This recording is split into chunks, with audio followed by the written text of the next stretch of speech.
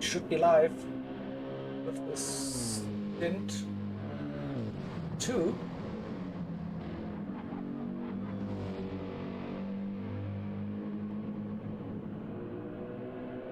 Yep, we are running again with part 2 of the broadcast. So let's... There we go. Wait until we see some people joining on the views. But this saves me a little bit of management stress. So welcome back, exactly, everyone. So not really missed anything. Still have wind fire with 5 seconds in the lead. Yali in P2, the shadow in P3 currently.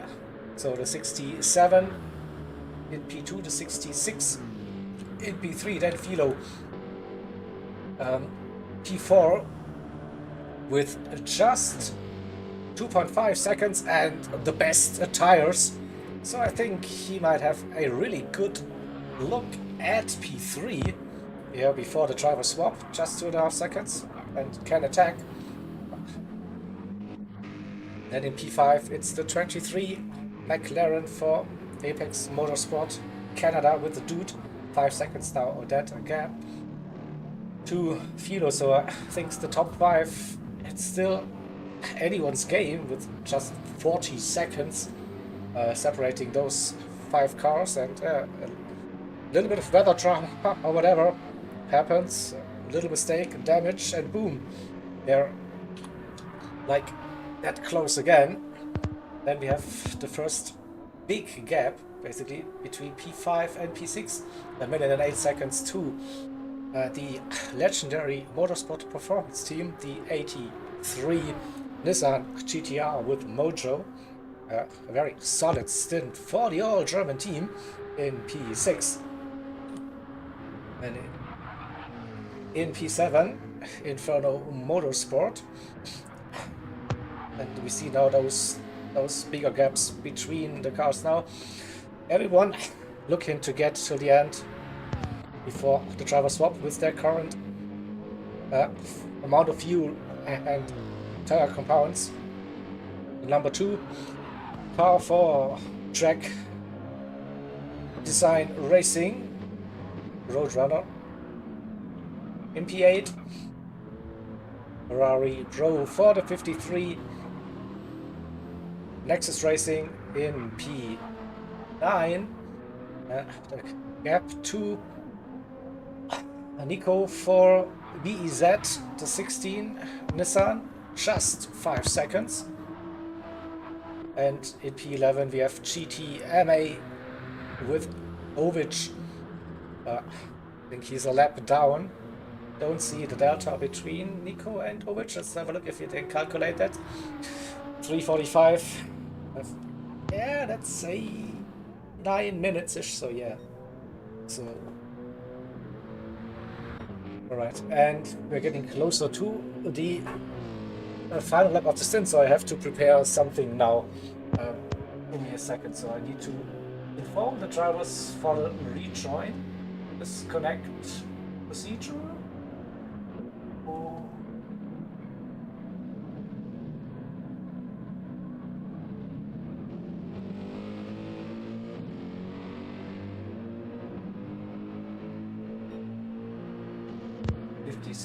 Car.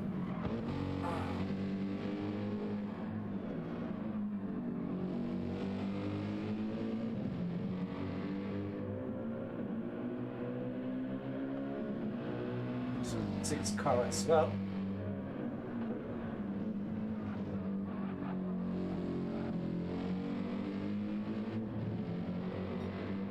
Alright. So that's sorted. And then I need to prepare the driver swap sequence as well. So A very busy man. then this is like the most stressful part of every broadcast. Exactly. Know that the drivers are...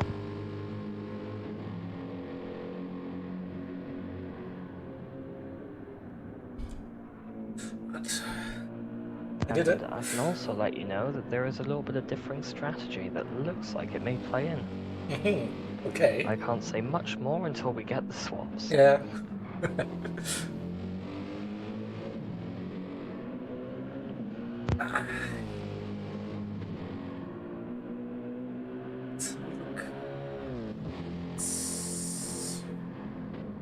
And this.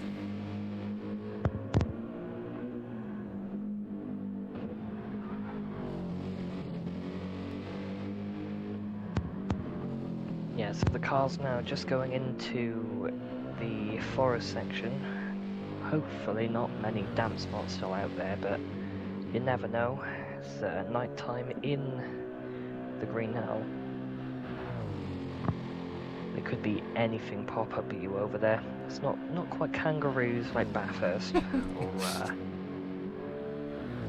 or massive curbs like some of the classic Formula 1 and endurance tracks you would have seen, but you never know. You never know exactly.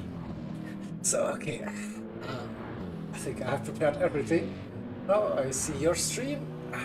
See, that's looking good. And I see purple for Shadow. He's pushing like, and also Philo, just 1.4 seconds that gap. This could get interesting before the driver stop. The battle for P3 between those two. Yeah, the drivers will be informed now that gap is very close, and you might see some strategy play in for this driver swap to try and get ahead of the other one on track and push before they need another pit. But we can only see that when it happens. For now, we can only speculate. Yep. I have a little glimpse of it, and I see what you mean. Alright. It stays interesting, definitely. So 6 seconds for Windfire 2, Gailey 1, 2, and where is Windfire? Coming towards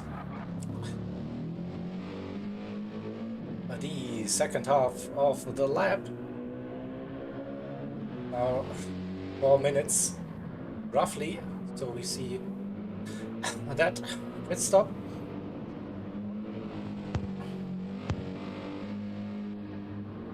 And Gailey in second, 25 seconds then again to Shadow and Philo, and they are just separated by 6/10 now.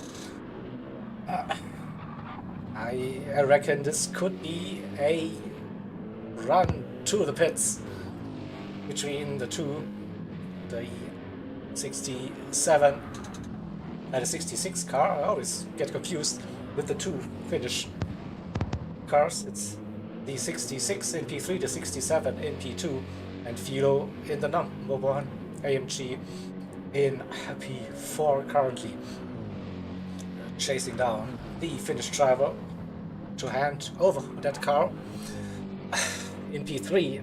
That looks to be like the goal.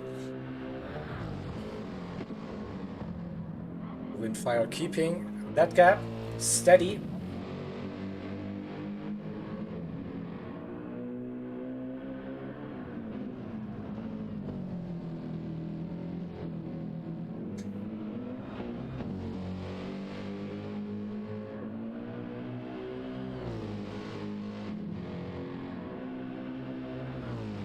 Oh, and I just heard the news that the Tourewagen racing team, they disconnected again from the next lobby.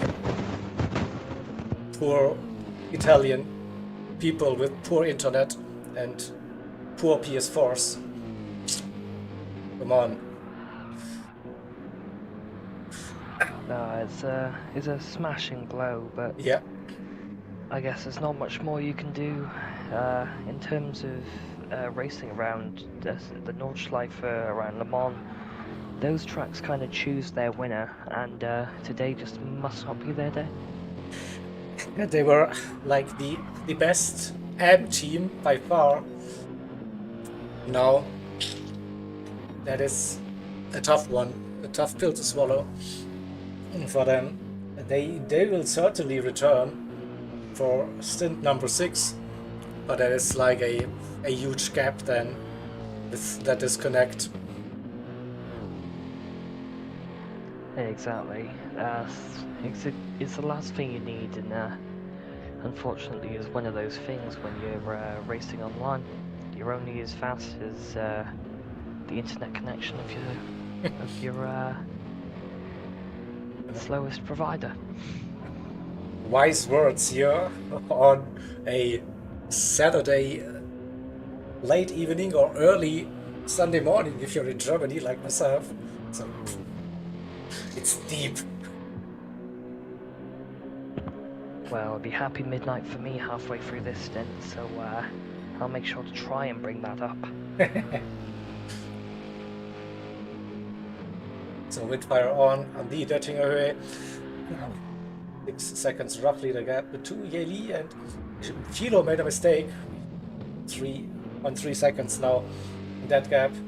2 shadows, so we'll hand over that car in P4 by the looks.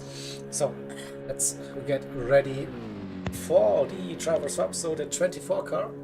So Links, you might go to the 24 on your end when we do the swap.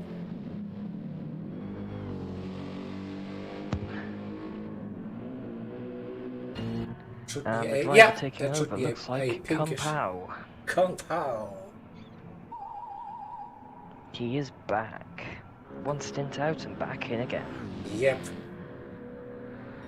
That is true.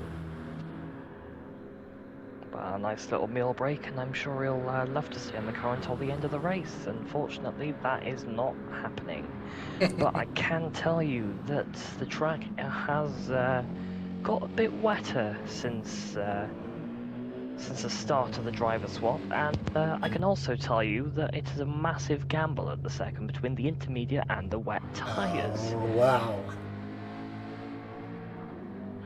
And it's very close to the edge. It depends on the driver and how they're feeling on the track to which tyre they want to prefer, but this might shake a lot up as we see Kung Pao now exiting the pit lane, and he's the first one back.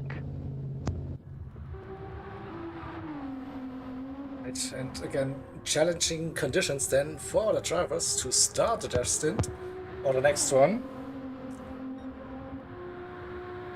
And we have Mojo then next up, arriving at the pit crew, and I say we wait for the 27 car, and then we go full screen for stint number 5. Also Exactly. interesting, so for the pit lane now. for the current stint, I just see a big crane front arriving at the track. So those drivers out on track currently might face a little bit of wet conditions as well. So, Exactly. Now Kung Pao is happily in the lead at the moment. It's a 2-second gap between him and Tux in the BMW, it seems. Just going around the GP layout at the minute. The gap keeps extending. It looks like the FGR guys have not kind of put on the right tyre. Now, in a wet scenario, what's the tyre that you'd pick, Jaeger? if I would know like how would the rest of the track will be, it's difficult. So I feel more comfortable with heavy wets, but like they are not good if it really gets to a dry line very soon. So that's why it's a hard decision. And just doing one lap on the heavy wets and then come back straight into the pits, I don't know if this is like the best call. So I'm not sure, but I can inform you the 67 car at least is running racing softs on a wet track. And I can inform you the 67 car at least is running racing softs on a wet track. That's why they're losing so much time to Kung Pao in first place at the minute, who's currently running the intermediates. Behind them you have Timlo. Right. So, and you're live now, full screen. Enjoy. I love this. I'll do my best, and I'll see you back in about 2 hours. Probably. I will be there, but not like in the party chat for the most time. But I have to watch the stream and maybe put on some safety car overlays. Who knows? Who knows? We'll find out. Exactly. But yeah, I'll speak to you soon. Yeah, have a good one. So, we're here for the lovely bit of night shift. Starting down the order at the moment with intermediate tyres on this lovely wet track this evening. Number 24 Apex Motorsports car by Kung Pao. He's 27 seconds and increasing from the driver behind in the FGR 47, I believe, BMW, who's just they were going to take a massive gamble on the racing soft top. Behind them, 6 seconds and closing, Timlo, intermediate tyres on his AMG. Behind him by 2 seconds is Defson in the McLaren. As there was a very big spin. I'm just trying to find out who it was. I don't have a replay available, unfortunately, but Max Out Finn has just overtaken Airtux, who had a massive spin there.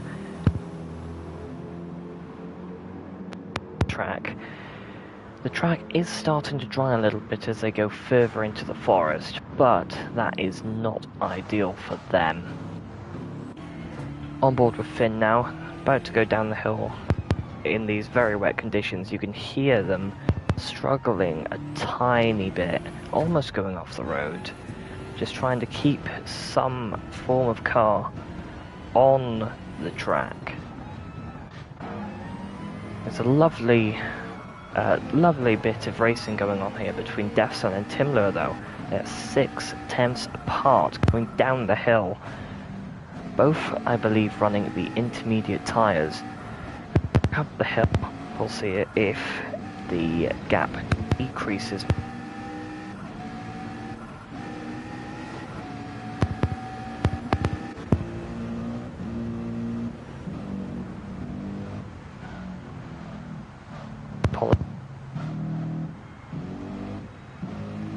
Me thing, but what can you do on such short notice, hey?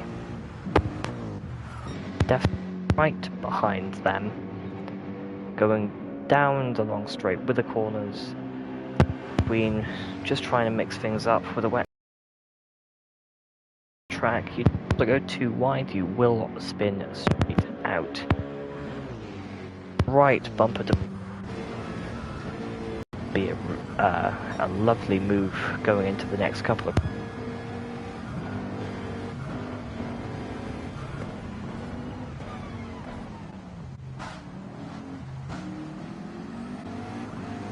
sticking with it, and he has got the move done just before the carousel.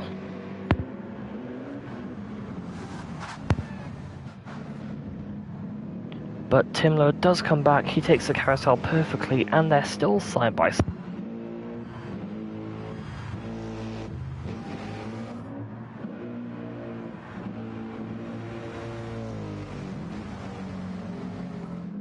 The track still may be really wet and saturated. Airtux is still in fourth at the minute, got the with the racing softs on. In the wet in the other car has 3 points of damage, front, rear and suspension on the front left side. that is not very good for them. They've had a really big off with the racing soft tyres as well. Be good for the finish team. For their cars currently running out there. Both of them with the wrong tyres for the conditions and one running damage. Brunky behind,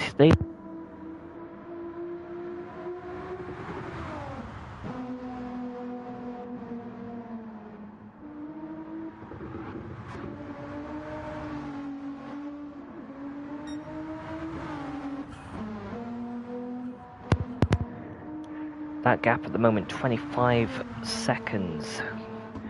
It's really dependent on the driver here. The wets aren't really a correct choice, but those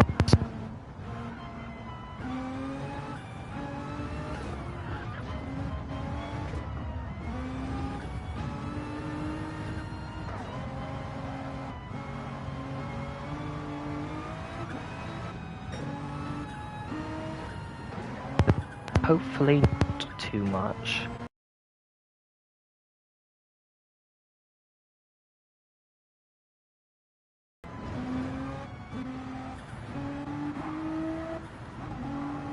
Very dark out there. Luckily these cars have headlights, unlike Lightning McQueen. And we'll carry on. 46 seconds behind Prunkster. We have Nick Rieger. They've got intermediate tyres and look to be running quite fast out there at the moment.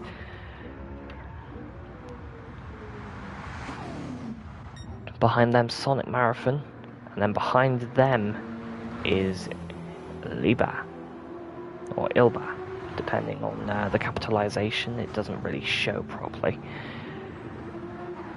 They're about 4.6 seconds apart.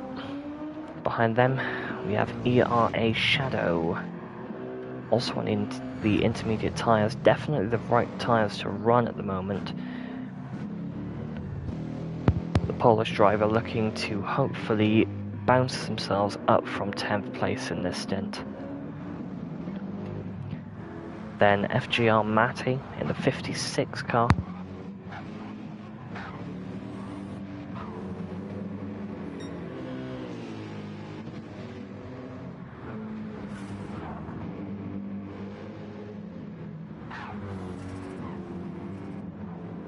Car behind to stunt them as well.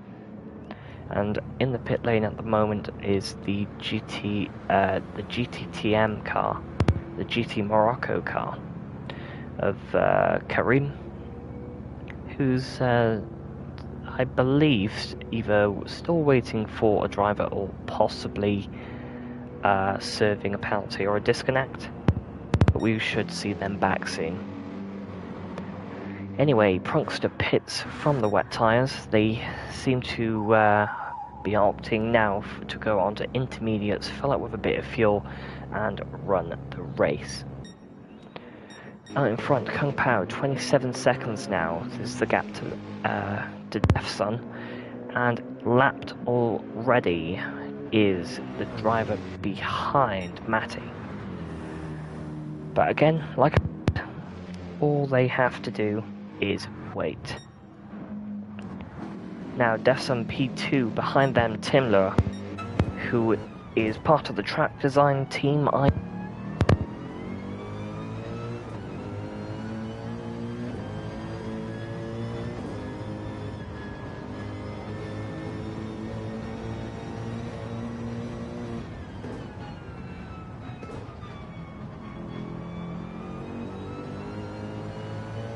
Flows.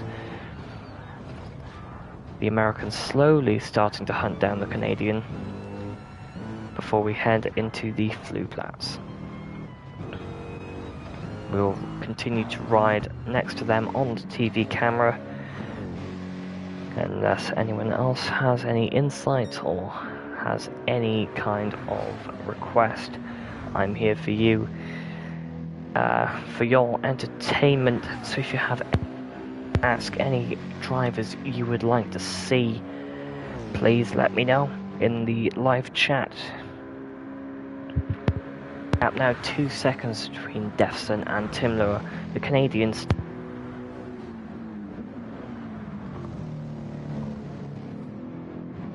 Forest section, the Nordschleife.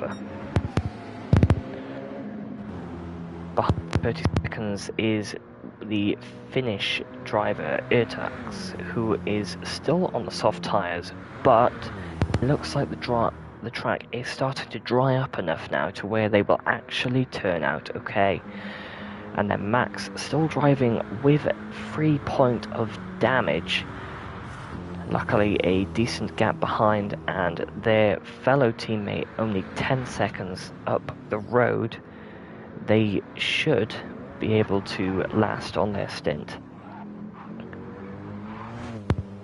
The track fluctuating now between soft tyre conditions and intermediate tyre conditions.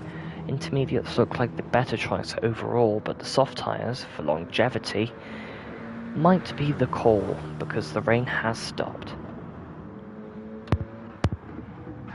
Brooks still driving in that 83 car. The green monster and the green Hell is a perfect combination, and behind them 2.7 seconds.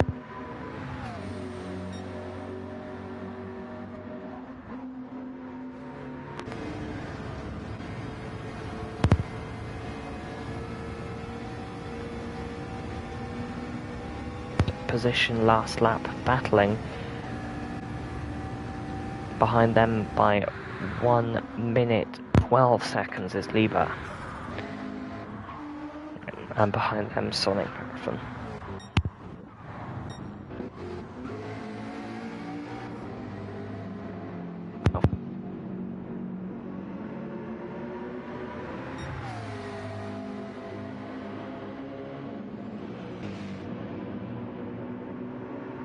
This track warrants a lot of driver skill, and it's a marathon, not a sprint.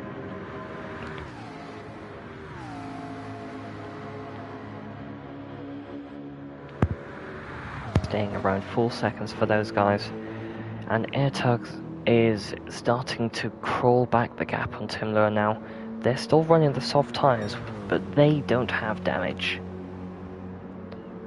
Just finding the correct line now. Still 10 seconds. The soft tyres, but that gap between third place and fourth is starting to go down, and it's noticeable. Let's ride on board with our team.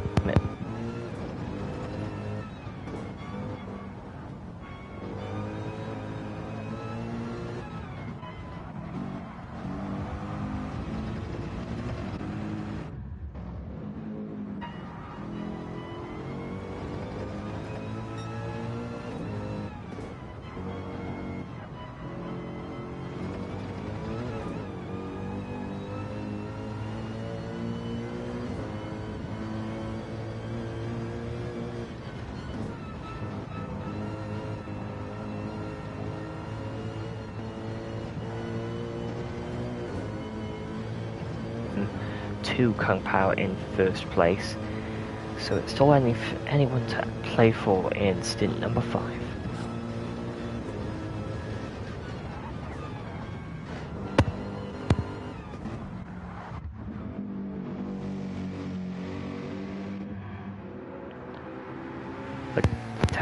Def and Timler are 5.3 seconds and increasing.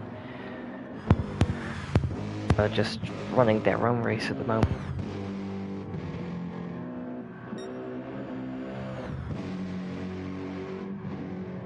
And Kepler and Airtux now at 24 seconds. So the Finnish drivers are starting to pull forward. The gap between Airtux and Max is about 13.2 seconds now. You can see the damage.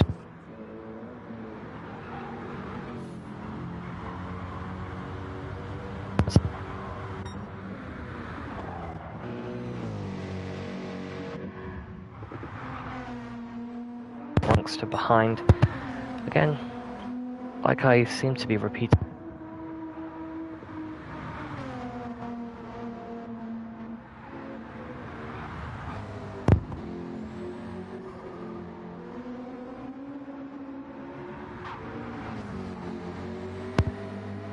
Into the pits comes our leader.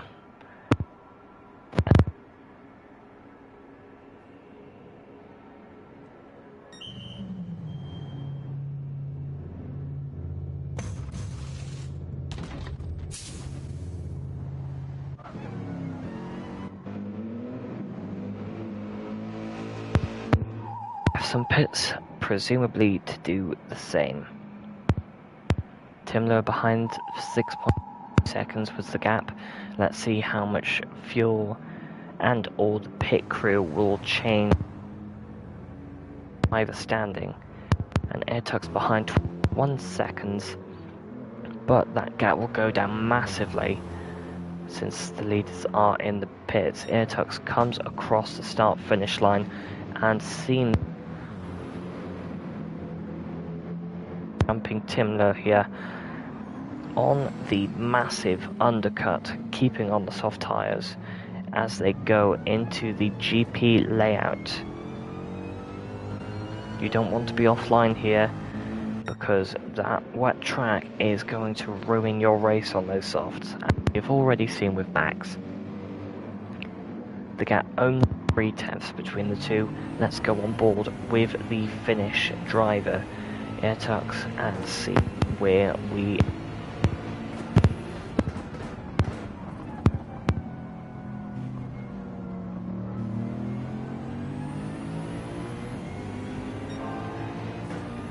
Airtux sector there. They have the fastest lap overall at the moment, just telling that the car is just in the right window. But further back, I can confirm that Sonic has massive damage on their car. Unfortunately, can't get a replay up for that. But that is now 3 points of damage on Sonic, and I believe further up, Max still with 3 points of damage as well. Nick Rieger has some front damage. This could pause for a safety car shortly, but Nick pits. It's some rear right suspension and very low fuel for Lieber as they go on to the back straight. This could be close to safety car territory if the damage is timed correctly. It's all up to the race director though. Mr. T is watching over and waiting. Kareem has some rear damage as well. I'm not sure whether they went into a corner backwards, but they are now out on track on the racing softs, handing off from their teammate.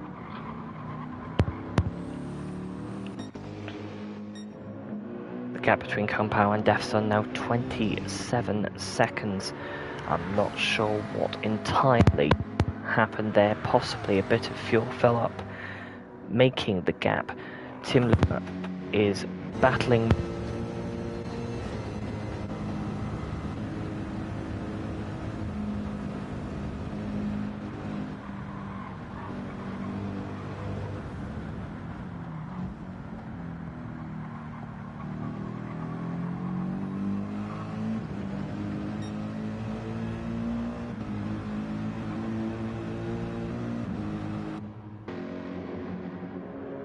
As well. Let's stay.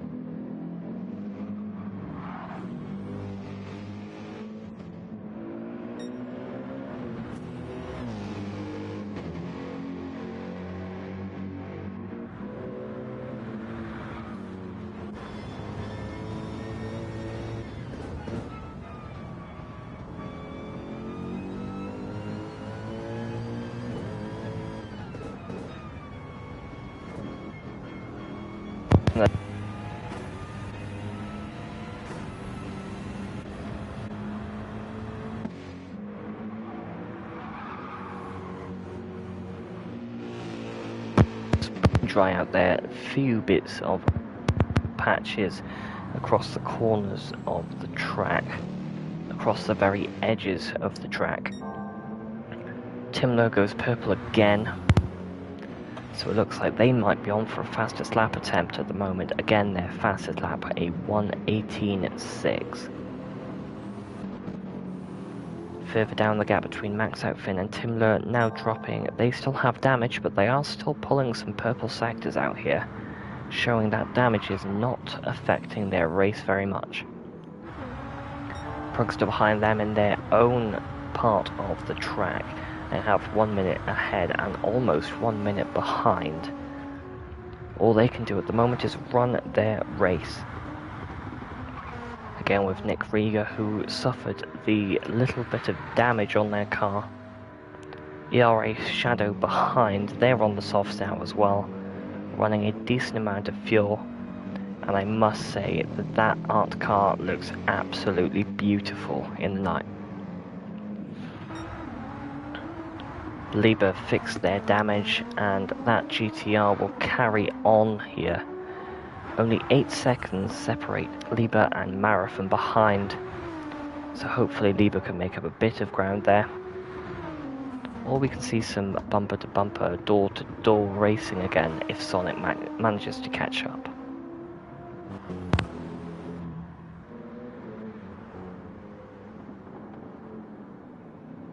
Brakes glow in the darkness. Kareem still holding that rear damage. Not big enough to warrant anything close for a safety car at the moment though.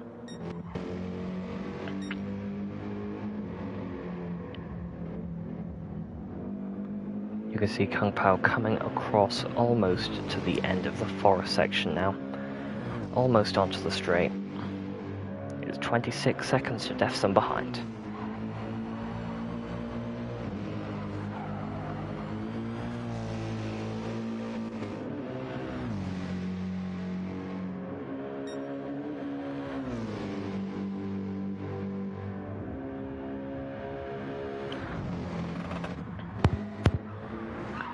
The gap between Defson, Airtux and Timler now dropping. It's 3.5 seconds between Airtux and Timler, but ahead of Airtux is 6.3 seconds to Defson.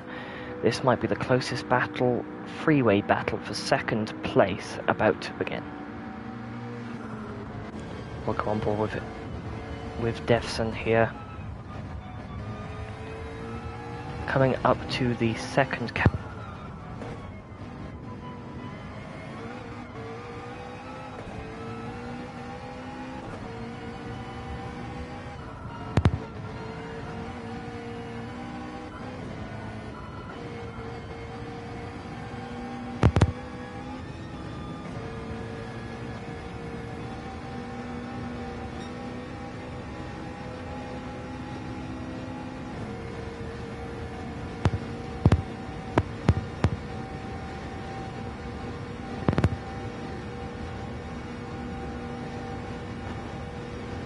.170 miles per hour going down to the Bilstein Bridge.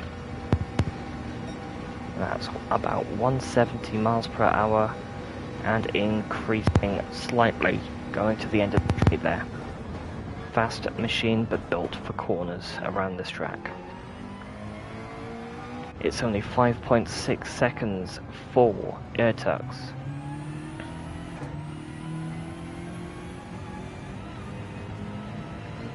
They're now on the main straight, running in third place, 6 seconds in front. It's 4.5 seconds behind. The fastest lap at the moment, an 8 minute 08.1 for our Romanian driver Matti.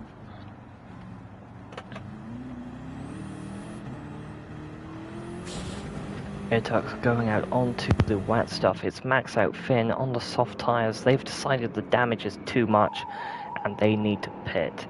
Let's see how close they can get out of the pits before Prunkster turns up in their GTR.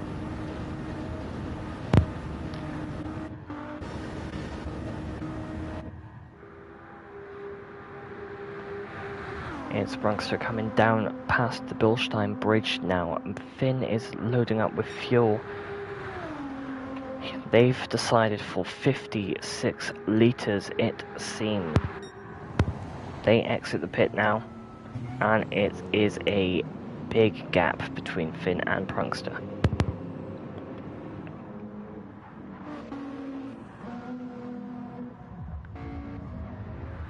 Nick Rieger going through the line at the minute. It's 1 minute in front and it's 41 seconds behind.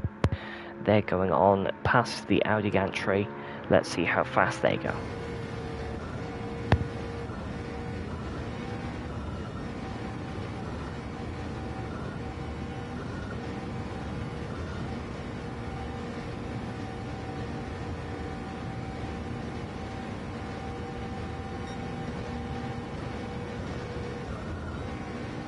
$70 miles per hour seems to be the benchmark at the moment when it comes to the McLarens on the straight. Those things are built for speed. ERA Shadow now going through the same section. They're going 160 miles per hour past the gantry, accelerating to about 170, keeping the tyres cool on the wet stuff. In the dark you can hardly see it. Coming past the Bilstein, also peaking about 171 miles per hour. The GTR built for greatness, but of course this isn't the GTR. This is the AMG.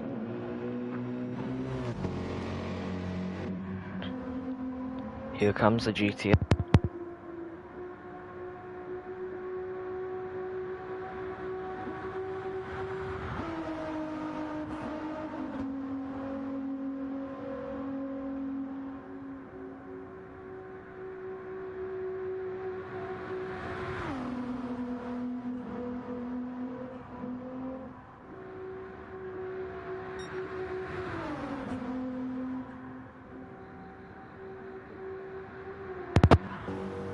For this, if it wasn't for the big damage that he seems to have, it's his 3 points of his full suspension as well as the front and rear. It was another moment for Sonic through the Nordschleife, going under the Bilstein Bridge at only 155 miles per hour. Sonic definitely has to pit this lap.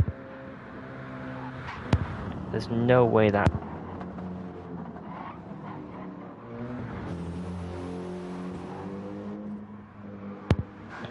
And yes, they hop into this. They have 27% of their total fuel remaining.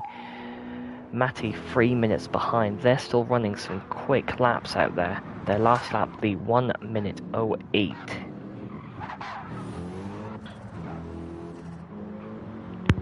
Gone through the first carousel section on the track. Is keeping the laps up and keeping the time up. Kareem behind them, currently last on the stint. Still running the rear damage, but who knows, this might actually be very advantageous for them when they get down onto the straight. Let's find out.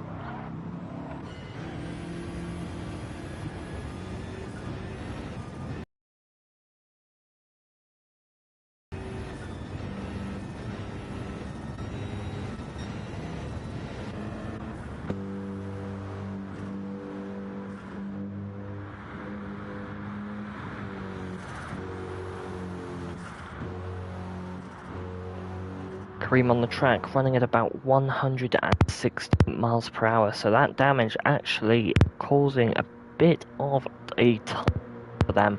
Their last lap was in the pit lane.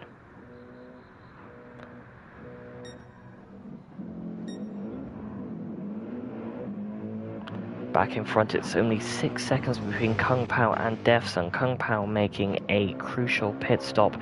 However, they also have a front bumper damage at the moment, possibly just coming off a wall slightly the wrong way. The gap close.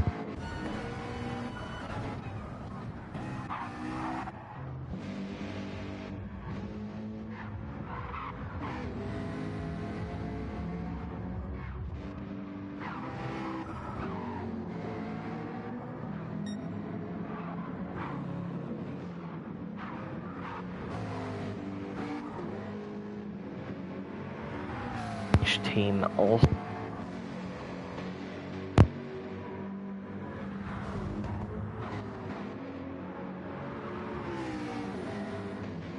the lead of the race.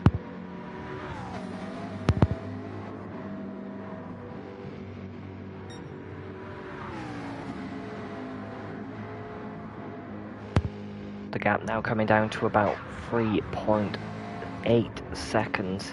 Going into the final part of the Nordschleife before the straight. There's the carousel.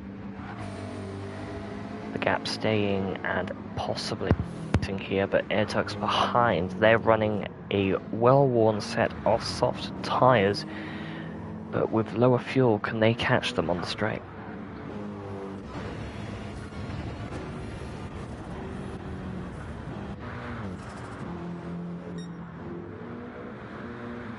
It's definitely looking for good for the drivers. They're running about 165.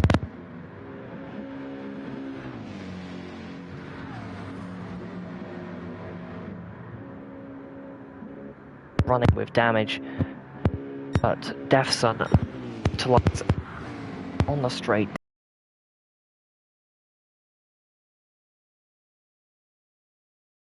Down to only 1 second. Kung Pao, I don't believe, would pit, but this could compromise on track position as we go on board with Defson. This split closely following them, 4.5 seconds. Sorry, 4 seconds flat now is Airtux to Defson.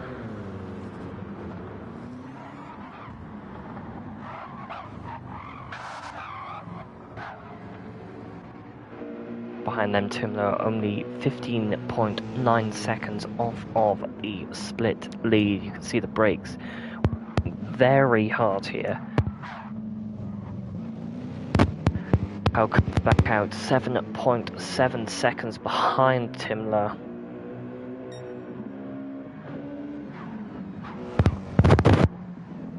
Now to 18.6. Now 19, definitely a bit of a Gran Turismo moment, but Kung Pao, after leaving the pits, has now got rear damage rather than front. So I wonder whether he has made a bit of a knock after leaving the pit lane, having a little bit of a spin.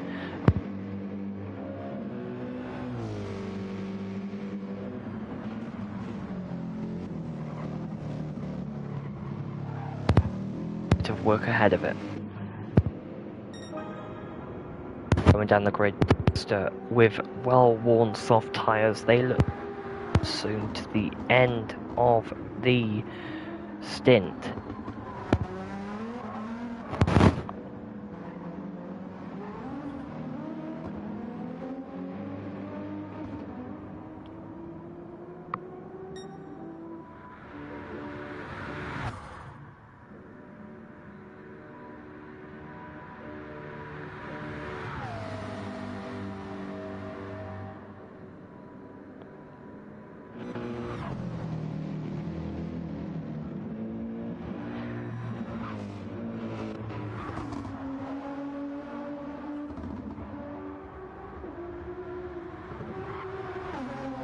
Going along the cameras now, picking up Lieber. They have 42 seconds behind them to Sonic. Sonic making a bit of a gamble here, keeping themselves with the damage on track, with these soft tyres wearing and being worn. Lieber ahead with about a half tank of fuel and some new soft tyres.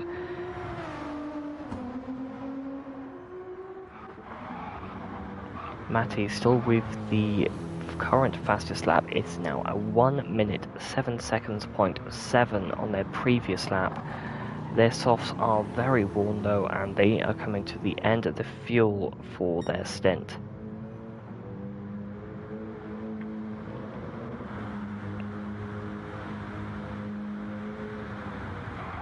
Kareem running their own race. They have their rear damage still on board, hopefully looking to change and repair that in the pit lane at the end of their stint, which their fuel indicates is soon.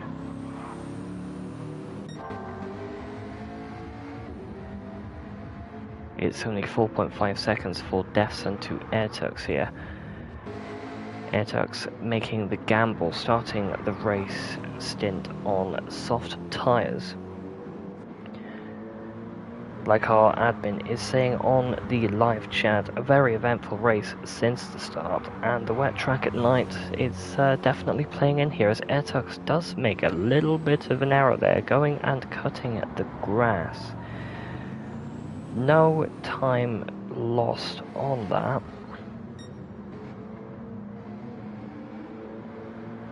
But we will see and keep looking. Timler 14 seconds behind, and behind them by 20 seconds is Kung Pao. Those cars, as I keep saying, running their own races here. The most they can do is keep racking up to clean laps, clean but fast laps in these difficult conditions at the moment. The only driver that seems to be lost for words there. The only driver that seems to be capitalizing massively with the conditions is Airtux now at the end of their current stint, and Matty, the current fastest lap holder.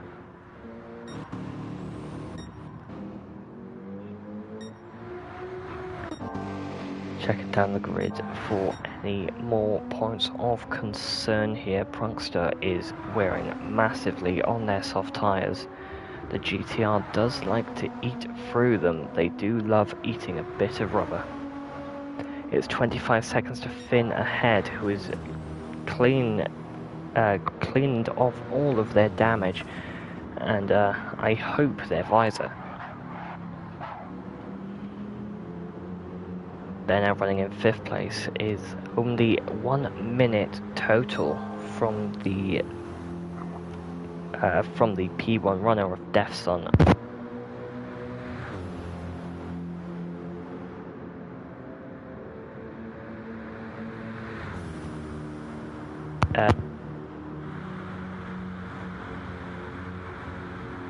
Dent, but with their damage they are losing a lot of time now.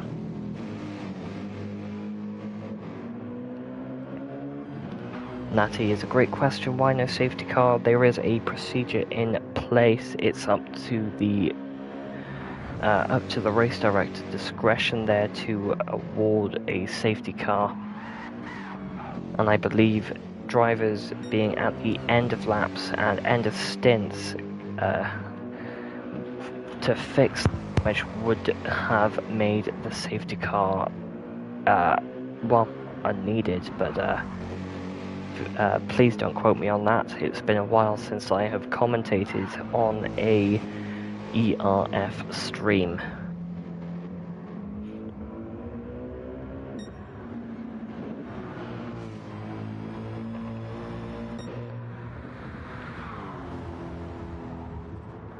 Airtux here, the gap now ahead of them, 6 seconds. They're coming to the end of their stint. We can expect them into the pit lane maybe at the end of this lap, possibly next. Defson ahead of them, checking their fuel load, and they should be staying out for a couple more laps yet.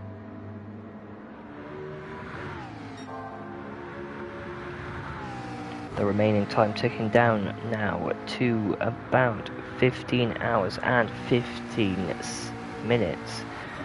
These drivers have a lot to gain and a lot of time to do it as well.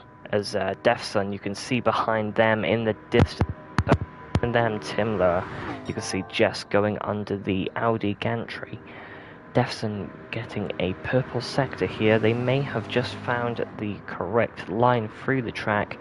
Let's see if they can beat the current fastest lap time in the split of Matty.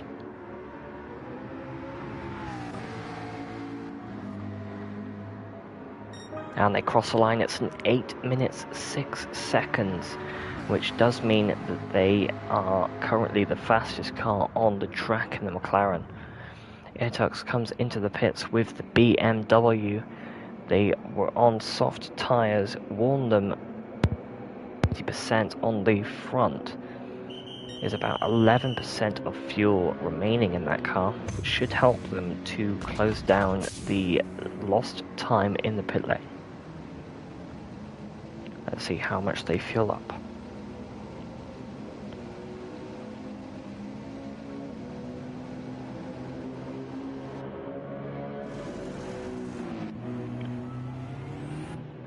They fuel up to about 50%, and Kung Pao goes back in front in that Mercedes. They still have the rear damage, so don't expect to see them in third place for long. But of course, Kung Pao still running with somewhat newer soft tyres as well. The gap stabilising about 1.7 seconds. Finn just going through turn 1 now. You can see the brakes again working very hard. Lovely camera angle. And lovely lighting going into that corner. Number 68 car, I believe. Bronxter pits now. Their tyres were very worn.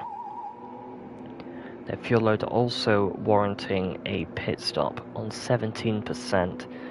Not sure whether they would have made it across another lap like that. Let's see how the green and black GTR handles in the pit lane, whether they will carry on ahead or behind of Nick Rieger, who I believe is coming through the final straight. He is.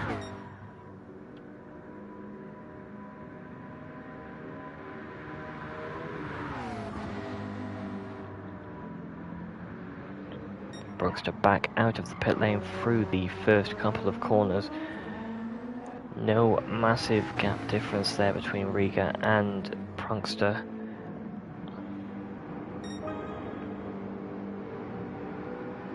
I have to mention as well that Max Out Finn has now set the fastest lap, the track seemingly going back to dry. They've not long pit and they've posted a lap time of 8 minutes 5 seconds, 0.6.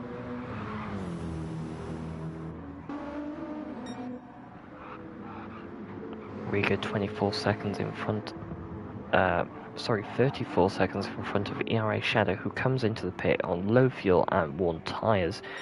But ahead of him is Bronxter, who has recently just pit and looking to gain time on Rieger. ERA Shadow with the worn tyres, as I said, only 7% fuel on the Art car. I imagine they will be looking to fuel up to about 50% like the other cars. Will they have to wait and see one moment? And they fuel up to about 41%. Go back to a possible fan favourite here of Lieber. They're also in a GTR, going about 165 miles per hour, possibly up to 170 at the end of the straight.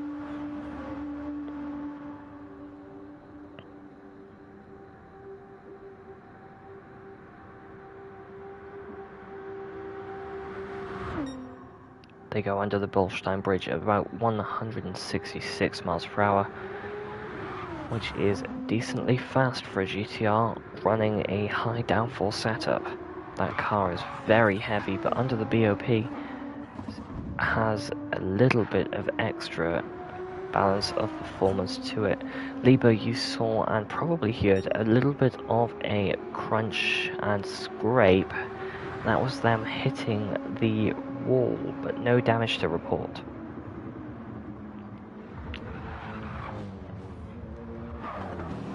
with low fuel to report though is Matty, who has run down their soft tyres to about 40% on the front, and their fuel load dwindling. They still have a massive part of the Nordschleife to complete, so let's hope they actually get through it. Ahead of them is Karim, who is actually, well, only in front on track, also with their low fuel load and worn tyres. The rear taken a bit of a beating. They're almost a lap down from Matty.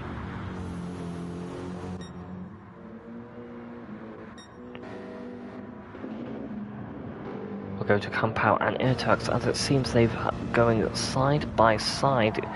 Kung Pao going onto the grass, trying to save it. We'll stay on board here with Kung Pao for a moment, as they're coming up to the one part of the circuit I can hardly stay on. And here's the carousel.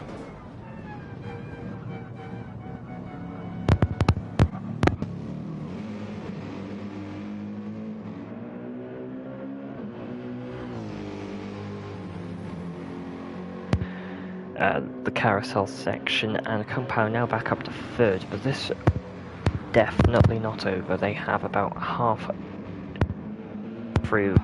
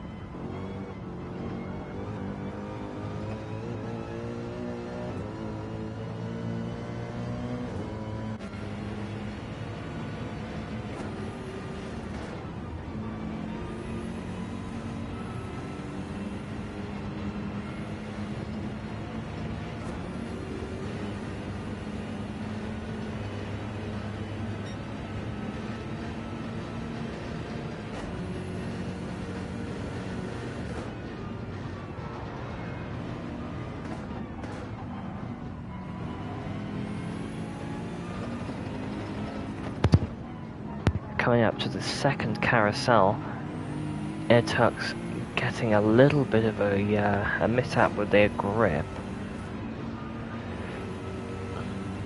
They'll definitely have the extra slipstream going down past the Audi gantry now. There's Defson pits ahead.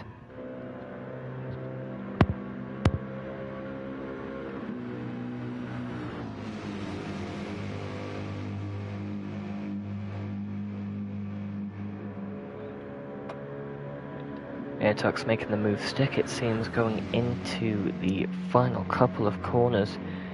It's only 3 times Kung Pao could come back here in one of the corners.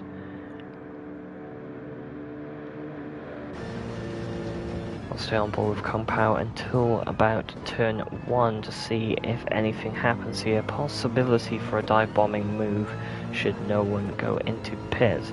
But just remember that Kung Pao also has the rear wing and rear bumper damage, which could explain why they're currently falling back in the slipstream.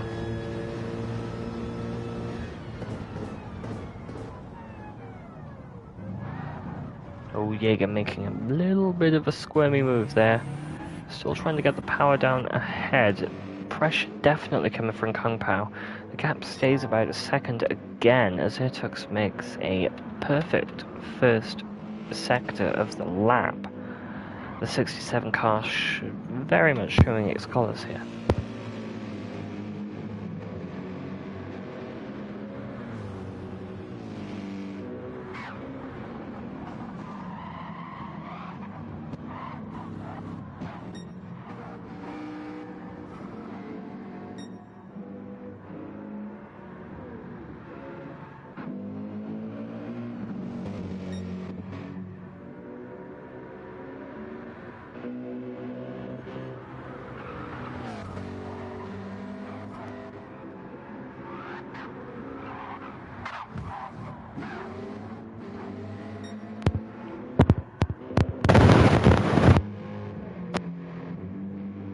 continues to stay on second for Kung Pao and Airtux.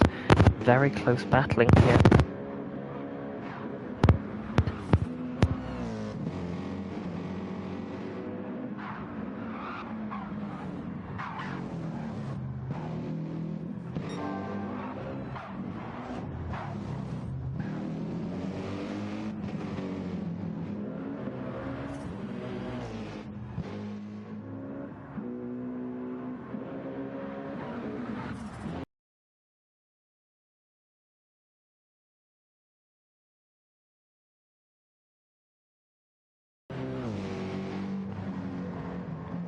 You continue on the gap itself. If not, it looks like I need to get a replacement.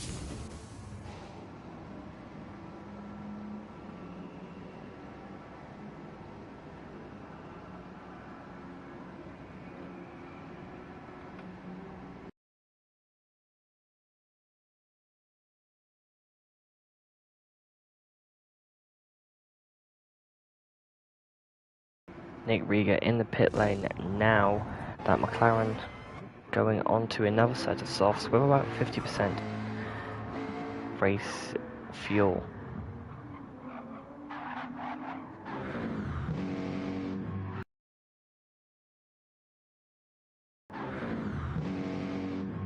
Front end damage as well as front left suspension.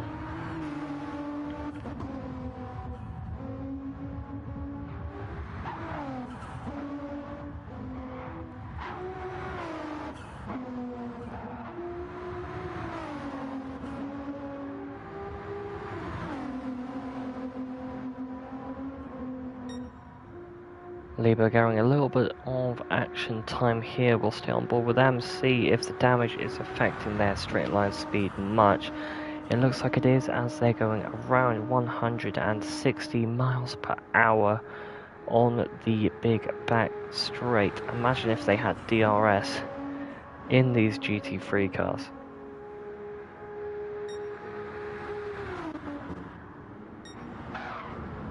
The gap between Defson and Timlo behind 11.6 seconds. Defson definitely making a bit of a jump here, as Timlo is on older tyres and still a decent bit of fuel. Behind them, Airtux is another 11-second gap. They have now shook off Kung Pao with the damage and look to be pushing themselves towards the front of the grid. And definitely the front of the pack for the driver changes. You don't want to be stuck behind another driver while you're changing, that's for sure. The rain definitely not affecting the race anymore. There's still a couple of wet patches, but they seem to be isolated to some parts of the track where it does not matter.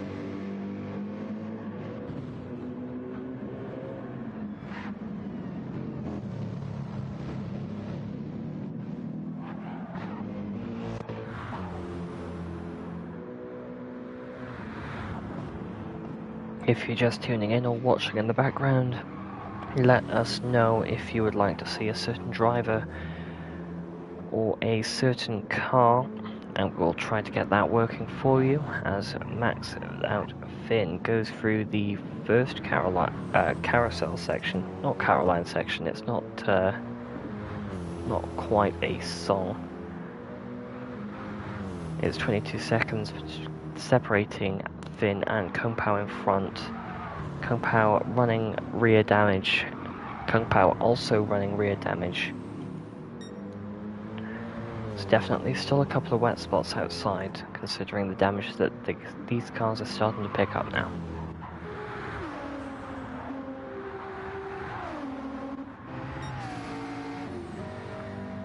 Riga looks like they're running on brand new tyres, brand new load of fuel as well. It's 1 minute in front to Prunkster and 27 seconds behind to ERA Shadow, the Polish master of the Nordschleife, still going here in that dream car.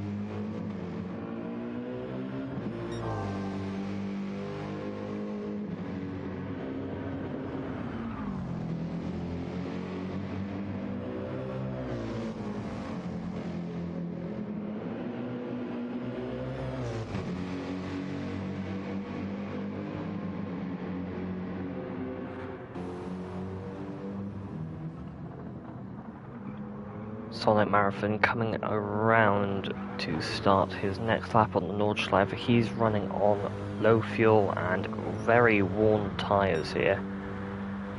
Definitely should be pitting within the next lap in that BMW. The German car is being thrashed around here.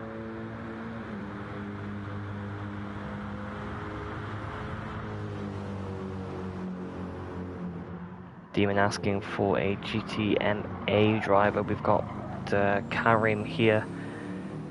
He's running his own race. He's at the end of the current pack going through the GT section. But it's only he's only so far back because of a driver swap or disconnection earlier.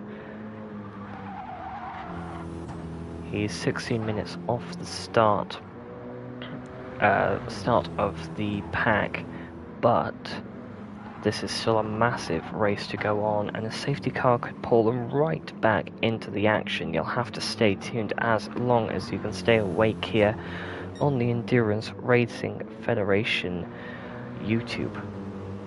This is only part 2, it's the start of part 2, so for the next couple of hours you can stay on this stream, and we will be linking to stream part number 3 and possibly number 4 later on if required.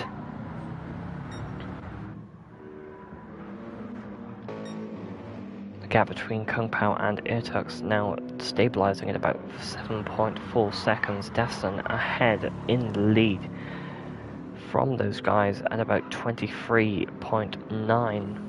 The Canadian driver is showing his stuff here.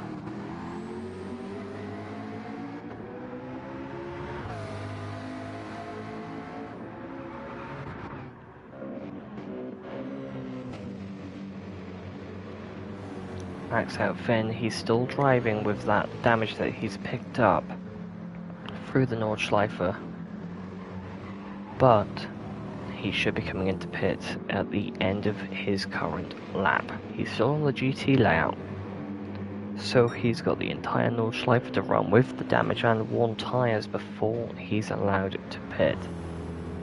If only he could cut across.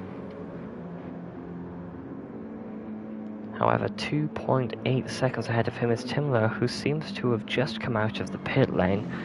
That AMG is definitely showing some wall scars here, but it is a lovely livery commemorating the ERF in possibly our final race for a while.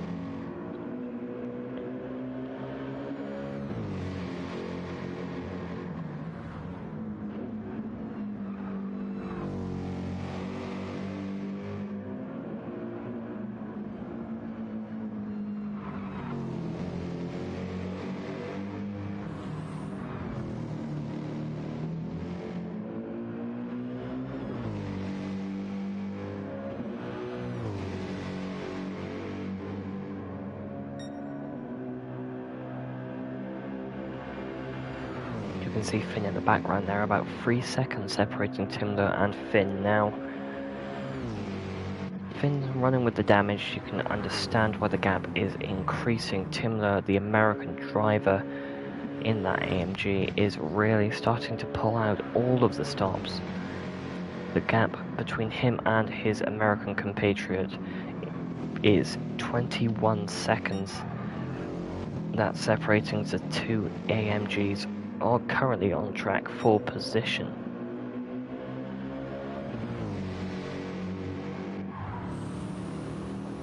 Airtux in P2 holding up the Finnish teams. They have 2 cars currently in the race in 2nd and 5th. Finn with the damage, Airtux with the perfect strategy call, even to start the race in their dry, soft tyres. It cost them a little bit of time at the start, but they are now showing their true colours, staying on stint exactly where they want to be. Their last lap was a 7 minutes 59.5, but that was beaten by Shadow, the Polish driver, in 8th with a 7 minutes 59.4. The track definitely dried up now.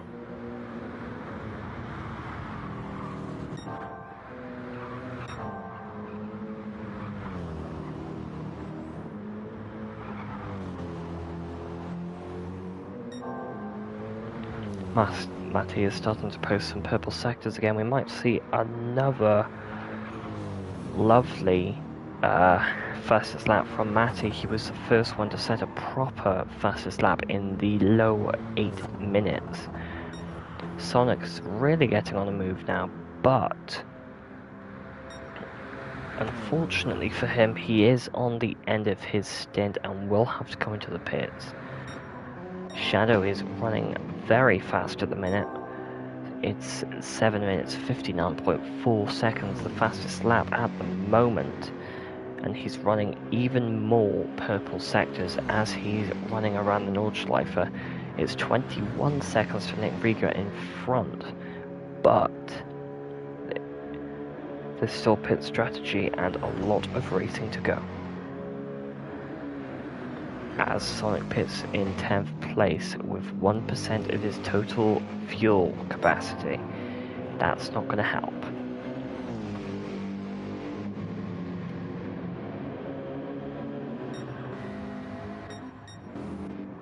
It's 4.6 seconds between Timlo and Finn now. Finn is running damage and a lot of wear on his car. As you see him go through the first carousel in the Nordschleife. This should be his last lap before going into the pit lane, possibly until the driver swaps now.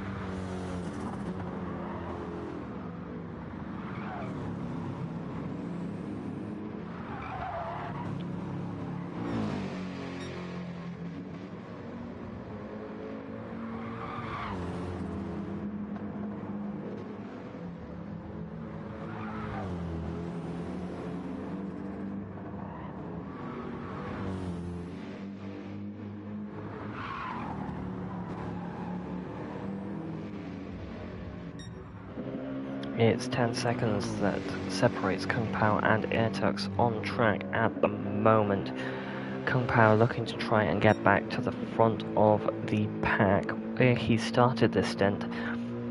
Unfortunately didn't quite get the wet tyre strategy complete, but he is also running a fair bit of rear damage that is causing him to get spat out of the second carousel a bit earlier than he'd like to.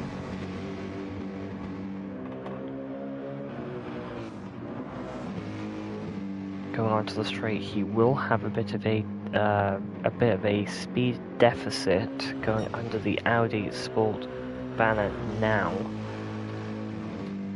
He's losing a lot of time to Airtux, who seems to be running faster and faster, but I do have to inform you that the most recent fastest lap that I have just seen is from Defson, who has somehow done a 7 minutes 54.8.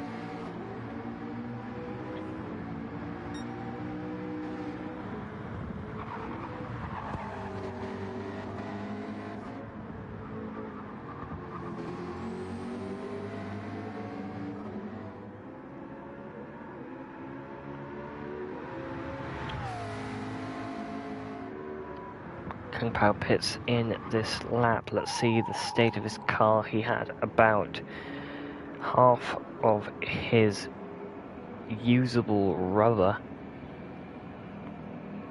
His fuel also on 11% total. Let's see if he clears the damage. It's been on his car for a while. And Max Out Finn also comes into the pit. I'm sure that Max will repair his car too.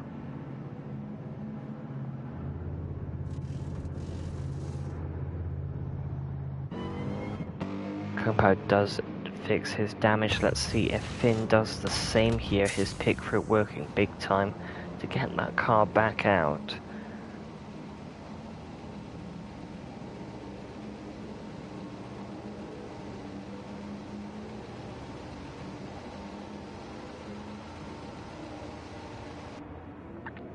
It's 54% fuel on the car. Have they fixed the damage? Yes, they have. So I believe that's all the cars, if not almost all the cars, now running without damage on the track for the first time since the very start of the race. Well, the start of the stint, I should say. It's getting on a bit.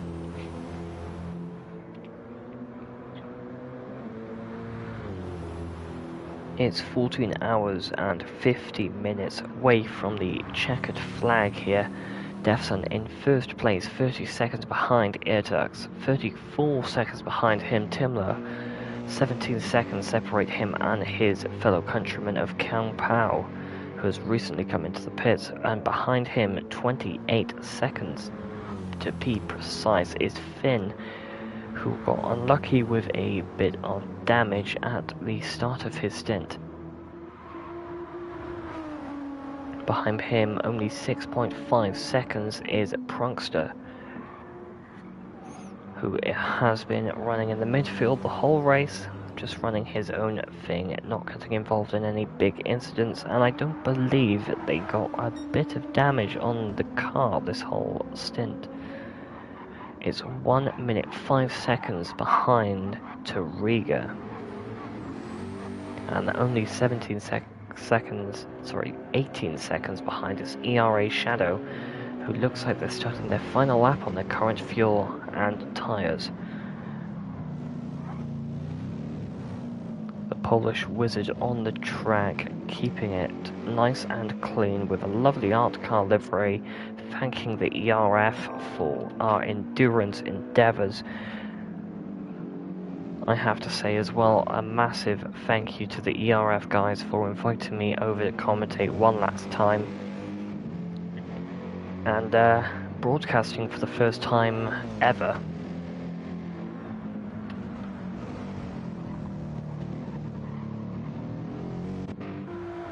Lieber is 5 minutes 21 seconds from Defson on track. They're running the GTR to their own race here, going through the carousel almost perfectly there.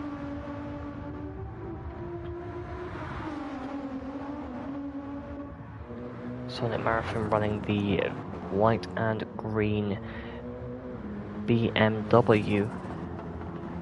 They've been running somewhat alright. Their fastest lap on tracks during this stint has been 8 minutes 12.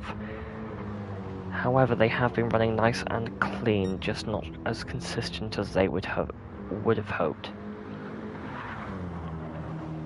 Matty, I can say, has been running some really good driving at the moment. His fastest lap, 7:58.8. Just a bit unfortunate where they are on track after the driver swaps.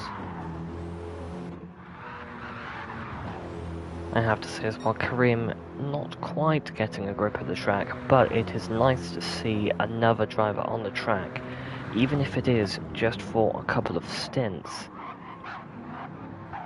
Their fastest lap only an 8:22 flat, but they have been running nice and clean all race, and that's more than what can be said of some of the people at the front.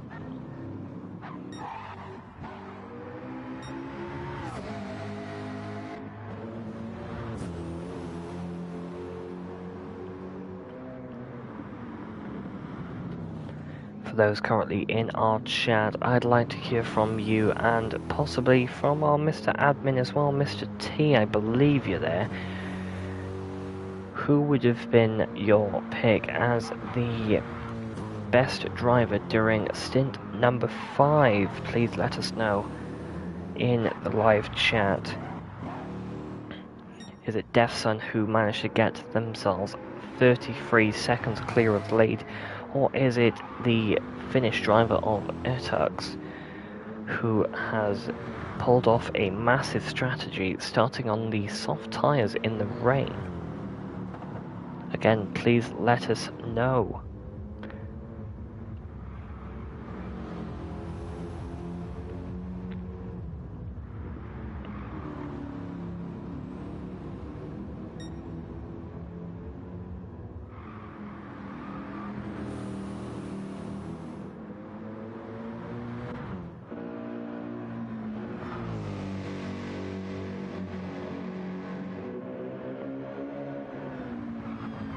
You have to say the AMG around the Nordschleife sounds absolutely beautiful. That's Timber in his ERF thank you car. The AMG coming up to the hilliest section of the track. Part of the hardest part as well, especially with all the chalk and painting on the track. It can get quite slippy in that section when it rains.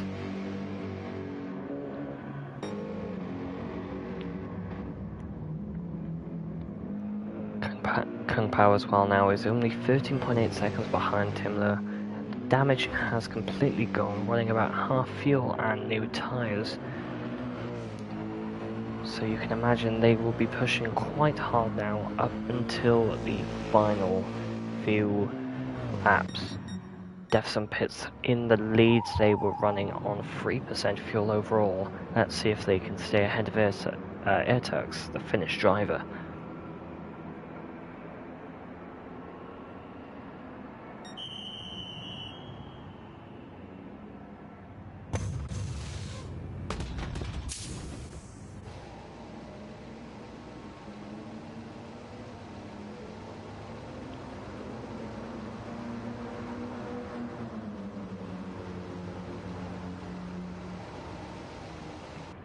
Ertux comes into the pits as well, completely neutralizing the question that I have just posed. Ertux coming in, they were on low fuel as well, which I've probably mentioned, just forgot. So the gap between on track number 1 and 2 is going to stay around the same, depending on the fuel loads they've put on the car for their final stint, I believe, until the driver swaps. Timler comes across the line. They seem to have now jumped Ertux. The gap closing, and Ertux actually coming out just ahead in the corner. These two drivers have been battling it out for a while now. And it seems like they're going to continue.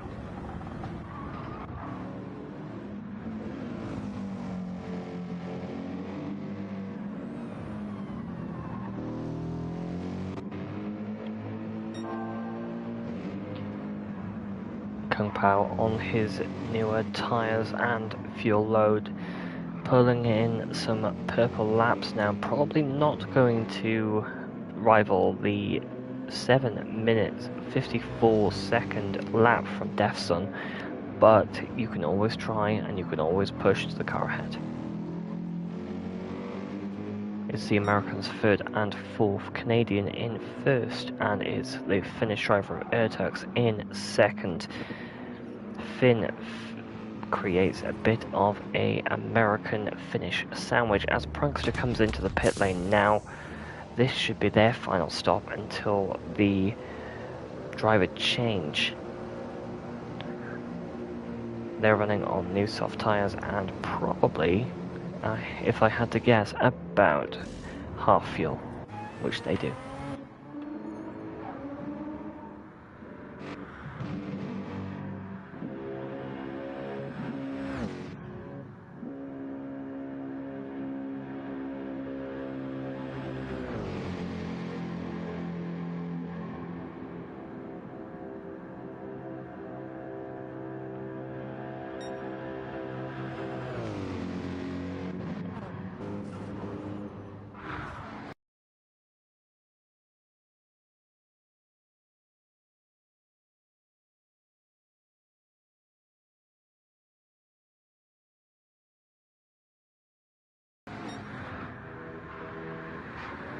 There we go, it's Karim behind Defson now. Defson is, it is 1% fuel remaining for that car, which is quite surprising. They've managed to calculate it this good. They're into the pits for their final bit of the stint. The track design BMW getting fueled up now by the crew. Dream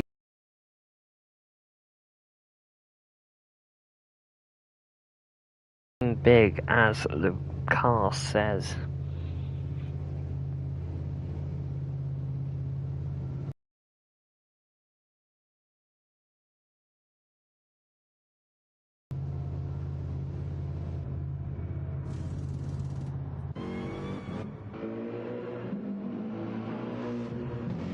Safety car this whole stint, although I could have just done a little bit of a commentator's curse on that one.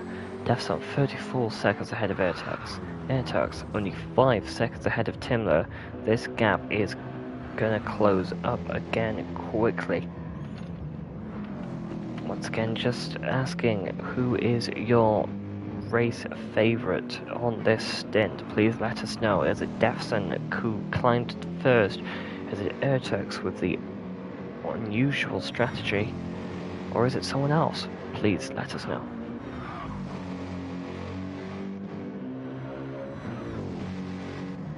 Oh, it's a yellow flag, and it's Airtux who is now being followed by Timler. That gap closed very quickly there.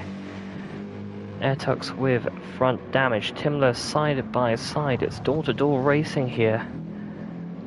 As we go down the hill, we're closing up close to the 11-kilometer marker. That is not what Airtux needed.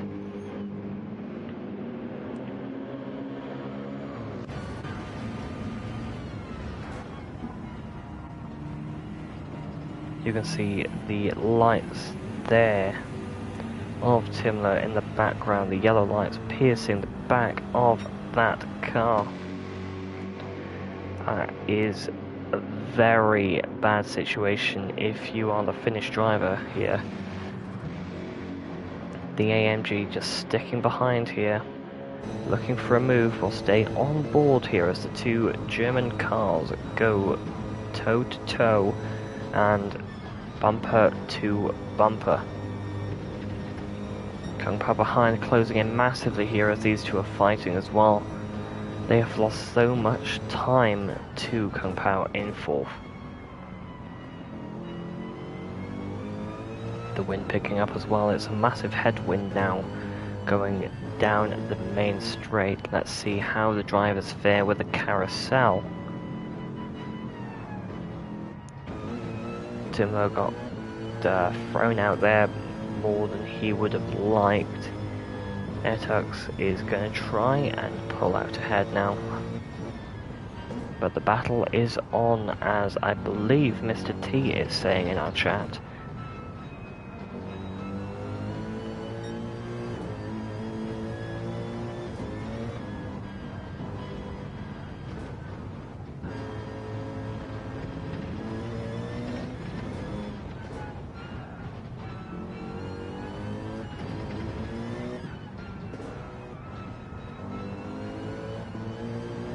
The gap separating P2 and P4 now is around 4.5 seconds. The damage to Airtux holding him back, and by association holding Timlo back. The gap now closing massively from Kung Pao. Let's stay on board with him and see, as you see the two cars in front of him, as we carry on towards the end of our stint.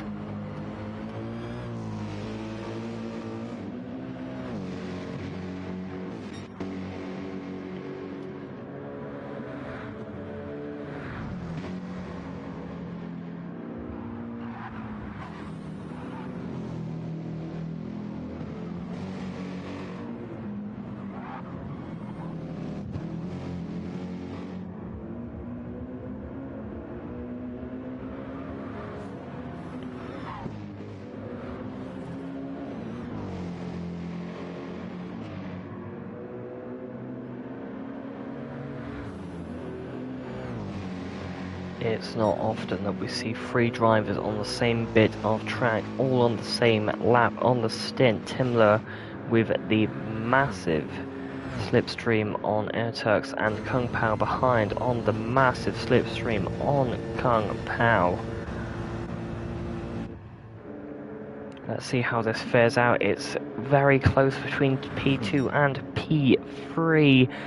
Timler goes for the move around the outside and makes it stick as we go in to our final couple of laps. Will Ertugs try and battle back? I don't think he will, but we have another straight to deal with here.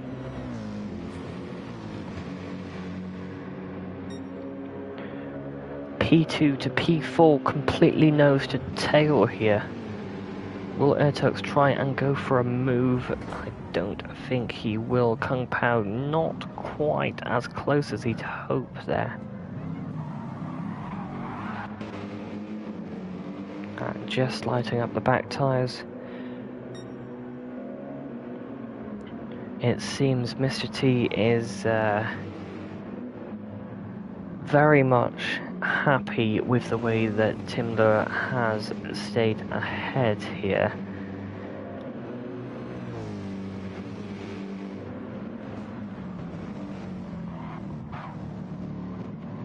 As much as I'd love to have a look for Nick Rieger at the moment, we have a massive battle between second and fourth.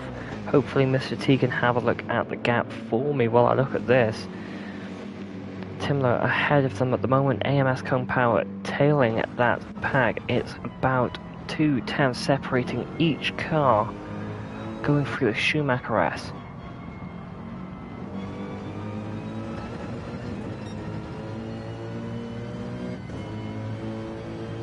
You can tell these drivers are starting like they're on a sprint race now, coming to the end of our total stint, number 5. There's another 14.5 hours here. Whoa, Ertugs going for the move. They are almost touching there, as you can see on the broadcast, going into the Nordschleife layout now. This is going to get spicy and quick. You can't even see the headlights, they're that close.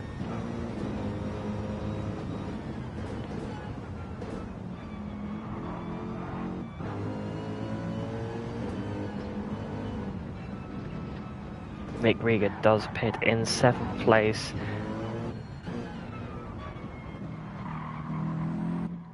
But at the front, let's look at the battle. Exactly as the ERF is saying on our live chat. Second, third and fourth all battling it out. Let's go and have a look. Kung Pao looks like they're making a move on Ertugs and they get that done. They're now up into 3rd place in that Mercedes. The Apex car back in the fight.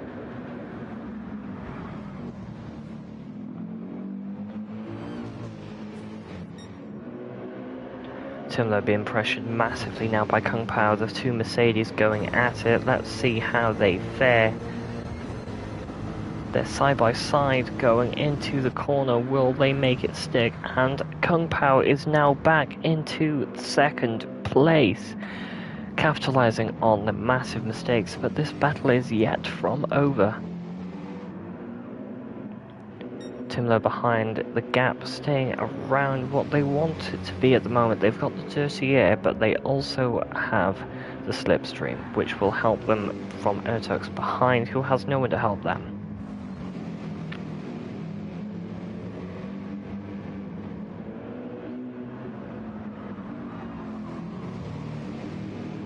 It is what we call biblical scenes here in the UK, where I am based. Coming up to 1 in the morning. It's going to be 2 in the morning at the Nordschleife right now. Kung Pao pulling away. The battle now is focusing on 3rd and 4th, Timler and Ertugs. The Apex team now 1st and 2nd on track. And I'm sure there's a couple of people in the chat who will love that.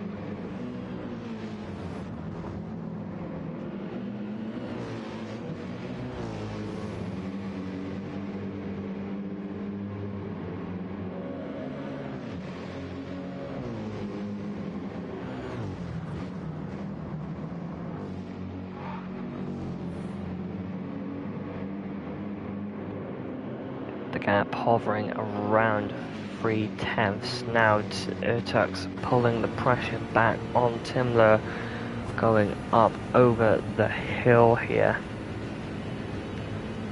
Let's see if any move can be made soon rather than later, as we are about to enter the more technical bit of the track.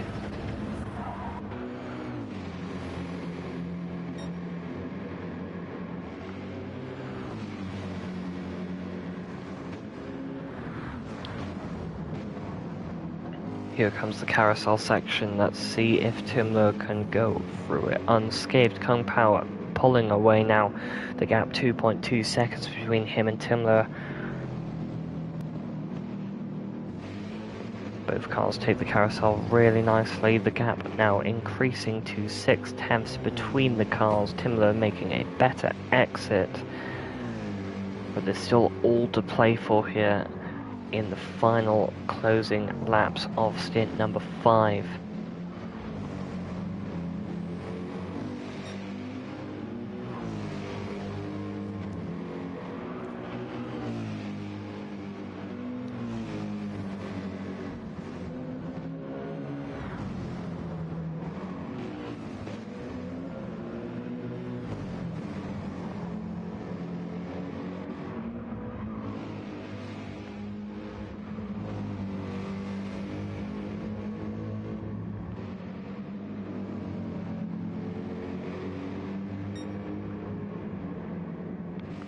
The gap is closing once again. Ertuk's on the back of the AMG. Let's see if the Finnish driver can pull a move on Timler. We're getting close to the straight again. This is where the car of Timler really does shine. The Mercedes pulling a lot of power from that front mounted engine.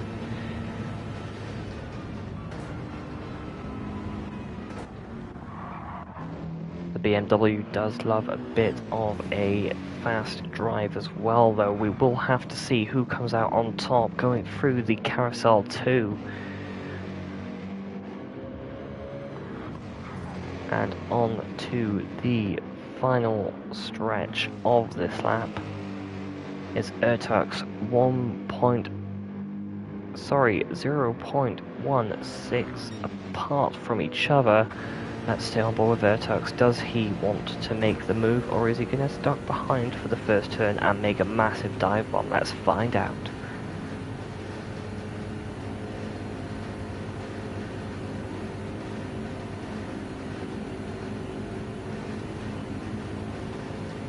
And it looks actually like Ertuk's does have some damage on the front. That's not going to help them. The slipstream just keeping them in the right space. I'm not sure whether this damage came from their battling, but if it has, there may be a penalty or stewards decision coming here as Ertuk's continues in the slipstream. Does he want to make that move? Does he have to make that move? Timler has the high ground here, the proverbial high ground. Before the driver swaps, they can change the car, driver, and get rid of that damage all at the same time. As we come into our final and closing laps, it's Timler leading that fight, but leading the pack themselves is Devson, almost a minute ahead of his teammate, and Kung Pao, who is pulling away massively from this fight now.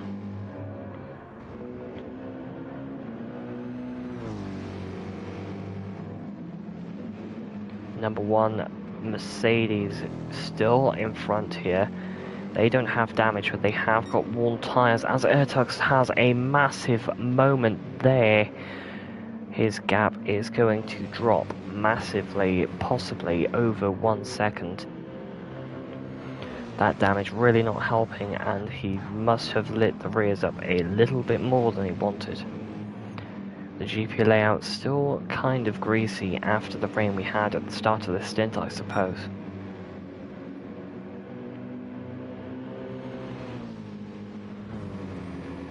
I can confirm that AMS Devson has closed and increased his gap on the fastest lap. It's now a 7 minutes 54.1. I'm not sure exactly when he posted that. That was his previous lap, I can confirm now. And that is rapid pace from the AMS guys. And he's still trying to increase it.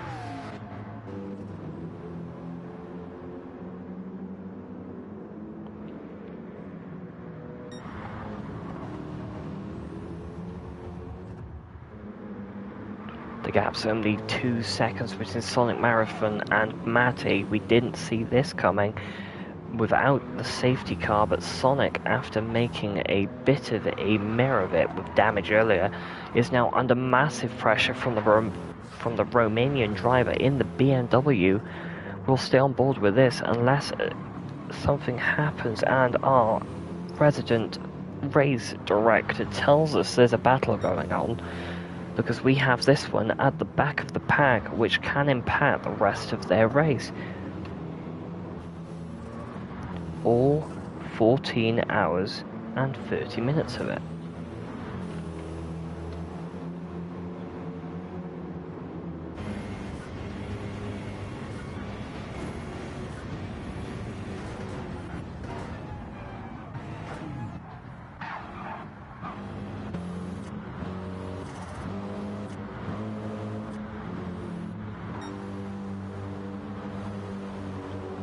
Sonic Marathon, after a lot of trials and turbulence, he is getting hunted down massively by the Romanian driver of Matty. Will Matty want to make the move here or try and wait?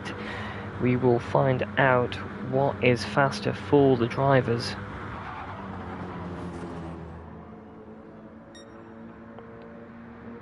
Matty trying to make the move, almost gets squeezed out onto the grass, goes around the outside, and Matty now into P10. Amazing move, flashing the lights for the camera.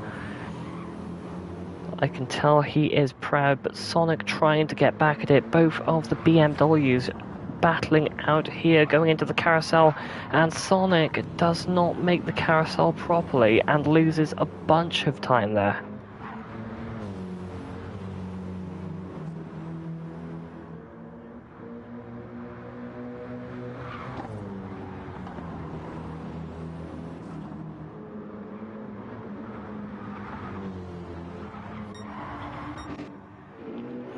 Going back up, there's also another fight here between 7th and 8th. It's Nick Rieger and Shadow. The gap it's going nice and early for me now. It's 1.4 seconds.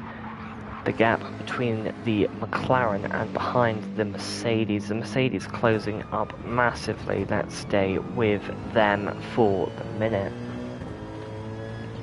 It's only 2 laps that they have now until their driver swap. I'm hoping that my co-commentator will be back soon to cover that with me.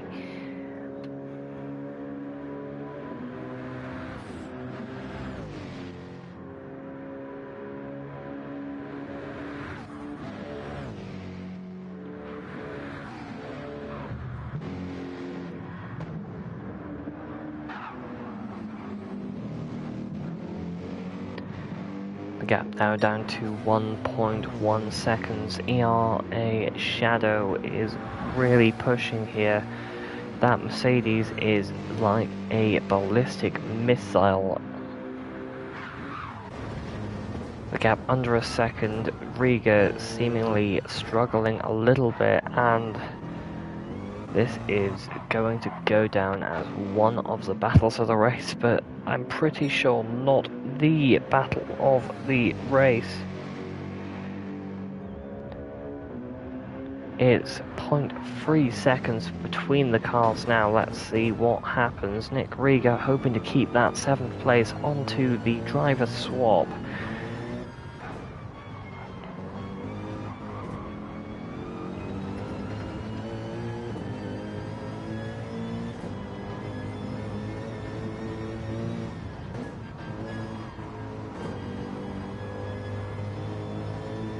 Oh, Shadow going onto the grass there. That will be very good for their little hunt in the desert of the Black Forest.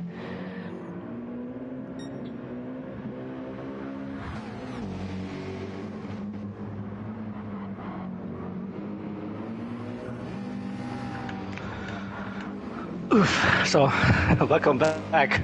Ah, there he is, my co-commentator. There he and is. you have Yeah. missed some amazing battles on track. I was watching. I had to. Yeah, Of great. course. And I also got summoned because you told something about the Black Forest. So I have to be that German again and say that's not the Black Forest area. I live in the Yes, Black yes. Forest. This is the Eifel region. So Of just to make it course, clear, of course. but there are dark forests around that track. Yeah, Of course, that not is correct. not to get confused with the Eiffel Tower, of course, which is in a completely different country we No, won't talk about. yeah. Also, I will have to interrupt you a little bit. The gap now down to 0.2 seconds. This is the Mercedes of the ERA Shadow looking to get past, but it's not a good idea to try and get past on the Nordschleife. They'll have to wait until after the carousel to start making another move.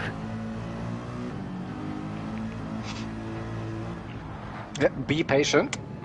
Yeah, exactly. Almost went into it there. Almost tried at the carousel. Not what they want to do.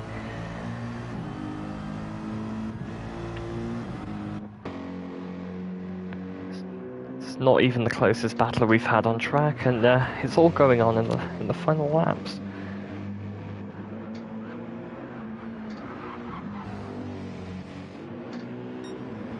There we go, going through what I like to call YouTube corner now. God, I wish we had that YouTube channel back.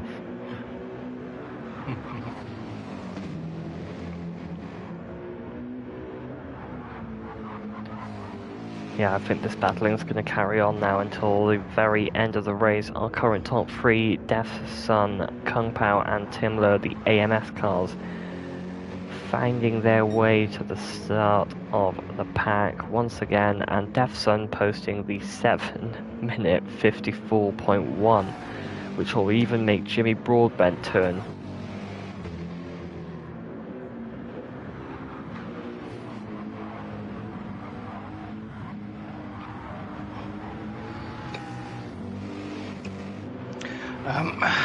Can you show me the 53 car, please? The 53 car, let's see where they are Nexus, somewhere. I think that is Sonic, or if I'm not Oh yes, mistaken. I'm on board with Sonic now. And there is a battle for P3, so I can't stay with Sonic too long, but he is Yeah, just here, need he to is see. on track. He's still on the lead lap. This is all I need because of a disconnect. So all good. No worries, and Thank you. we've got the battle again. It's Airtux and Timler, both on worn tyres, but they will be coming into the pit at the end of this lap, just going into the Nordschleife now.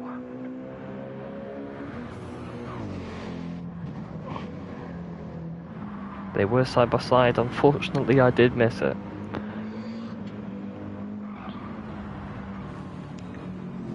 I'll have to take my word and Mr. T's word on that.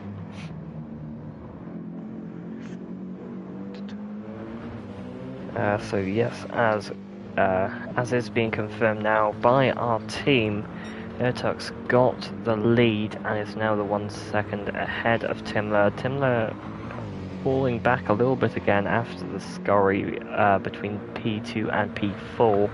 Kung Pao coming out on top overall on that. Right, so stress again. Shadow and Nick Rieger score against each other. Shadow has got past Rieger now though. It's about time for the Mercedes. So two teams disconnected before the race even started in the next lobby. Oh, that's why it's a bit stressful for me. Yeah, I can imagine that try and get the positions and timings correct. It's a bit weird for that. But that's why I'm not doing it.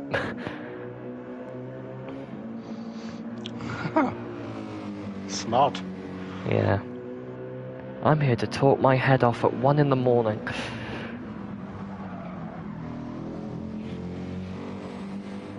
Well, 2 in the morning for you, but you know. You know. Yeah. It'll be worth it when I tune in later today and find out that a team I like the livery of has won the race. Who will that be? I don't know. I'll have to watch.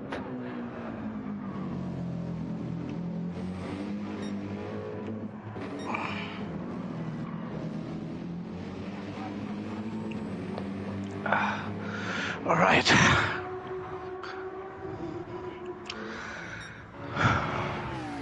Now, the one thing I have to say now is, are we there yet? Deflin just coming around. He's past the first carousel.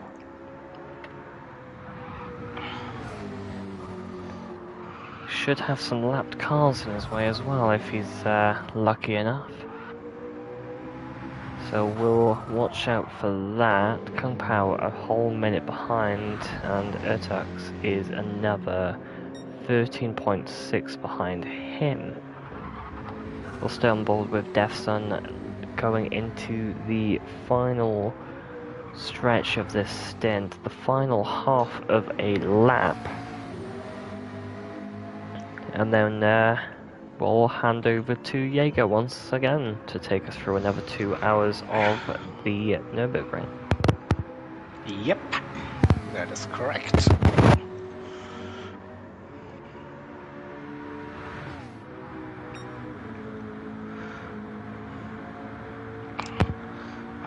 So it is the 23 car then in the lead. Yes, sir. The blue liveried champion. AMS car. Yep. So it took them quite a while to get that gap now. Yeah, Minute plus. Wow. As soon as the rain started to disappear, Defsun really started to show their legs. Fastest lap by a country mile. Their last lap was only 2 seconds off that as well. And it's a shame we won't see what they could really have in store on this final lap. A good in-lap, I reckon. A very good in-lap. We'll have to see what it's like when he goes into the pits. Going into the Bilstein bridge now. That's above 8 minutes with that lap. So just above. But yeah, still a fast lap time. Yeah. Fastest on track by a country mile. Defsun into the pits now. And it will be over to you very shortly. Kung Pao is the next to come in, just past the carousel number 2. Yeah, it's a big gap now, so you have to do at least 2-3 more minutes. I'm sure I can try and stay awake that long. Did the coffee kick in for you? Oh, the coffee kicked in. Nice. I'll be having some tea after this to try and go to sleep. Classical British things. Yeah. Although I'd much rather be called Welsh than British.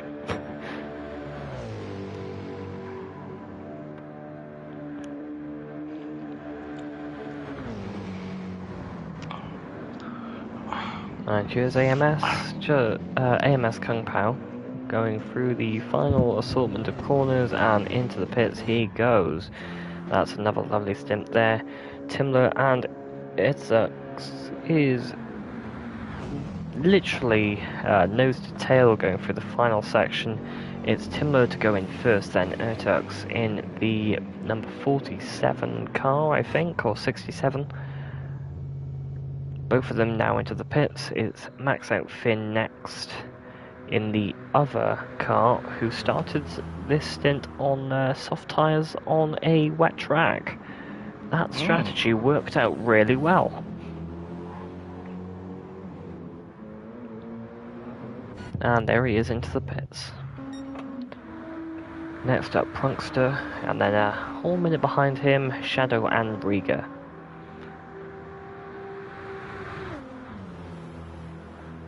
See if they've carried on battling. Nope, they're about half a minute apart now. Right. So, yeah, bigger gaps now at the front. But between, I think the number 1 and the 66 it is. Very possibly. I'm not mistaken. Yeah. That's less than just over 11 seconds now. Okay, that's okay. Can deal with that. Alright. I'll be fine until you get the next safety car. Yeah. Yeah, I mean, we need to, like, get some more safety cars again. We need to Yeah. get the quota for this. Exactly right. There's got to be at least one every 2 stints. Yep. That's how it works. So right, it is. So when Shadow pits, we will go full screen. Then on my end, and then you can get your well-deserved sleep. Thank you very much, and it's been an absolute honour commentating this race. You can kind of tell I'm tired because I'm mincing my words up now. And I might need a drink before I go to bed as well. Yeah. The strength of which will depend on what I'm doing later.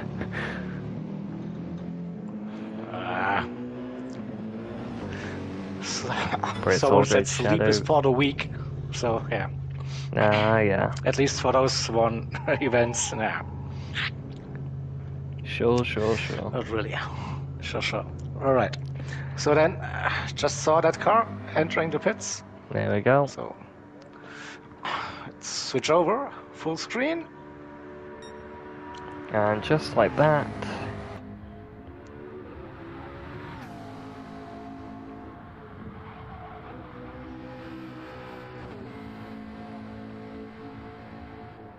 Yep, I'll go grab my well-deserved rest.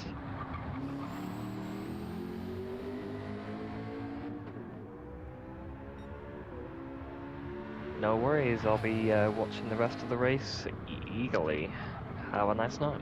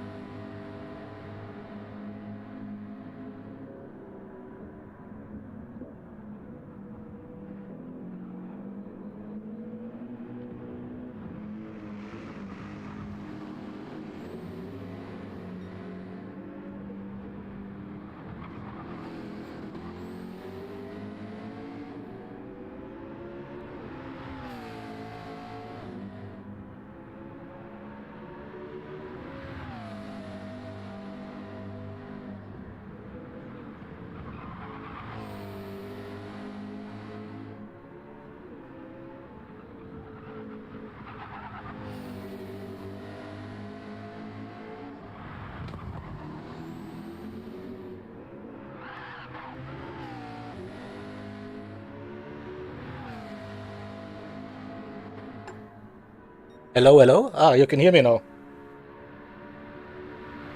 No, I just started with my song. No one could hear it. Okay, I just had a little bit of warm-up, singing to myself, apparently. So let's get this straight once again. So always remember to turn on your mic before you announce something very, very important. So Jaeger is on, by the way, and Jaeger will be singing a song, so get yourself ready. It's Jaegeroki time. For 31 of you watching, it will be a tune called No Easy Way Out, Rocky 4 soundtrack. Here we go. 3, 2, 1, let's go! We're not indestructible. Baby, gotta get that straight. I think it's unbelievable. Now you're gotten in the hands of fate. Oops. Some things are worth fighting for. Some feelings never die. I'm not asking for another chance. I just wanna know why. There's no easy way out. There's no shortcut home. There's no easy way out. Giving in can't be wrong. I don't wanna pacify you. I don't wanna drag you down. But I'm feeling like a prisoner. Like a stranger in a no-named town. I see all the angry faces. Some fear at you and me. What might have been. I'm thinking about what it used to be. Safety car. Alright, so I have to stop with my song. No way. We have a safety car. I was just getting into that groove, damn. So, alright, we will continue with No Easy Way Out once we sort this safety car now. So, what happened actually during that race that caused the safety car? We have engine damage for Road Runner Junior in P4, massive crash. Then for the number 1 AMG, oof. That's a tough one. So here we go. Safety car, safety car. It is.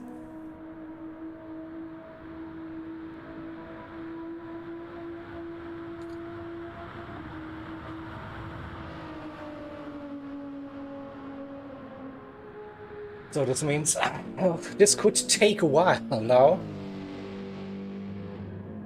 To get that grid bunched up again. Now we have 8 cars on the lead lap with 7 minutes 18 currently the gap for P8, so they need to bunch up first. Then we have the Feel Good Racing car, the 56 a lap down. So once we get the grid bunched up, the 56 they get a wave by, and then we still wait for 2 more cars to actually enter the track to start this stint. So there are 2 laps down by the looks. All right.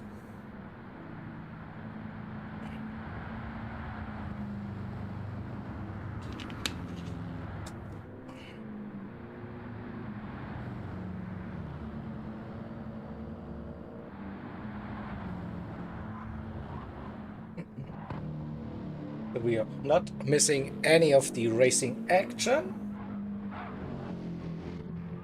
And this means we can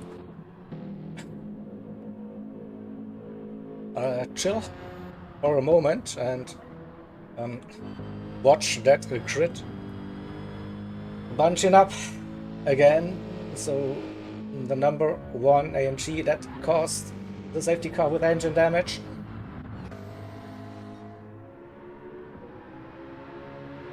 And the leaders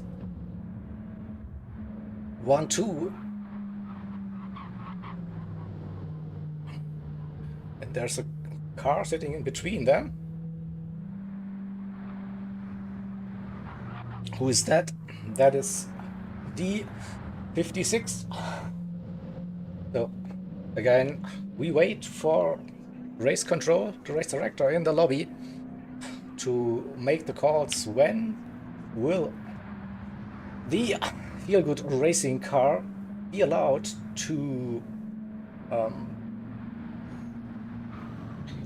get the wave by?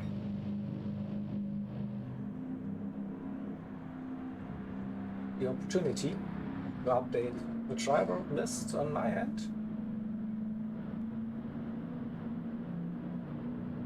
If dude press to K shadow.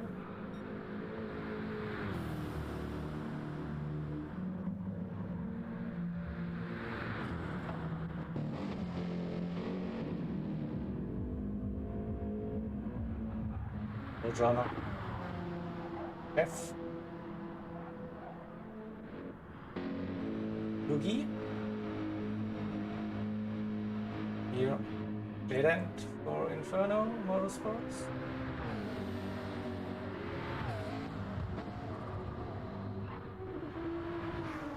Christina for the number 16.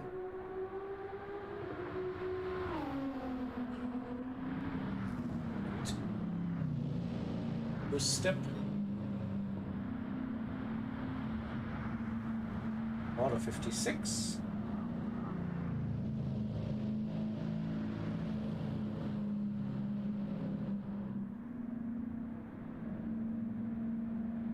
Fresh and Ayub. Alright. Well, that is my power updated. We have Good in P1, Super, and the Shadow P3 currently.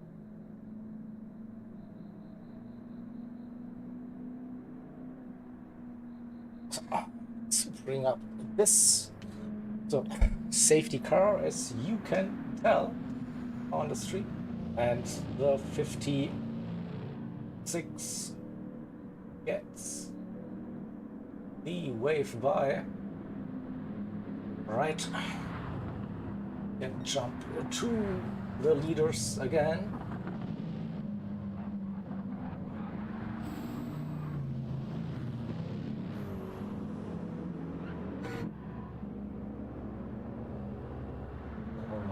Leaders are pitting and seizing the opportunity to get a pit stop early. Oh. And Roadrunner with that engine damage cannot go any faster on the looks. So the top 3 will keep their position really, and the number 1 car now hitting to fix that damage. What about the other cars?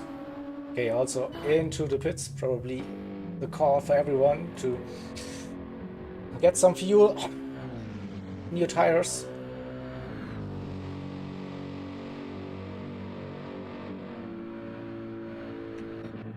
Leaders are back out on the track, and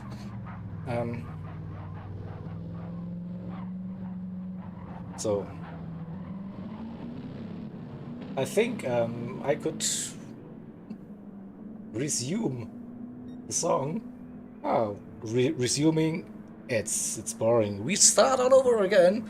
But during safety car, we are not missing any of the racing action, so we'll present to you. So for me, it's 3rd time lucky. Jägeroki time. No easy way out.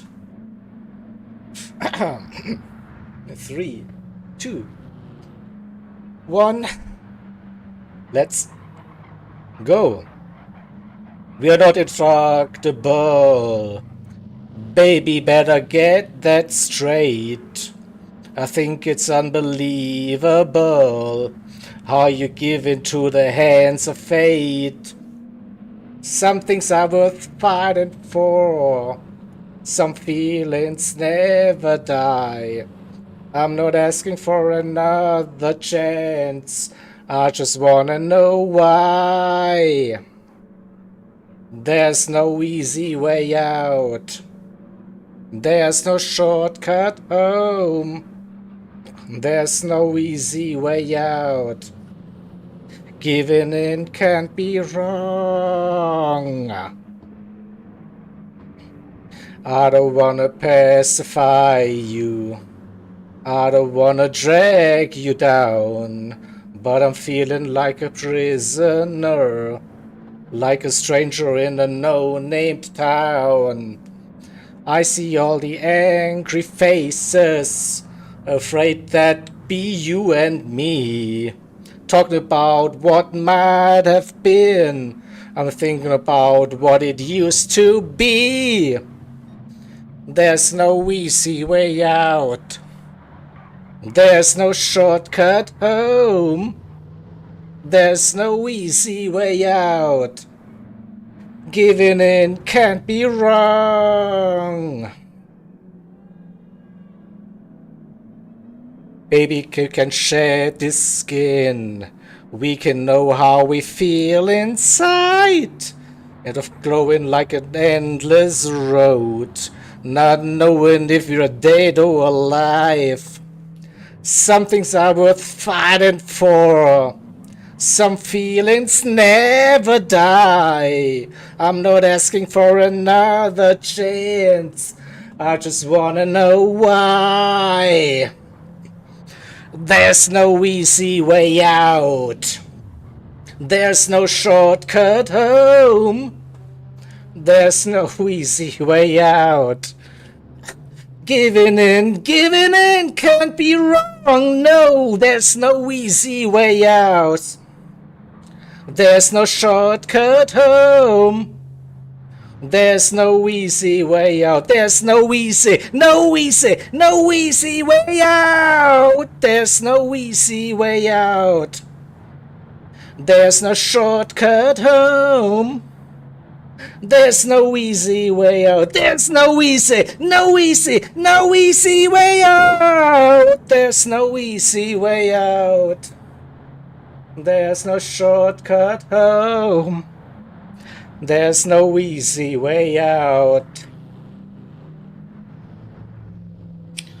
Oh, that is like the theme of ERF. Iconic moments. Yeah, definitely. So, I gave it all and a little bit more. Did it 3 times. The first time you didn't hear it at all. Second time I got interrupted by the safety car.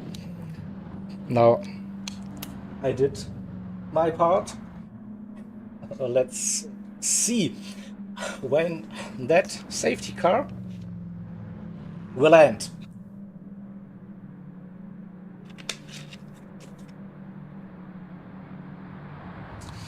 Oh.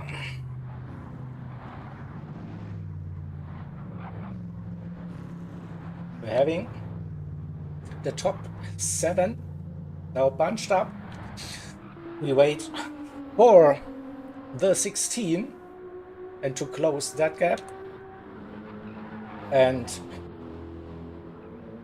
Feel Good Racing also pushing the limits.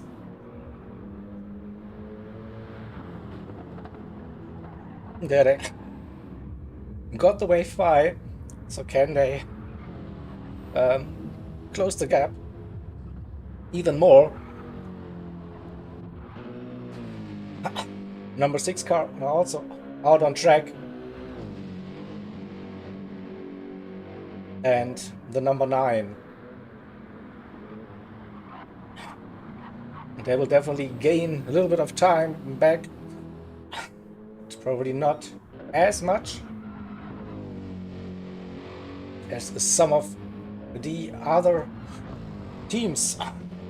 It's 18 minutes currently. So we wait for the race director calls in that lobby now. Probably this is the driver that will determine when we see the green flag, the restart announcement.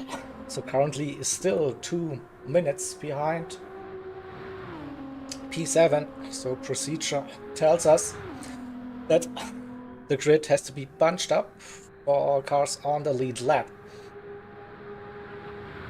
Oh, Christina is definitely flying.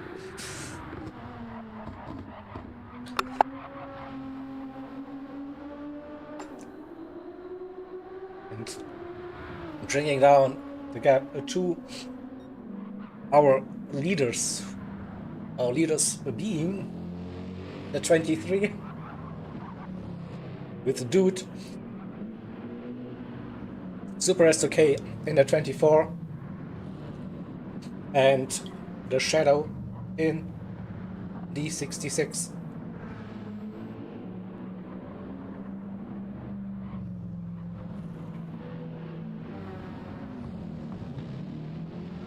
Then Legendary Motorsport Performance, P4 currently.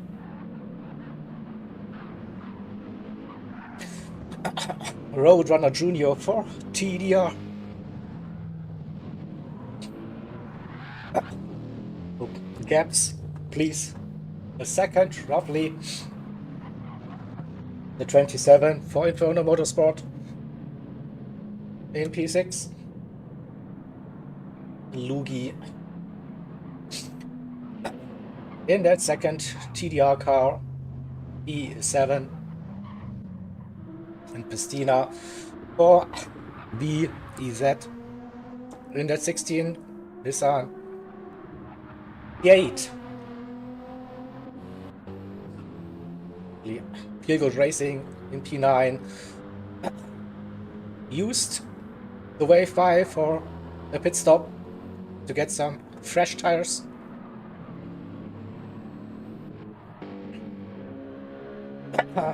The number 6 then with the trash for Taverna Racing in P10, and GTMA with Ayub in P11. So 2 cars with a disconnect before the race.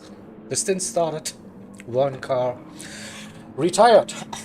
So that's why we have currently 11 cars on track.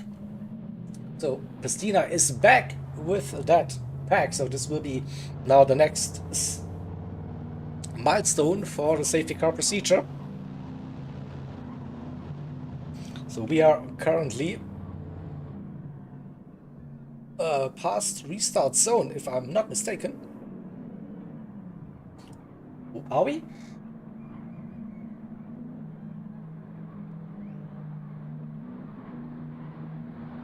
Oh, okay. So 6 and 9 still need to get that wave by. So where are they currently? Oh, that's still a long way for the 6 and the 9. Alright, this could take some time.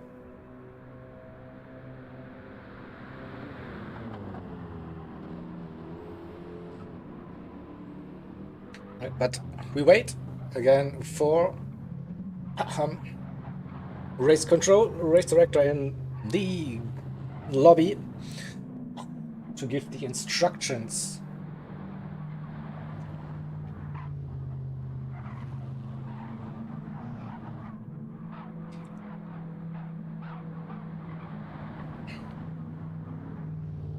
And I'm feeling like my voice again getting some cracks early on. I still need to do 2 more commentary stints, so could be interesting towards the end of this.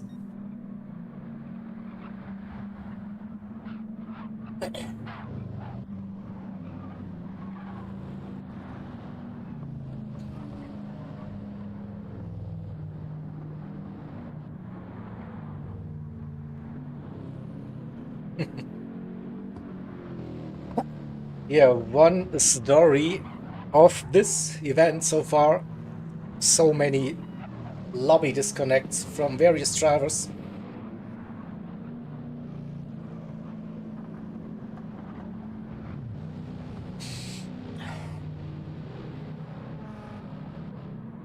Weather always having an impact on internet connections.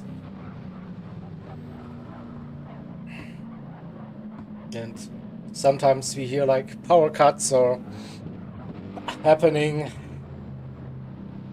The internet dies. The PlayStation freezes. Whatever are the many reasons for disconnects. We have to live with it. And we have also to live with the fact that in Gran Turismo we cannot rejoin a live race. So that's very unfortunate, even if it's just like a little hiccup. This means the entire stint will be missed. So we have a disconnect rejoin calculator in place that simulates like a time loss, and we treat like a disconnect like a mechanical failure on the car. So that means you in real life you would have to drive into the pits and then repair the damage, and depending on the timestamp of the disconnect, that repair takes more or less time. So this is taken into account then for that rejoin time. A good thing is you can continue the race. The bad news is you lose quite some time. So usually a lap at the Nürburgring with the disconnect. If it's a late one, you might get away with 5-6 minutes, something like that. But yeah, it's definitely a painful penalty. I'm still better than completely being out of that race. And of course, like we see now, safety car number 3 happening, that bunches up the grid again. And so even if you had a disconnect and lose many minutes, you're still in this race somehow.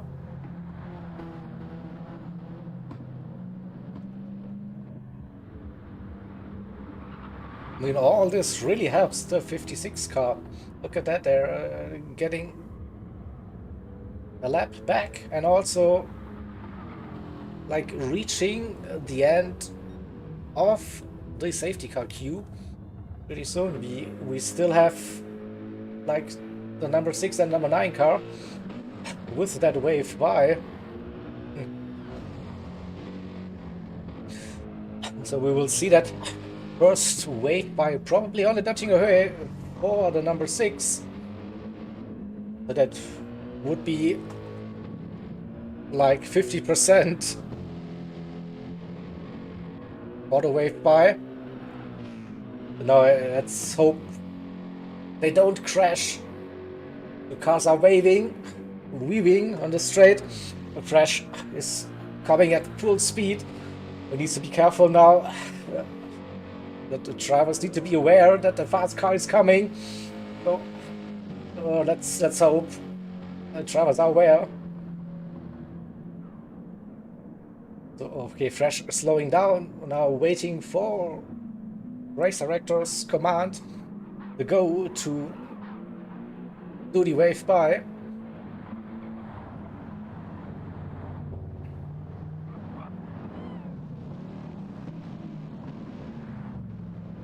Will we see it? No? Will we see that message? Lap cars can unlap. Here we go. So the 6 trying to find a way past the slow car, so that's done. The 56 is back here in line. Oh, and then he decides to pit. No way, no freaking way. Come on, he has to do it all over again. Now the overtake. I might feel like we have a bit of a flaw here in this. I'm not sure about how you feel, but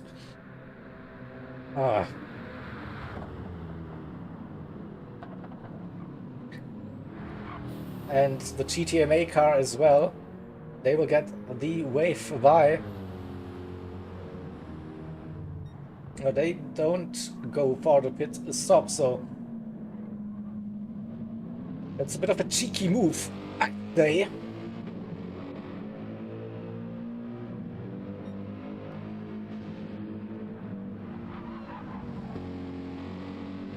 So again, we get that command from race control.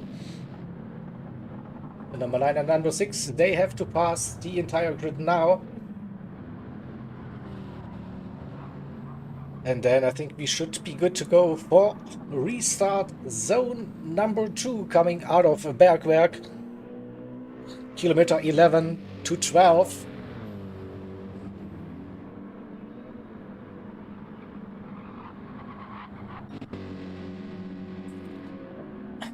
So Fresh got past, and looks like Ayub. Where is he judging that? We have also got past everyone, so we get the call restart at zone 2. Oh, that's still a couple of minutes away, but we know like we will be going green then midway through lap number 5. So race will continue with the 23 in the lead, the 24 in P2, then we have the 66 car. And I need to update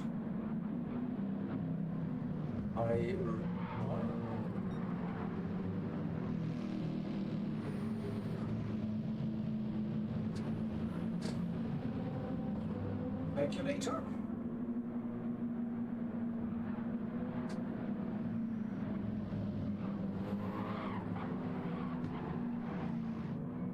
And it's also better news for the car that is connected, but it will reduce their rejoin time, the safety car.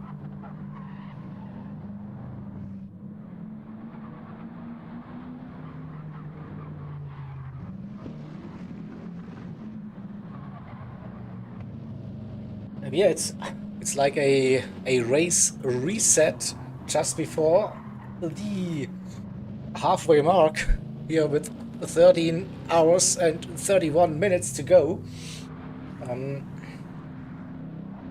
We're having 9 cars and within 9 seconds the number 6 gets 1 lap back, the number 9 as well.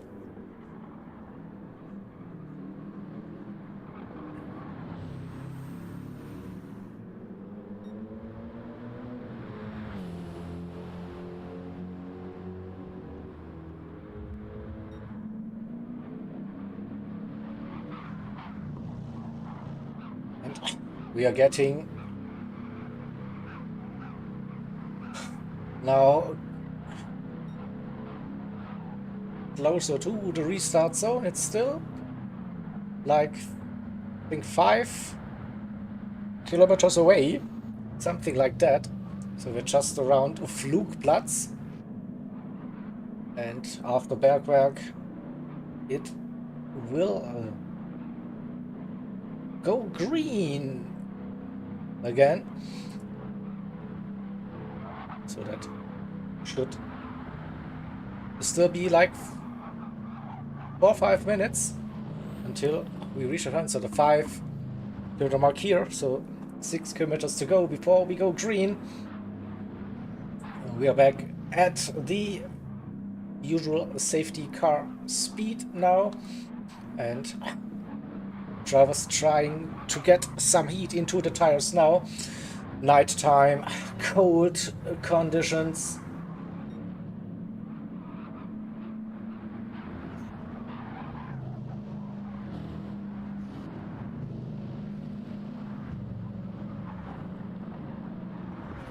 Also, people used the safety car to put in the fuel, or don't put in fuel. So I'm looking at the 27. They definitely chose track position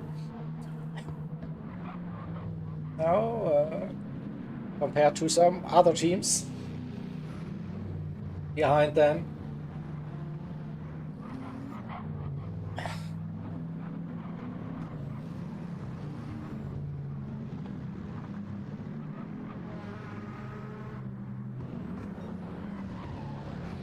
So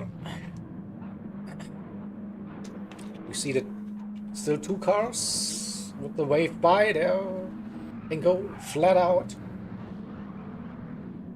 if they want, and they will definitely gain a couple of minutes.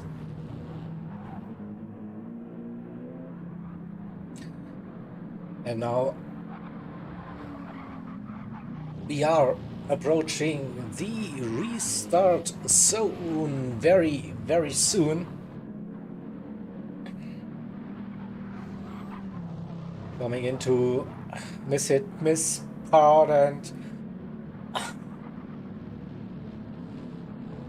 oh, it's just around the corner. Oh,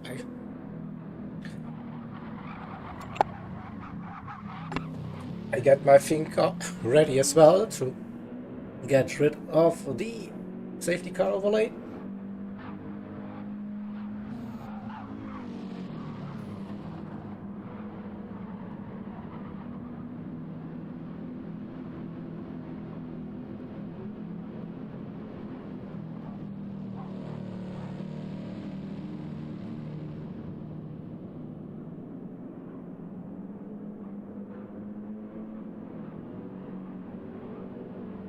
This is gonna be wild. Oh, hell yeah.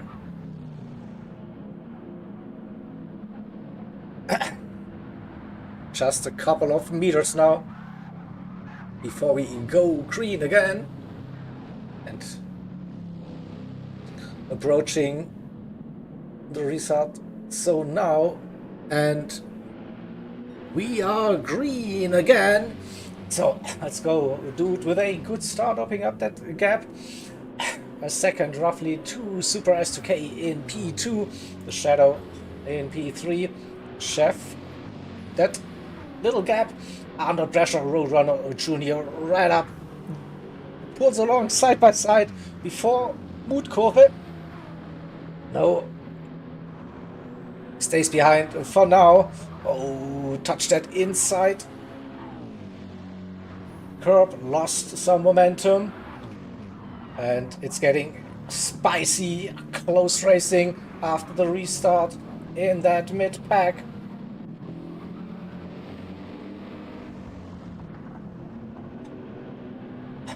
I think that 27 lost 2 positions. The 8 now under pressure. Pastina in the 16. Nissan right behind for VZ. Oh, taking it easy, doesn't push too hard, but this is the one, like Lugi, Roadrunner, the 2 TDR drivers, and LMP with Chef in P4. 2 seconds. That gap already to Shadow in P3. Still has that a second to Super S2K, and dude with a massive restart. 1.7 seconds already. Opening up that gap, getting out of that slipstream range. So good news for the 23 car. And what about this Chef Roadrunner Lugi?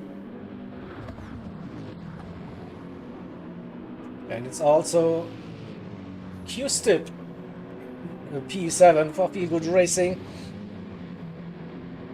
So they were a lap down, and now they're fighting for P4 now after the safety car, so definitely helped them quite a bit.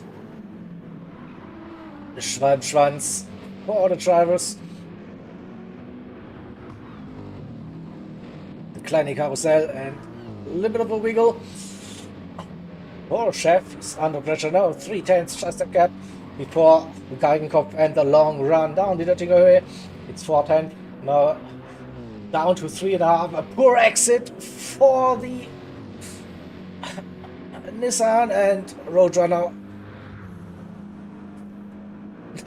just flies past his German fellow driver, and we see another one pulling out of the slipstream. Chef getting that run again with that poor exit. But Roadrunner keeps that position. It's side by side behind Roadrunner. Q-Stip versus Chef, who gets that position. It's the BMW. The 56 moves up into P5. Chef down to P6, and Lugi in P7 now with the run out of the chicane. Goes to the inside line very, very early for turn 1, but that Nissan got some legs, got some acceleration. Lugi still there, now has the run, used a little bit of slipstream braking for turn number 1. Will they go side by side into chicane? Yes, they do. The inside line for the number 83. They come out side by side out of that chicane, and who gets the better end? I don't know, it's Chef versus Lugi. Lugi on the outside. Chef keeps that position for now, but that's like proper racing in tricky conditions nighttime. Down towards the Goodyear hairpin. Deep for the LMP driver, and nearly loses the rear. Lugi might have saved him from a spin. Oh, lucky moment for the 83 car. Loses 2 positions but avoids the spin and a massive damage. Let's get back to the replay and have a look. So it looked like that the car got unsettled coming out of the hairpin. Yeah, there. Oh, and then a massive save, though. Well done. We saw quite some saves throughout this event. That lost him a couple of positions. Now head down, try to get back into the slipstream range for Chef, who is P8. Christina moves up into P7. Lugi then 6th position, and Q-Stip following Roadrunner Junior. And P4 and P5. Also the gap to Shadow in P3 is quite close. Just 1.5 seconds. Shadow had to, I don't know, maybe a little moment. It was like within a second of Super S2K. Now it's 3.4 seconds. And the 2 AMS drivers, Dude in the 23 and the Super S2K in the 24, now running away after the restart. Shadow keeping that gap now to Roadrunner and Q-Stip, TDR and FGR on the hunt for a podium spot.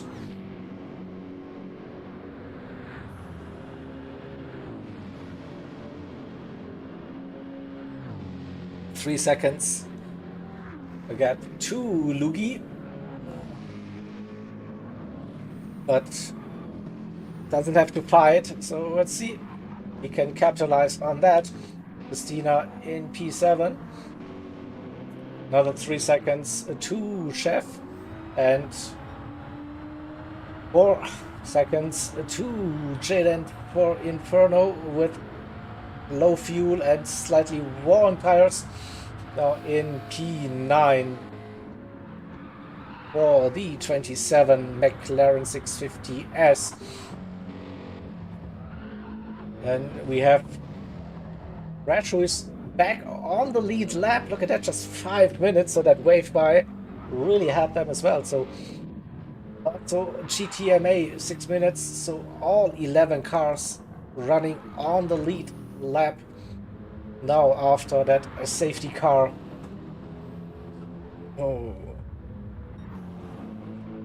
That was basically a race reset, yeah. Whoa, big moment for Roadrunner Jr. Nearly lost the rear, but what a catch. And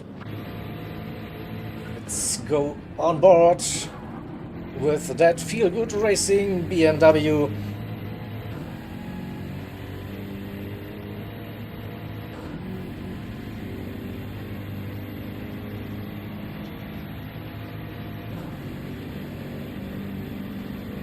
Legenden, the number 1 car now.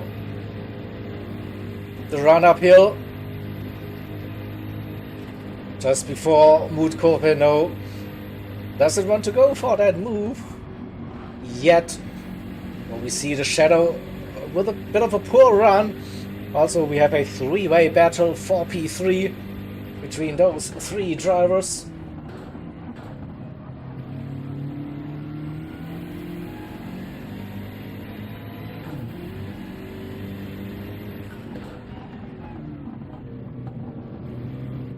Carousel,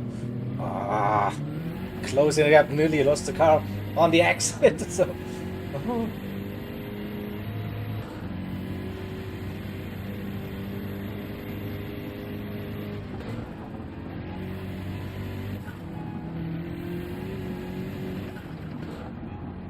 but we go hood cam, get a little bit more view in those conditions. We see the moon. They're providing a bit more visibility, arguably. No clouds, or just some tiny ones. And going through Brünnchen, leaving the party area. And this could be another epic run down the 20 with those 3 cars.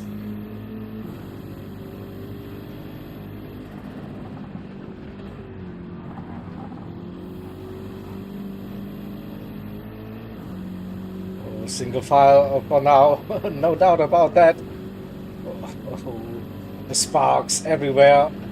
Lovely images here from the onboard.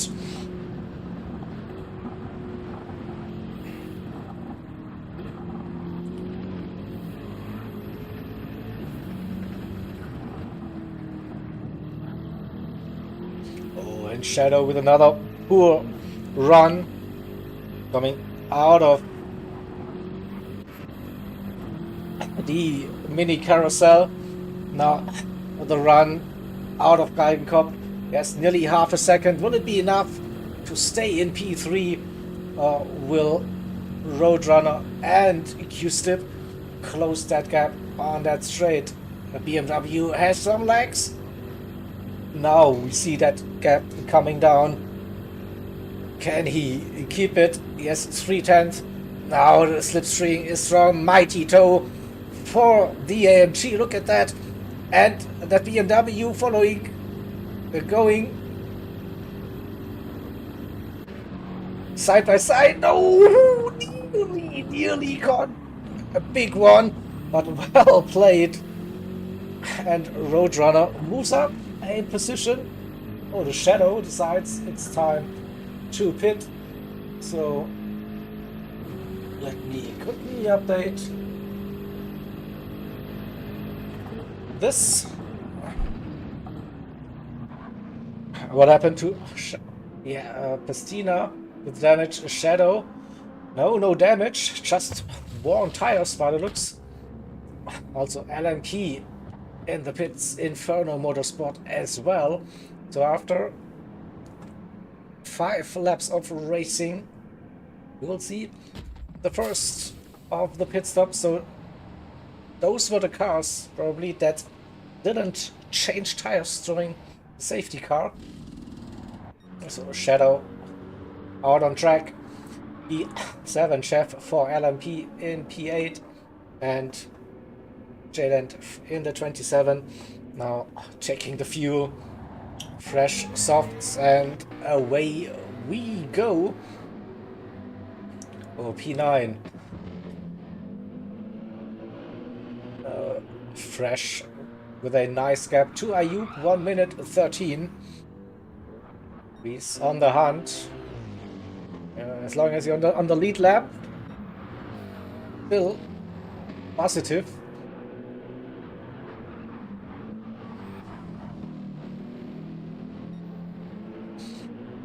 And dude, Super S2K, the 2 Apex Motorsport drivers, P1, P2, 23, and the 24 car, McLaren and AMG leading that race.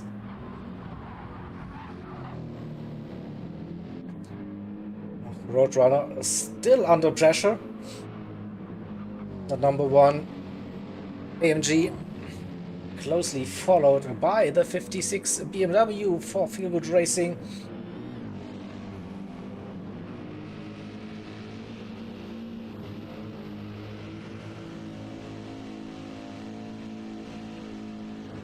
Again, slipstream will be massive after Blue Bloods. But a committed run for Roadrunner gained some time, and here comes Lugi, just 1.5 seconds behind. P4 now, the second TDR driver in P5.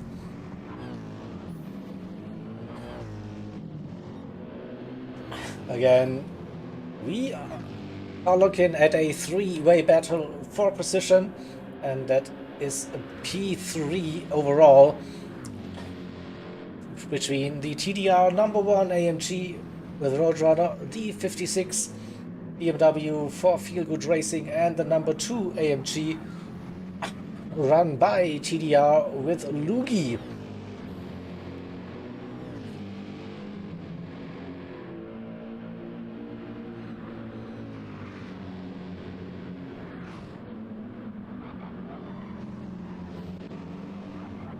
The gap to Pristina on the 16 crew, 12.5 seconds, so doesn't have to worry about the cars behind. Lugi can focus on catching the 2 in front.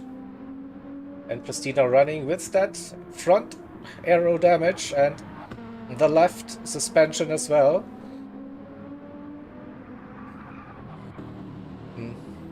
Will be an opportunity for the Shadow and the 66 crew to make a move again.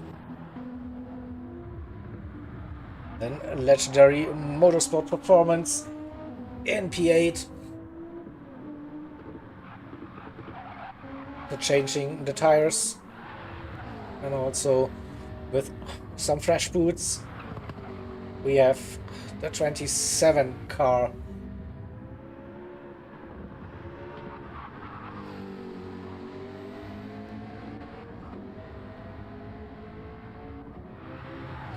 I think we jump back to P3, P4. Lugi couldn't keep up for now, lost another half a second, and again a massive run for the BMW. Will we see a move side by side uphill towards Mutkurve? No.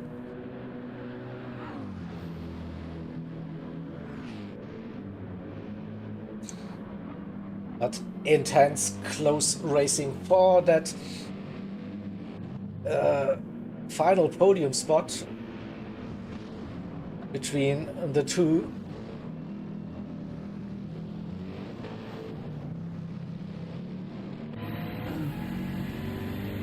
Back with the onboard.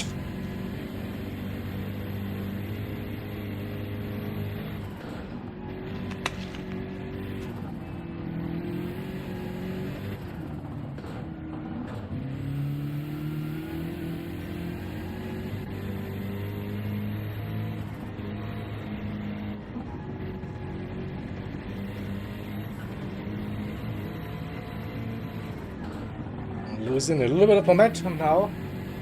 Lugi is catching. Just inside that slipstream range.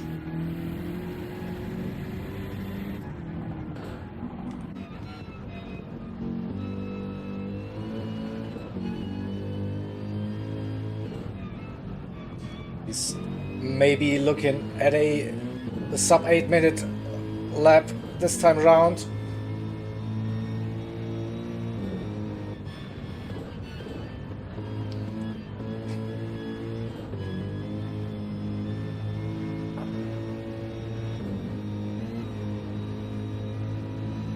Just outside now. Lost a tiny little bit. Needs to have a massive run through Schwalbenschwanz. Now understeers a little bit on the exit, loses more time. 1.8 now. So he won't have the toe down the straight. We go back to the BMW with just half a second and could be a massive run. Not the best run through Galgenkopf. Had to lift 7/10.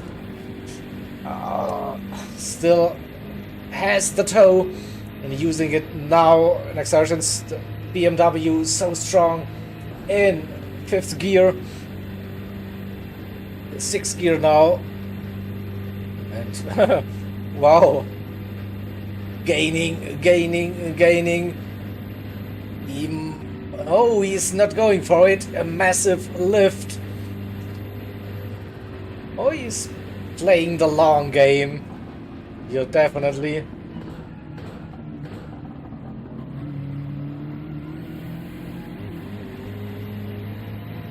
Maybe wait for turn number 1. Okay, Roadrunner Junior going semi-defensive. Middle of the road.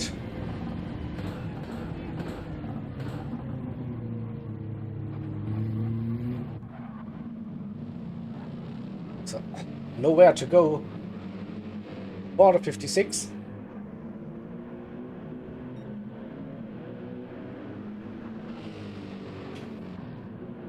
And jumping back to our race leaders.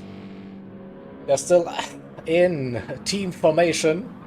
23 leading, 24 staying in that slipstream, both with quick lap times. 8-minute flat for Dude 2 times in a row, and a 7:58.9 fastest lap of stint number 6 for the 24 cars so far. Roadrunner Junior then with 8:01, 8:02. Oh, that was a big moment once again. A little snap. Again, managed to correct it and stays in P3 for now.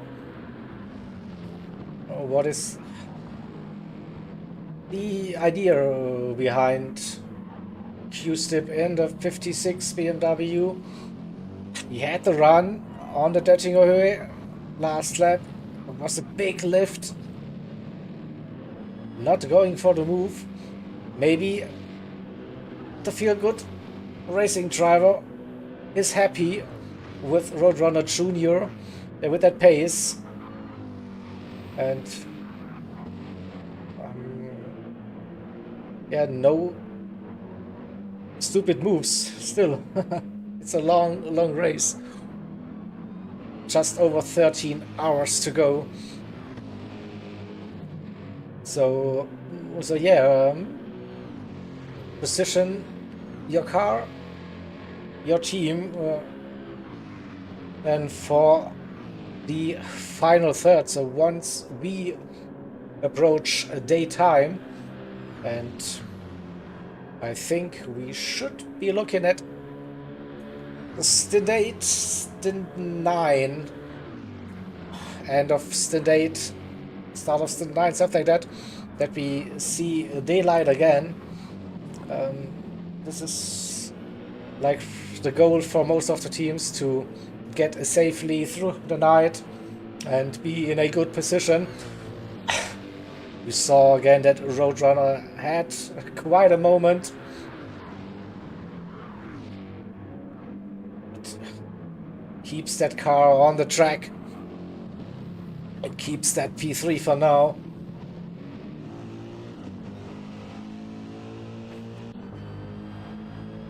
Lugi doing the same pace, not getting into some trouble.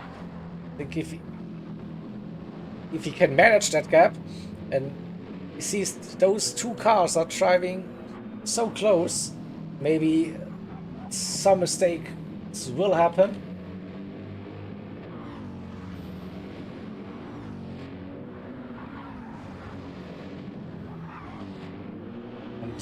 He doesn't want to fight it.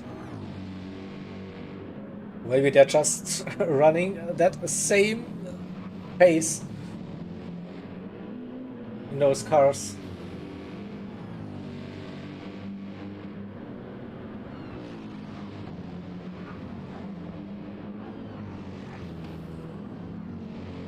But this is like, you know, proper 24-hour racing material.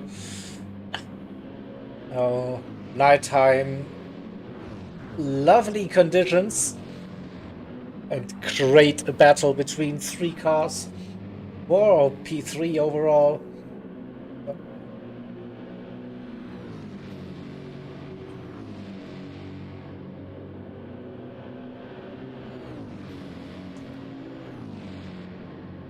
And again, that BMW with the run uphill, but not close enough to go for a move before Mutkurve again.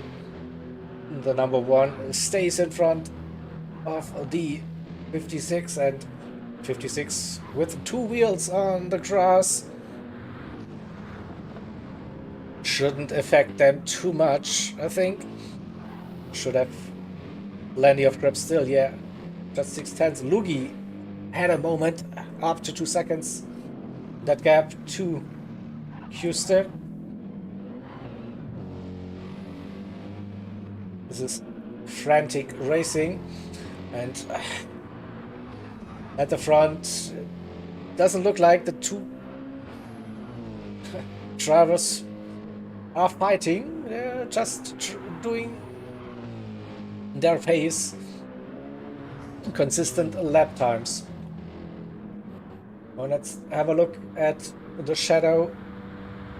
E6 it is again after Christina. Oh, still running with the damage, so doesn't want to pit. Oh, driving that limping Nissan GTR around the track for another time. So look at the lap times: 8:08, 8:10. Personal best is an 8:05, so at least 4 or 5 seconds per lap slower with that damage.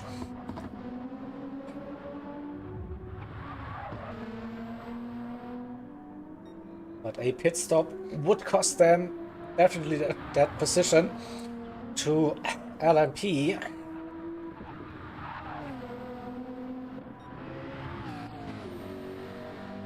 And the 27 is also now putting the hammer down. Nearly 4 seconds up the personal best.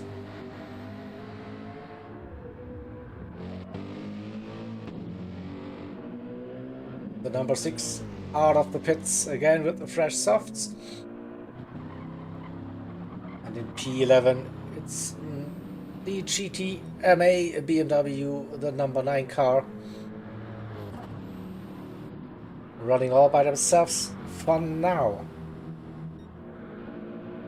So, back in time for another run down the Detching Highway with the 3 cars, and Lugi caught up with the 2. Has a massive slipstream now.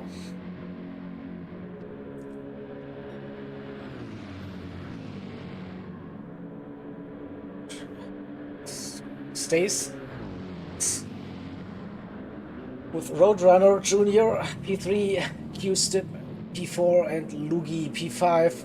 Another lap incoming on slightly worn racing soft tires for Roadrunner Junior, Q-Stip, and Lugi.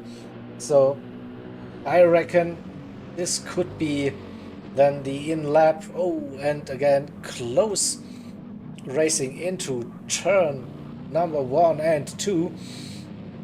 And now those 3 cars are just separated by, I'd say, less than a second. Yeah.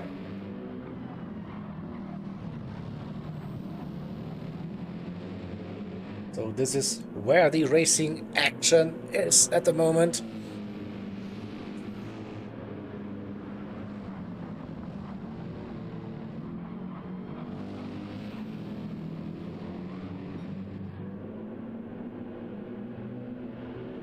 Not like the ultra fast lap times anymore. 8:04 for the drivers. Lugi with that 8:03. That's why he is at the back of that fighting group. And Roadrunner Junior again touching the gravel, the grass a little bit. Out of shape on some of those turns. So for me it looks like that the 56 has a bit more pace. They're just not that aggressive. It's a good thing for endurance racing, of course. But I feel like if they could get ahead, they might open up a gap to those 2 TDR AMGs.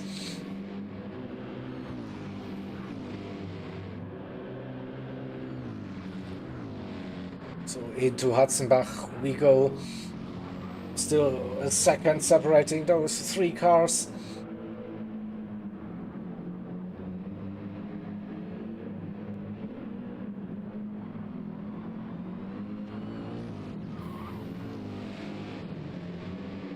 Can we get a little bit of an onboard?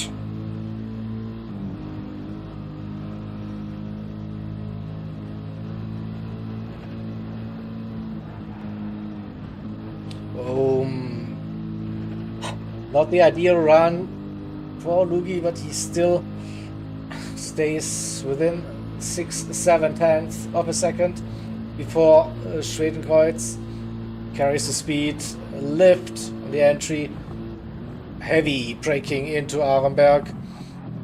Early on, the power of what a downhill run. Oh, that curb looked tricky.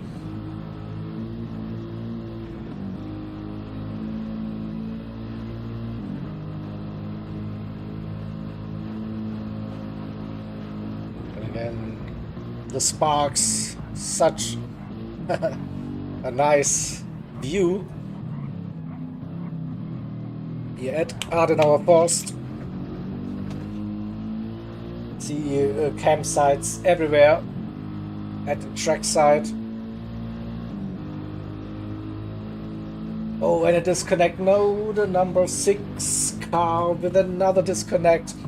How? Why?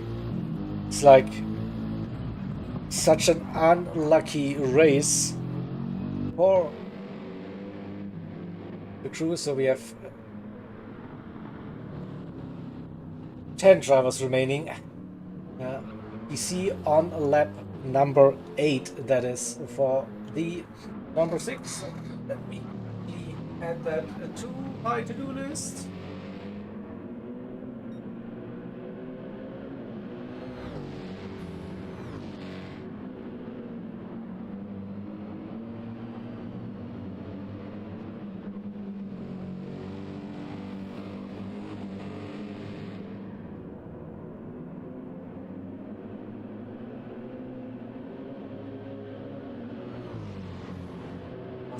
lap 8.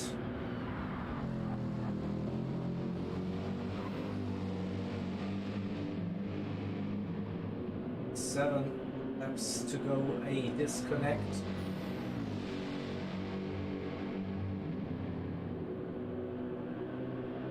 All right, noted.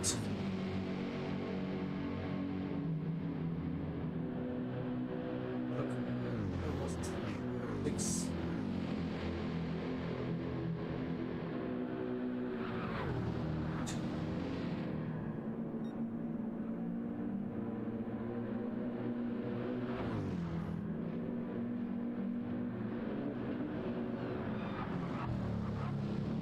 We are still with this battle for P3 between the number 1 and the number 56 car. A little gap to the number 2 car as well.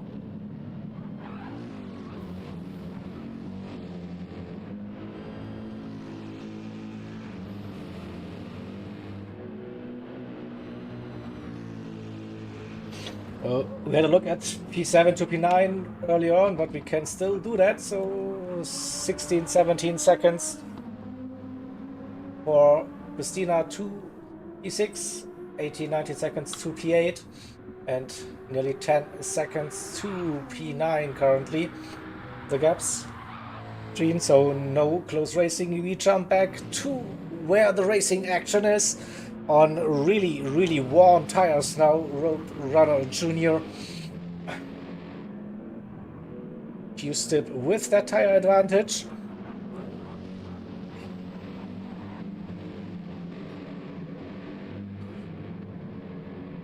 That is. At some point we need to see that move happen.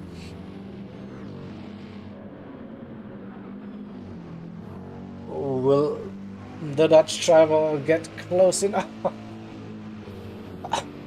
before the start of the Dettinger?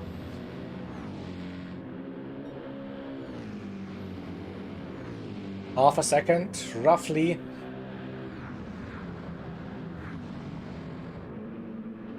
And now closing that gap. This could be the run. I think Roadrunner is now really struggling with those worn softs. Gets a decent run out of Kleine Karussell, and Q-Stip had a moment. The gap suddenly went up to a second, and this gives Lugi maybe the opportunity to go for a run. I expect all three drivers now to pit and grab some fresh tires.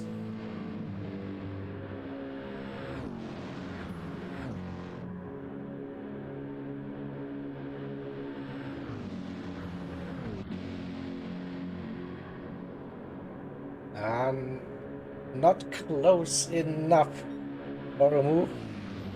So also the leaders are in.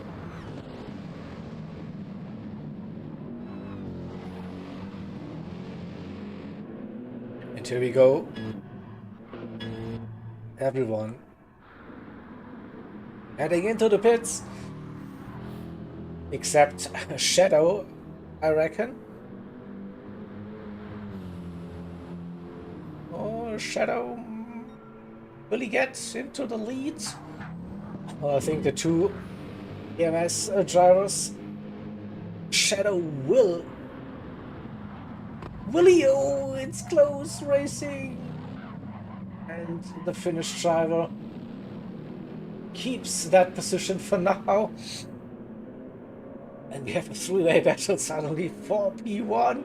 People, it's mad, it's crazy, it's great to see that kind of racing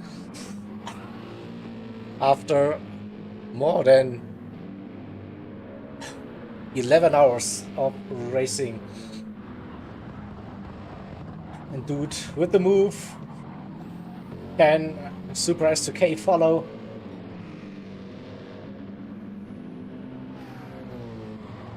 He does. Michael Schumacher is commitment. Wow.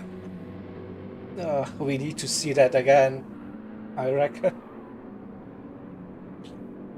What a move.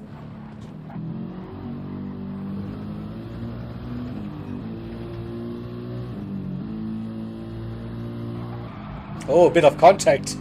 Maybe not that great of a move I was initially looking at. And indeed, we see that Super S2K gives back the position to the Shadow with that contact. And coming through the Michael Schumacher S. Another one left, but that was just a spectator. So 2 seconds now, the gap for Dude in the 23. Shadow defending for his dear life. Now tires in a worse situation compared to the 24. Just on the outlap with some fresh rubber. It looks to be like an aggressive move into Hatzenbach. Oh, you cannot go side by side into this part of the track. So again, he has to back out of it.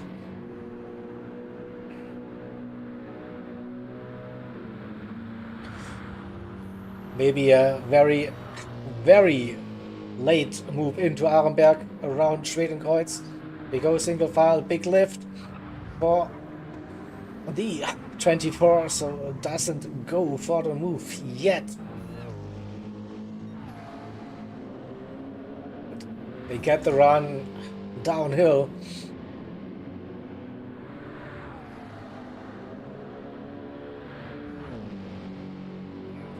Still not close enough.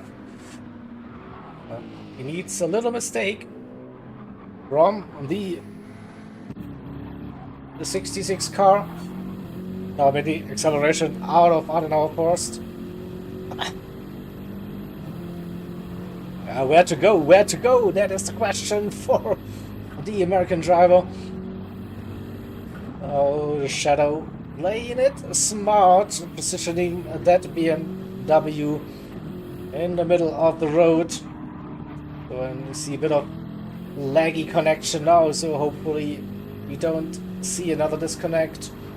But Super S2K, that doesn't look very stable.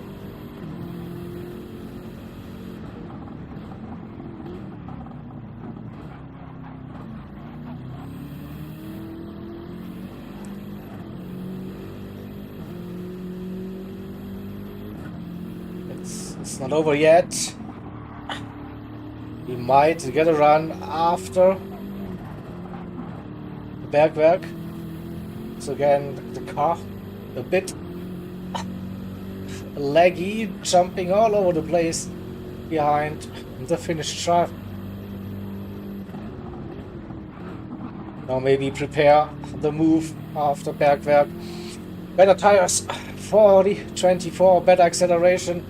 That's a close gap already, but cannot get any closer.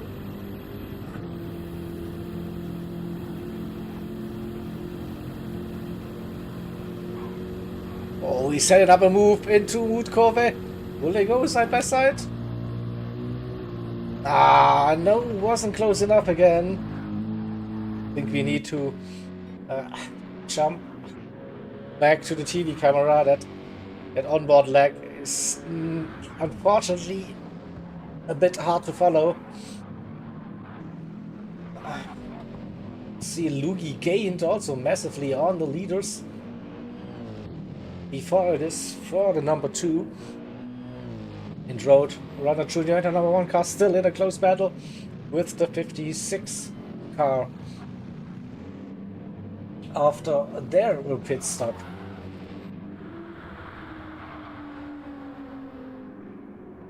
We have Chef for LMP in P7, 3 seconds the gap to Christina, who's on the outlap. Chef on low fuel, so we'll need to pit. And J 4 Inferno are another 5 seconds behind Christina. Are you also doing a good job to stay on that lead lap for GTMA? P10 it is at the moment. And a dude like with a crazy gap now. He got lucky, got past the shadow, and Super S2K not able to find the gap for now. And Lugi has the chance now. 1.4 seconds that gap. So Super S2K had to wait an entire lap then to go for a move. So they're approaching Schwalbenschwanz, and it will be the run on the Döttinger Höhe and for the 24 car, but this is now like nearly 7 seconds that he lost on that lap.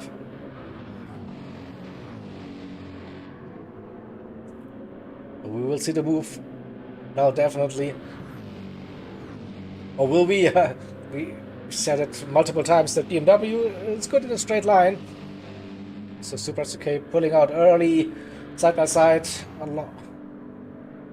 It gets in front of the Shadow. Shadow using that toe though, staying close behind the American driver, and goes side by side under the bridge. Bridge has a bit of contact over the curb, but doesn't crash. So it could have ended badly, but for now we have 24 and just all that fighting basically for nothing, because the Shadow decides it's time to pit. So now we have the race situation, 8 seconds down the lead for the 23. So the 24 will be pushing now, and they have the number 2 car right behind them in pit stop. So that tells me I can update the live standings once again.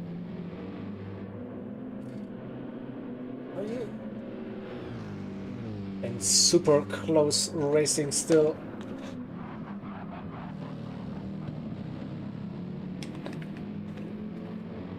Lugi with a mighty move. He was running P5. Suddenly he's on the podium.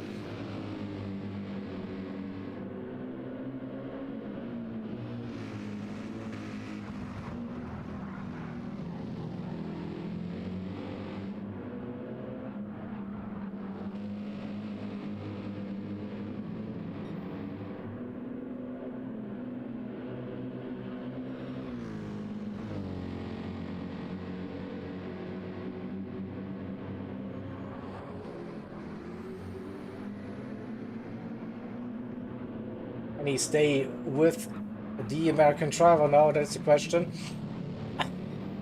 24 showed some strong pace, definitely, and now without a car in front, they might unleash their true potential in this lap. Okay, opening that gap slightly to Lugi. Also Roadrunner Junior tries to give himself a little bit of a breathing room. 1.5 seconds currently that gap to Feel Good Racing in P5.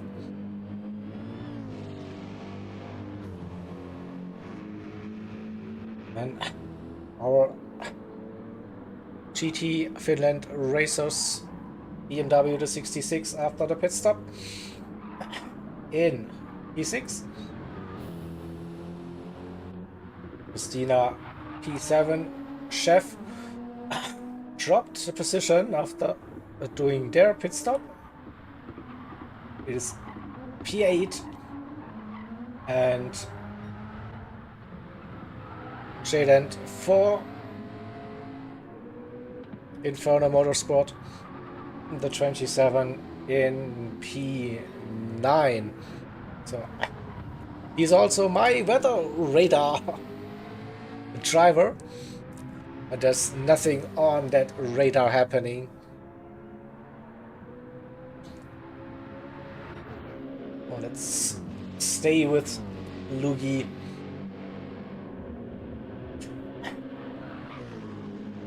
.2 the gap to Apex Motorsport USA.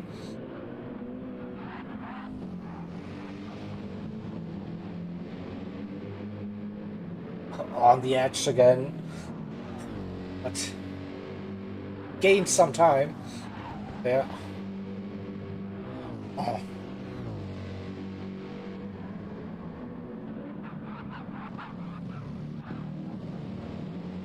And still a little bit of a laggy connection, but purple for the 24. It might be a really fast lap. 56 maybe incoming, who knows? What about Dude? Also on a very good lap. I mean, gained half a second, yeah, 2 seconds quicker than the current fastest lap at 7:58.9.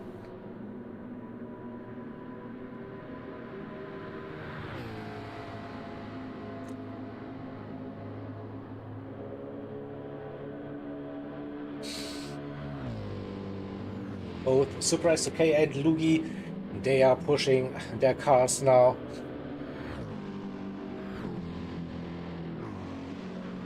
Less than 10 seconds separating the top three. It's less than just 15 seconds from P1 to P5. And this is like the never-ending battle for driver stint number 6 between Roadrunner Junior in the number 1 AMG and Q-Stip in that 56 BMW.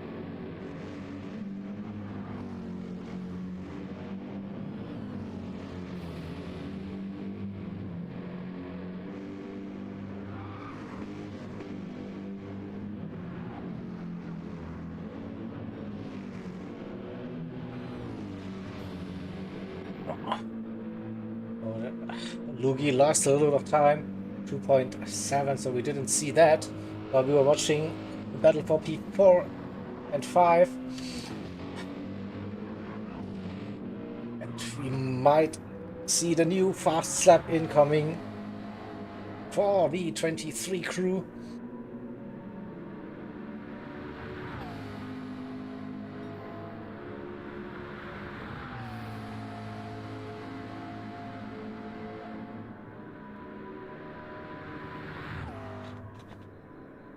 Nine seconds that gap now to P2.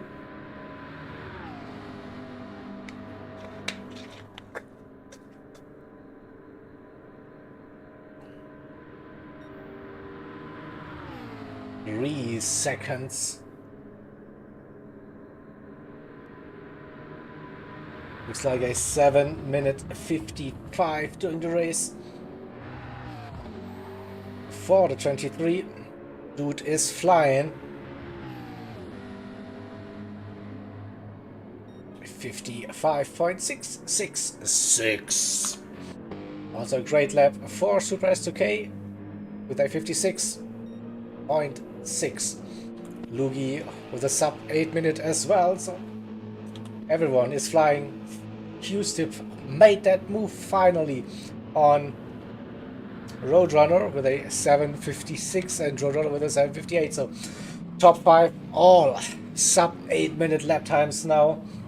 Blistering pace from those front runners in those conditions. Wow. Again, the pace is unreal.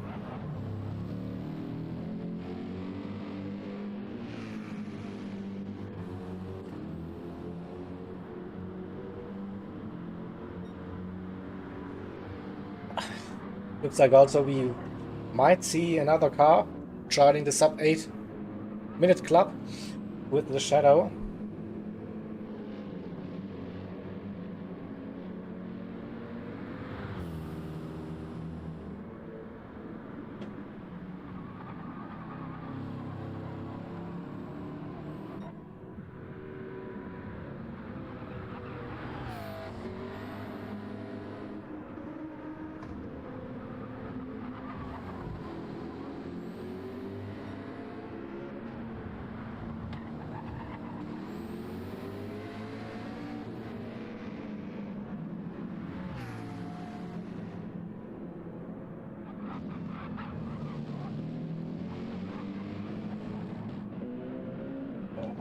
Drivers are pushing, and now it's roles reversed.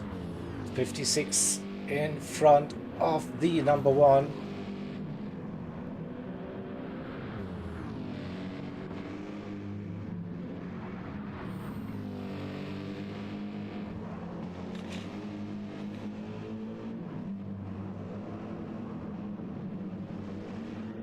Whoa! Nearly lost the rear.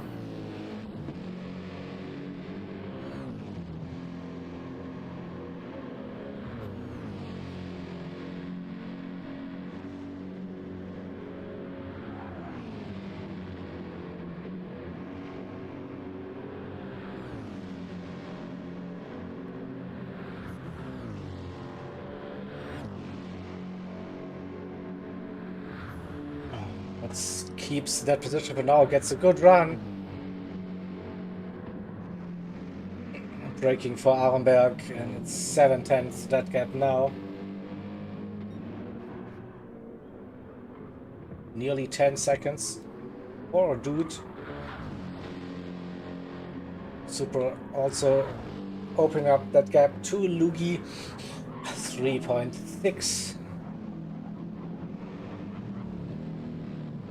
I think we stay with P4 and P5.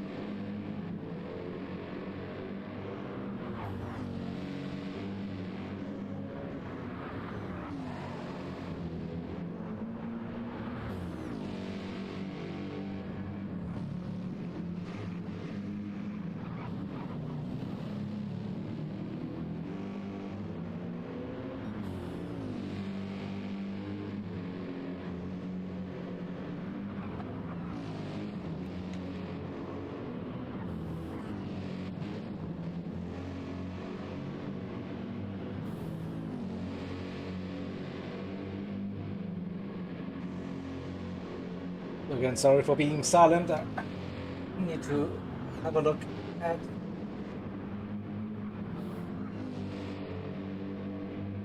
the Discord management stuff happening. You can still see that close battle on track between the two drivers. And at the end of lap 14, we will see the driver swap.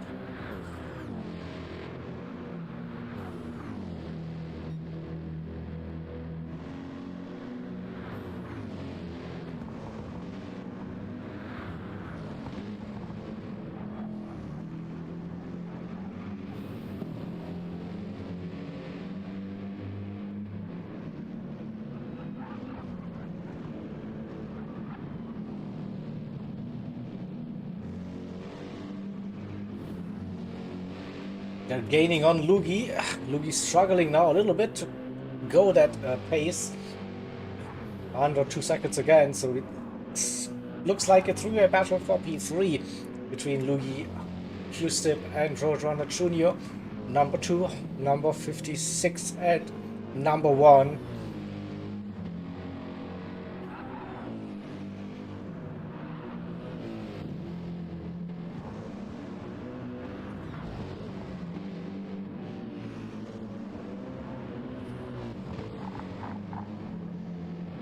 Hello? Hey! So So, sorry, bud. I think I was I got it mixed up with the time zones. 'Cause I saw 12 o'clock. classic! I think on. And I thought it was 12 o'clock or 12:15, whatever it was. I mean, time zones, what a mess it is. Alright, good. You're in the lobby? Snowman Finn is the host, right? Yep.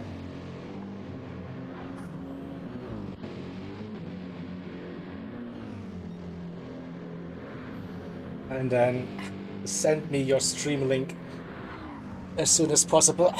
So we are on that penultimate lap on my stint, so not long before the travel swap. You need me to send you a link? When you start your stream, you need to send me your stream link exactly, so I can integrate it on my end.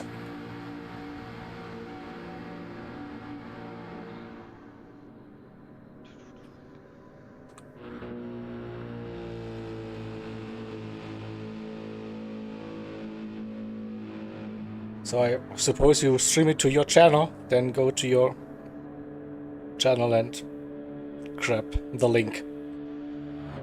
Yeah, I'm trying to pull it up.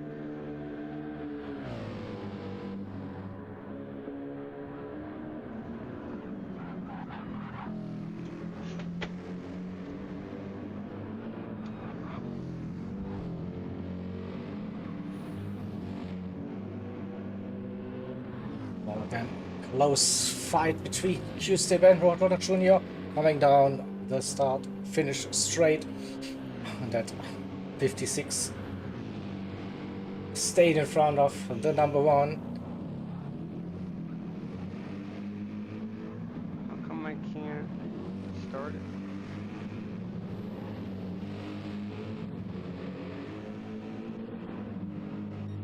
And I don't know why I can't start it.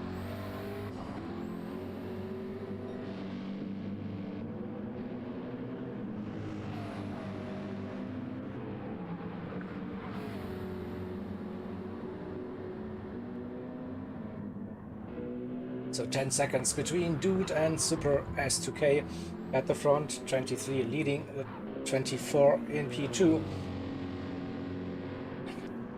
Lugi in P3 in the number 2 car. 2 seconds that gap to Q-Stip and the 56. Half a second just that gap to Roadrunner Jr. for TDR number 1. Then the Shadow for the 66 crew in P6. A lot of 6s here. Christina, the number 16 Nissan GTR in P7, and Jeff for LMP under pressure. Jaden for Inferno Motorsport in the 27 McLaren right behind. Oh, and with a late move, contact between the two. Chef still in front. Keeps up for now. No. 27 backing out of it.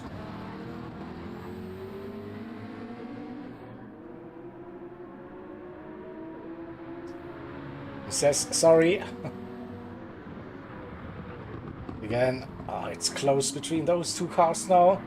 Natural 48 happening.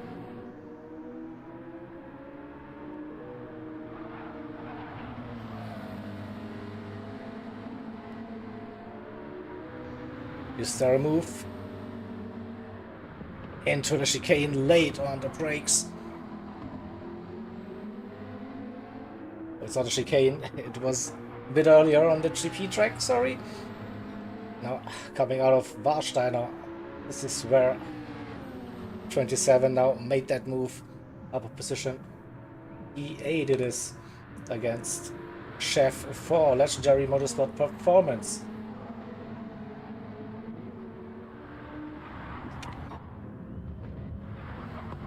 And Dude keeping that gap stable at 10 seconds to Super in P2.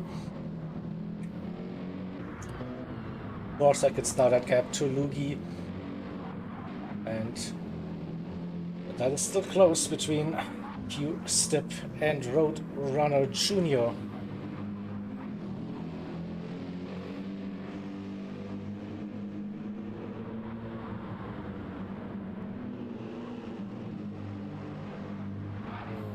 Yeah, Mr. T's not letting me start it.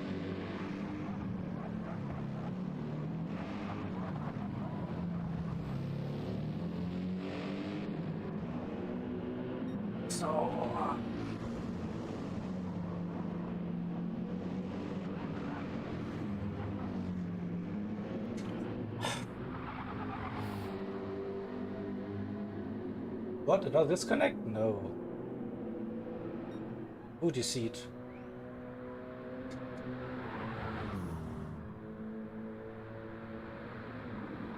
Still 10 cars in it.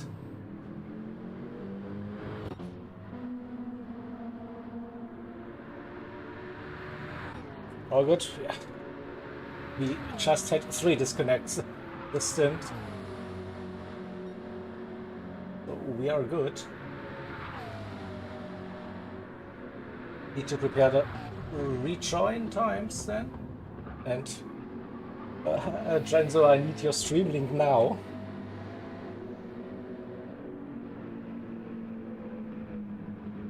I'm making a room. I found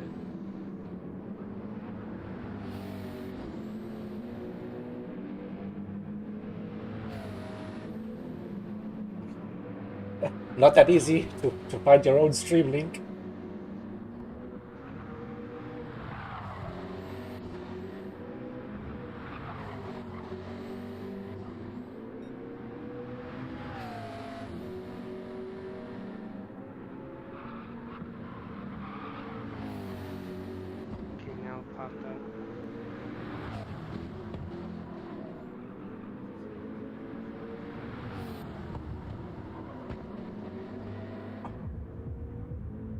We're getting closer to the final lap of the number 6.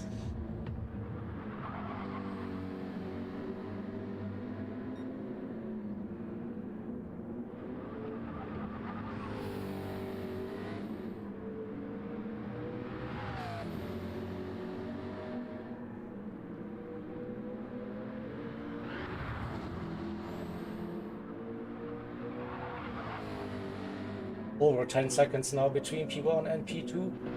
3.5 to Lugi in P3. 56 versus number 1. Still a very, very close one. 2/3 that gap.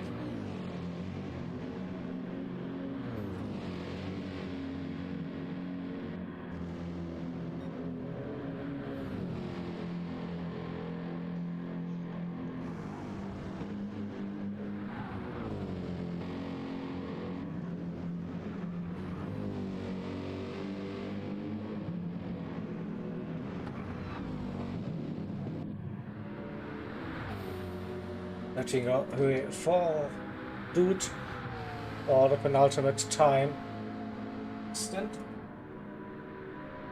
I just sent you the link. Cheers. So integrate that. Just need my other admin stuff. I think we're good now. Let's do 2. 6 car.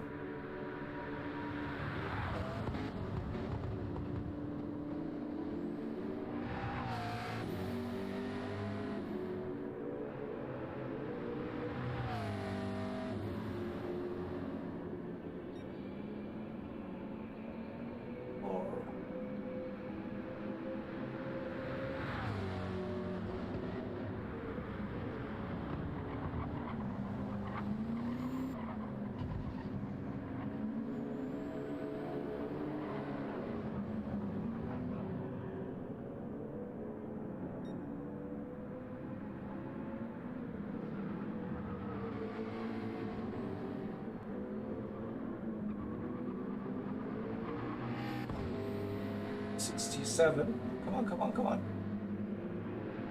Hurry, hurry.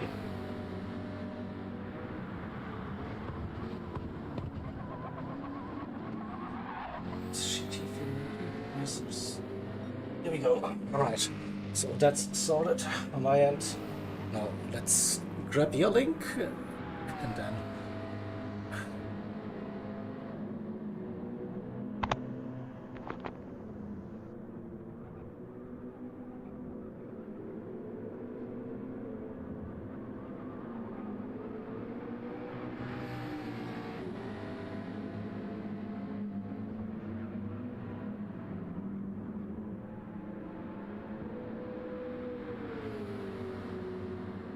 on that final lap of the stint now. And looks like Roadrunner got past Q-Stip again. That's still not over. Still not over.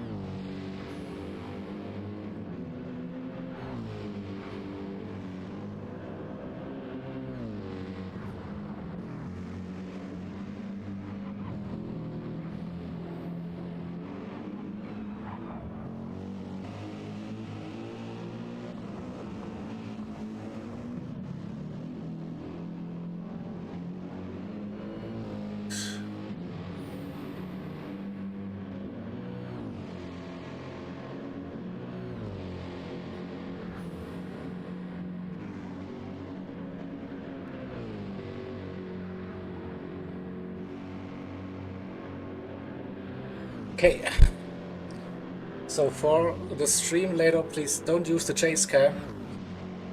Stay on the TV camera if possible.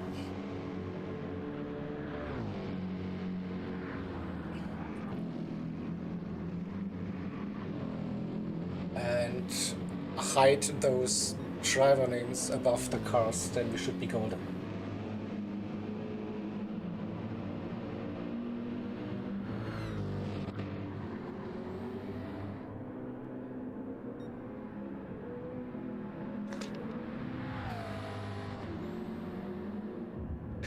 So a little mistake here, just 7.2 now, the gap between P1 and P2.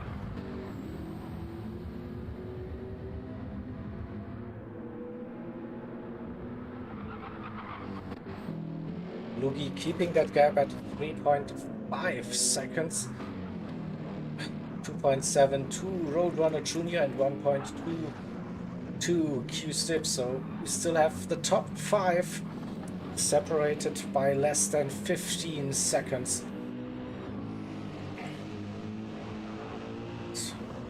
Everyone is pushing now.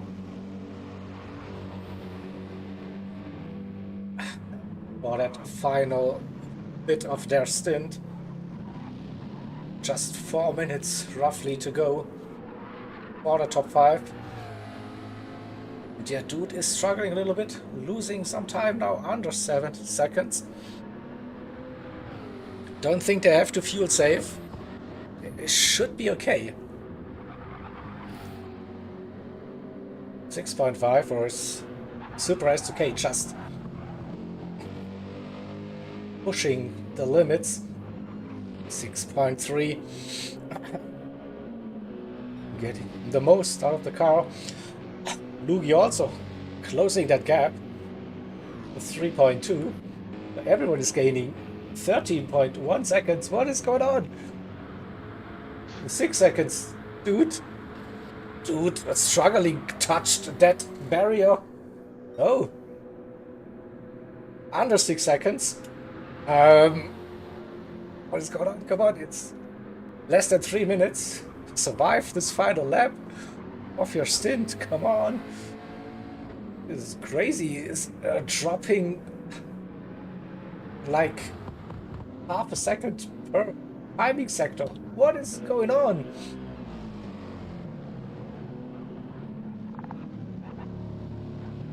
I have really no clue. But yeah, 12 seconds separating the top 5 now. Yeah, doing a manual safety car or what? No, it's still going quite fast, but I'm a bit confused. Maybe now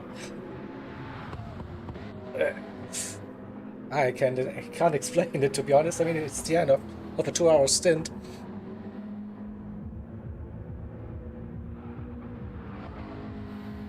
So I think he survived most of it now. 1.5 minutes. Stabilized that gap now, 5.3, but still a massive drop, like 4 or 5 seconds maybe on that final lap. And yeah, 11 seconds, P1 to P5. Well, this could get very spicy for the next stint. Close gaps between the top 5. So last time coming out of Schwalbenschwanz, seems like dude has found the rhythm again. Just one more time, the double right at Geigenkopf. Yeah, made that safely through. Lost a little bit, 5 seconds now between.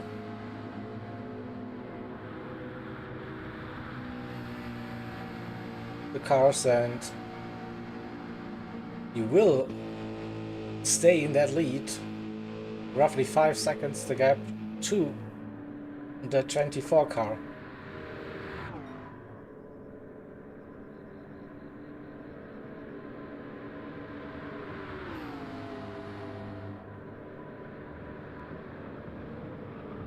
I'll do this. Then dude heading into the pits to complete the driver swap. Super S2K just behind. Oh, little slide coming out of the chicane. Closely behind in P2, Roadrunner Junior. What happened to Lugi? Lugi with a massive mistake. Run out of fuel, maybe nearly P5 it is. Alright, so we go to the driver swap screen then.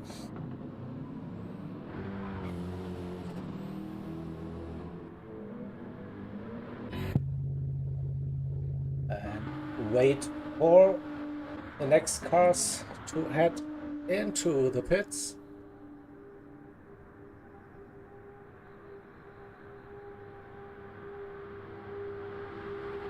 So we are live then in the small window for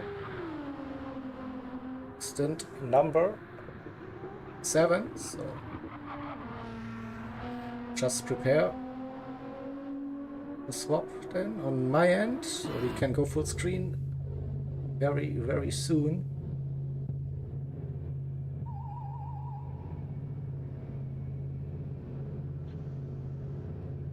So Christina is in 27 now on that back straight, and also LMP in P9. So once they pit, we go full screen, and then the stage is yours, Trenzo, for stint number 7. Yes, thank you. Let's see here. So we got Rodrigo up in first place, 7-second gap. Maddie in the M6 with Sikkim in the Mercedes, Philo in the AMG, 3 seconds back, Speed Hunter, 3.5 seconds behind Philo, Atinen, 14 seconds behind Speed Hunter, Biasi,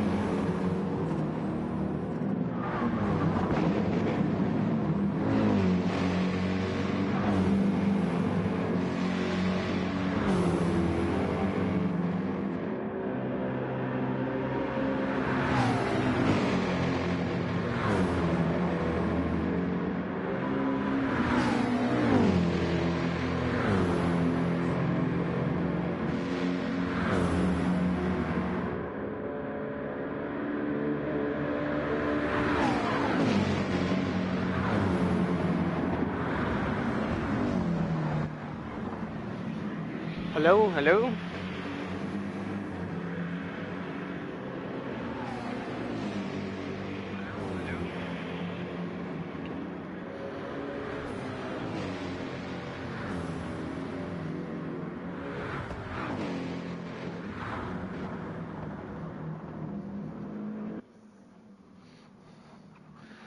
Alright, now it's working. Okay. Looks like we got Sikkim passing Rodrigo now.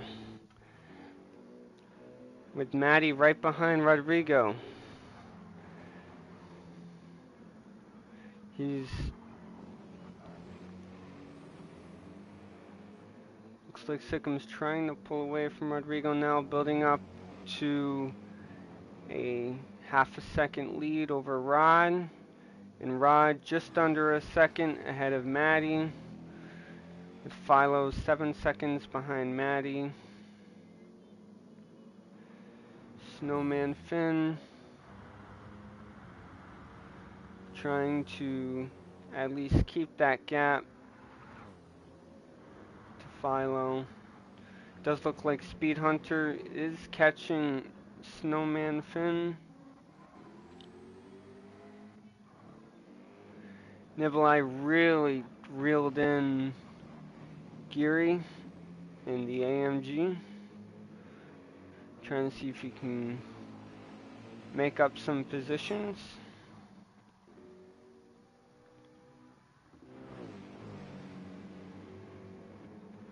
Looks like we got... That is Geary right in front of...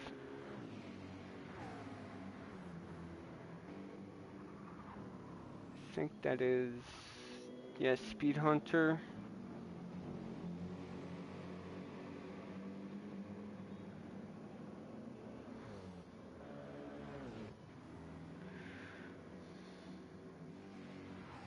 Looks like Maddie's still holding on to the draft of Rodrigo, while Sikkim is starting to build a gap over Rodriguez.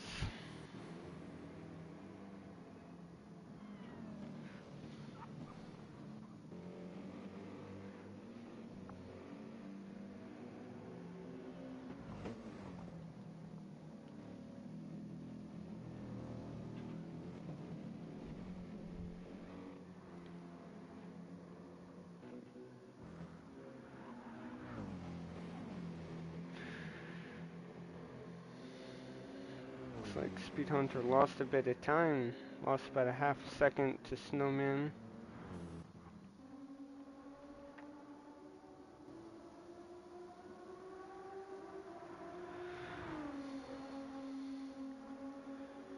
G-Knock on his quickest lap of the stint so far. So far he's got an 8:09. Nebelard just passed Gearing. And it looks like he's about to pass. Let's see who that is. That is Speed Hunter, actually. So he's trying to get his lap back from him. And it looks like...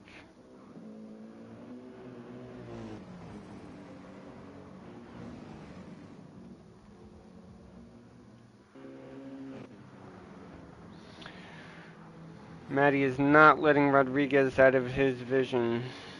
He is still right on him. Trying to see if he can overtake him. While Sikkim has now pulled away with a 2.5 second lead. That way he doesn't have anybody drafting off of him. No one on his neck. Philo still has a 7-second gap behind Maddie.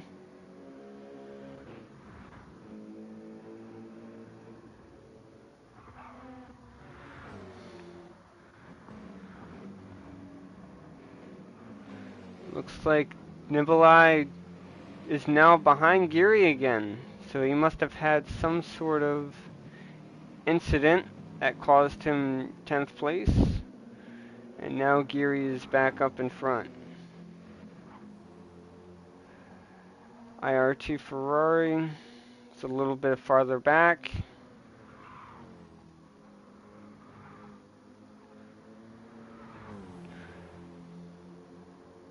Looks like he's making up some time. He's going pretty quick.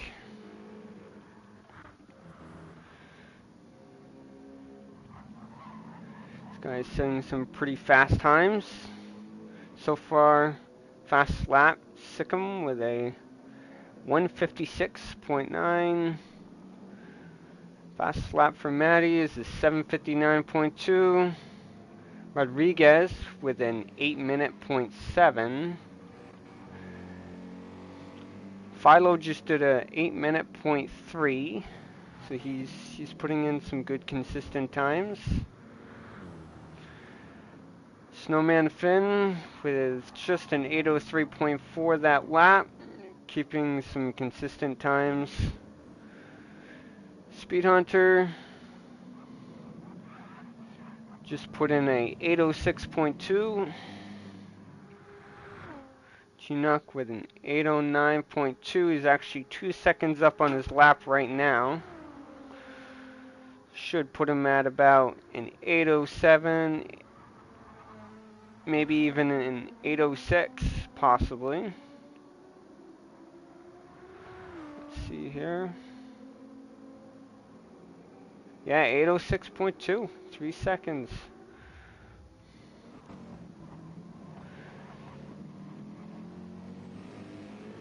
Nikolai is now still behind Geary now.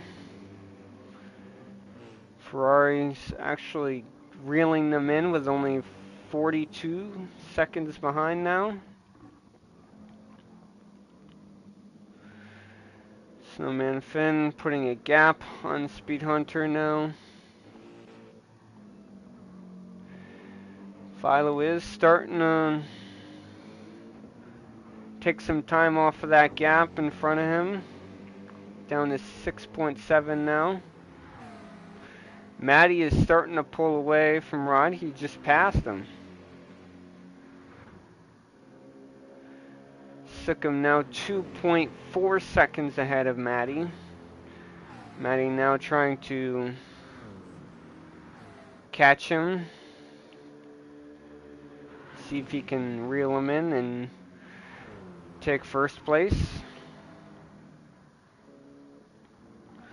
Philo continuing to create a gap onto Snowman Finn.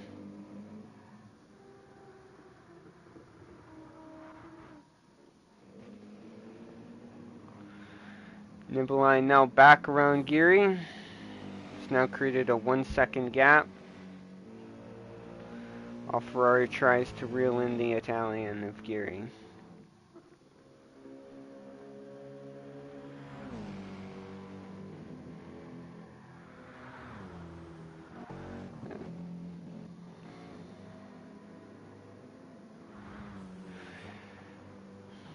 Looks like Matty just continues to put a gap in between him and Rod now, as he's got a 1.5 second cushion.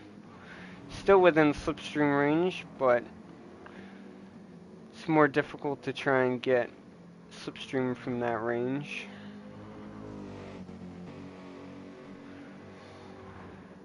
Looks like this gap between Sikkim and Matty is still stabilized with a 2.5 second lead.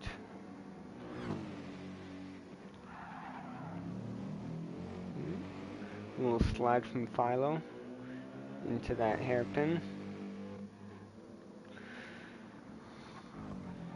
Speed Hunter looks like he's starting to get some rhythm going. See if he can eat into that gap on Snowman.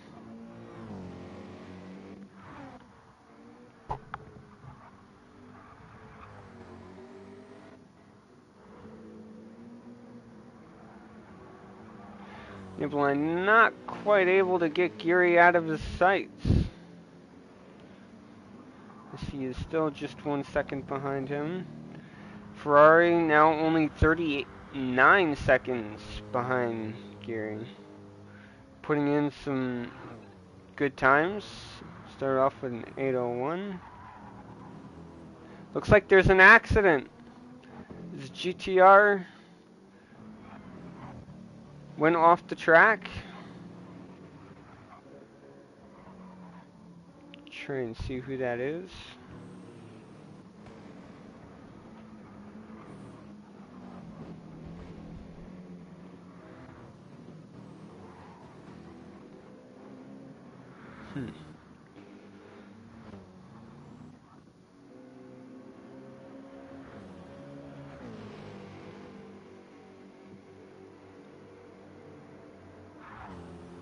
Doesn't seem like it affected too much.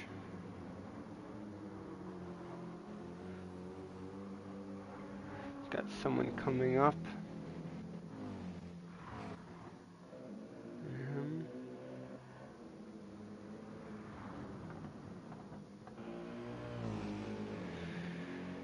Speed Hunter now only 6.4 seconds behind Snowman.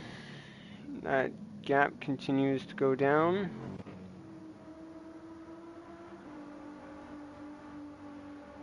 Chinook now 52 seconds behind Speed Hunter.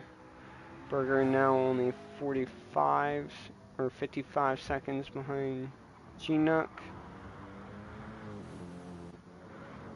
It's like Nebulai eating into the gap onto GTX. Finally able to create some distance between him and Geary, as now there's a 2.1 second gap.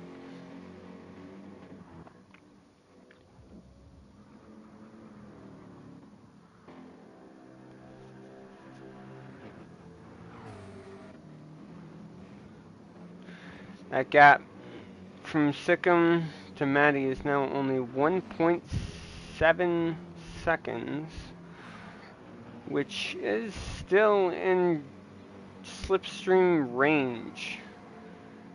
So let's see what he could do. Doesn't look like he's trying to get any sort of draft from Sikkim.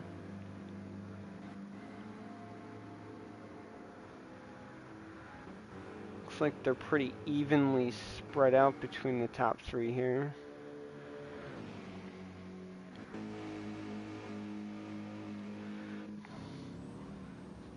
Snowman Finn 31 seconds behind Philo.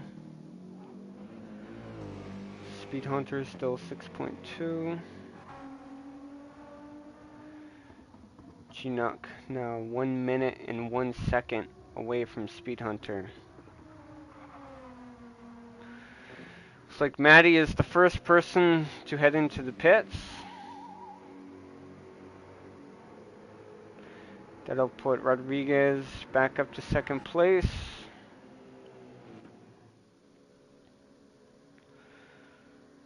I don't think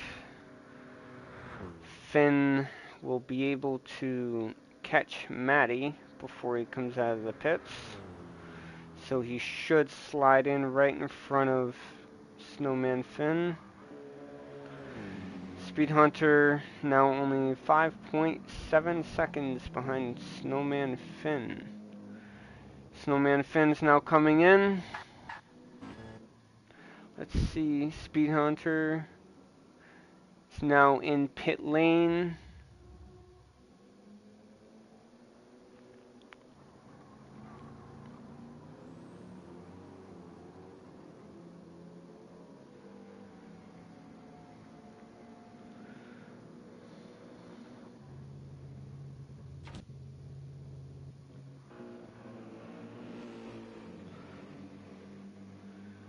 Okay.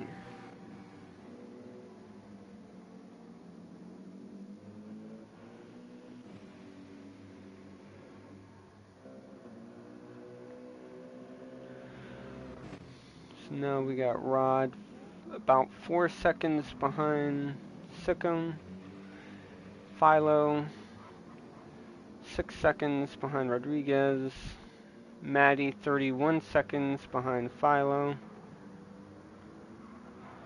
Finn 38 seconds behind Maddie. Speed Hunter just under 3 seconds behind Finn. Ginook is now in pit lane. We'll see if Berger follows in behind him.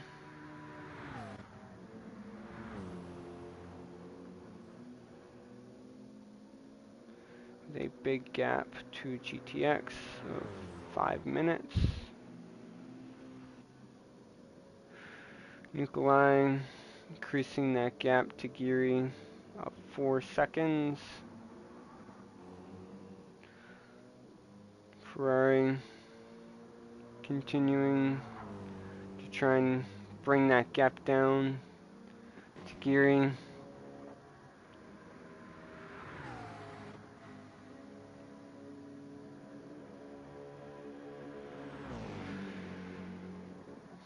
Looks like top 3 has been quite consistent. All right around the same times.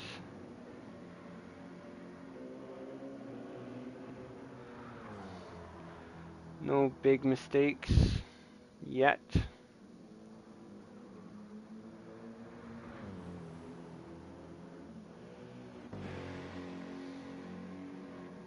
Looks like now Speed Hunter is only 2.8 seconds behind Snowman Finn. Looking to try and bring that gap down, to try and take over that 5th position.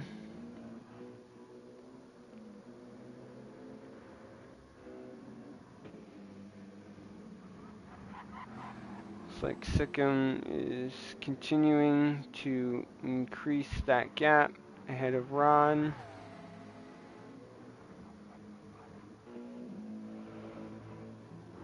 Matty working his way, trying to get closer to Philo.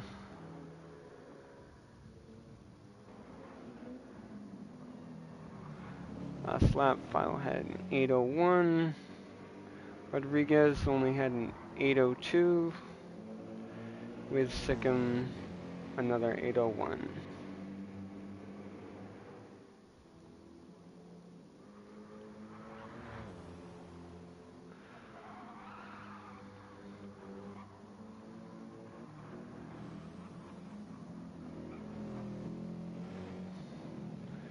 That gap just keeps getting closer and closer between Speed Hunter and Snowman.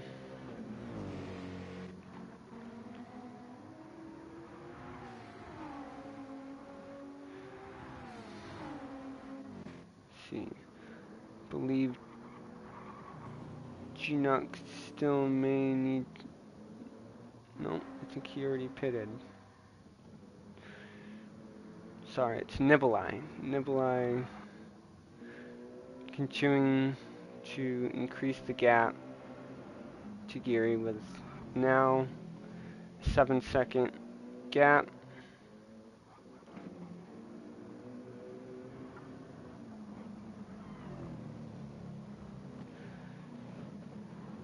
Sikkim maintaining that gap in front of Rod. With Philo closing in.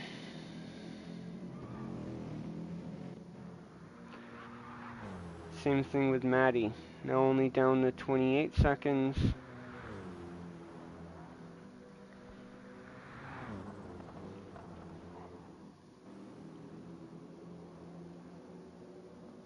Oh, something must have happened to Speed Hunter, because now he is 12 seconds behind Snowman Finn.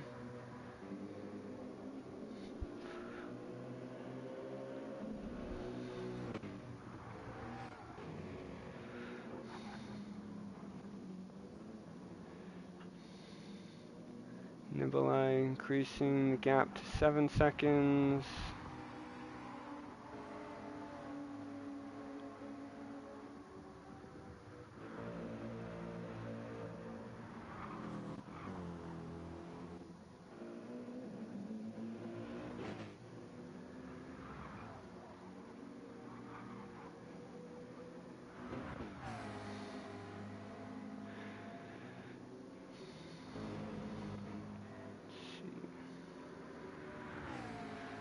Doesn't look like Rod will be setting a personal record on this lap.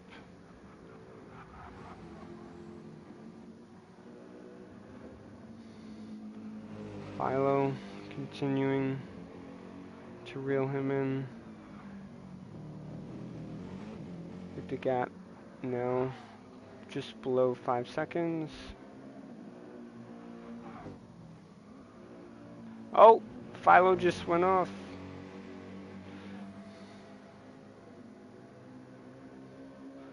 Hopefully he'll be able to, he'll have clean tires at the end of the straightaway.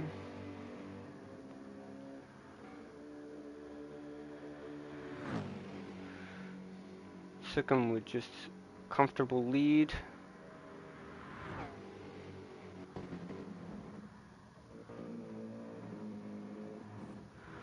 We have GTX very slow on the track.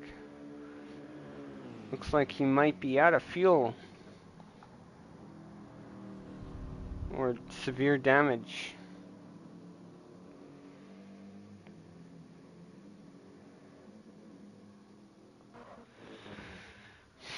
So we have our 3 podium positions in pit lane.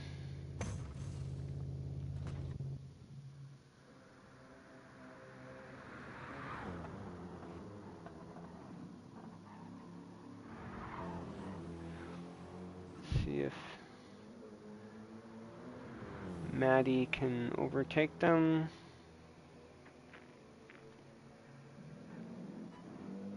Oh, Sikkim comes right out of pit lane, right next to Maddie.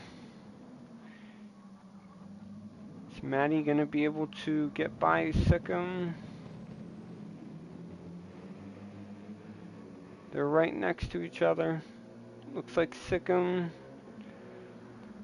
for now, has the lead still.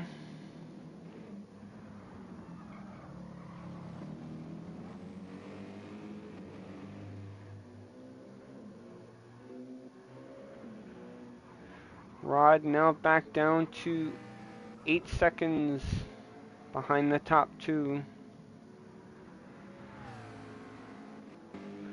Philo's still 6 seconds behind.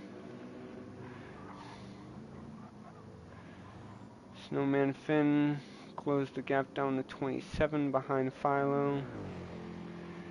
Speed Hunter still 12 seconds behind Snowman Finn.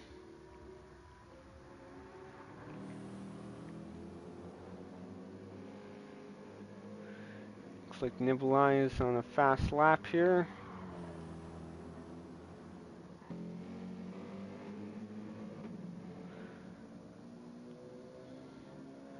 Geary not so much.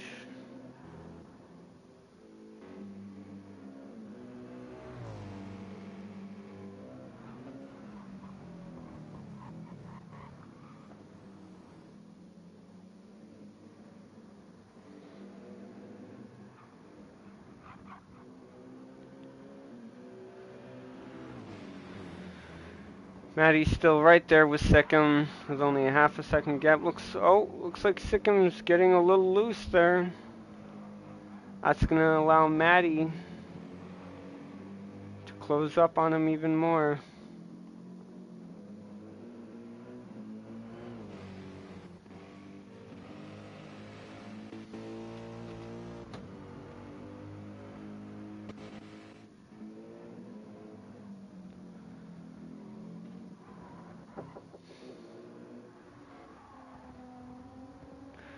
Looks like G-Nuck closing in on Berger. There's only a 2-second gap in between them.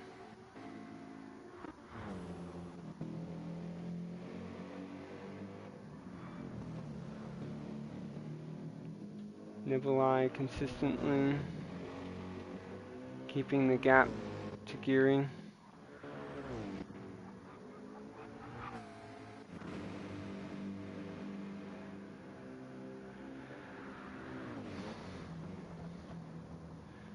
Maddie's still there. Still applying that pressure to Sikkim.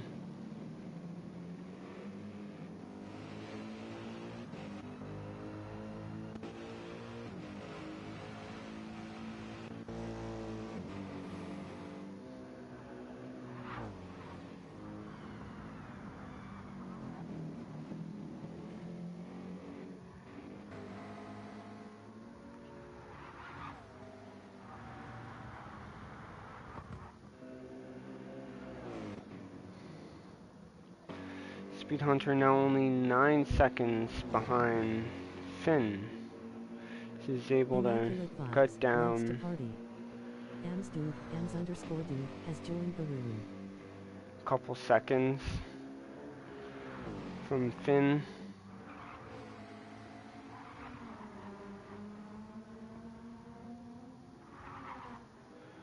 Berger now seems to be pulling away from G-Nuck. Ams_du has left the room.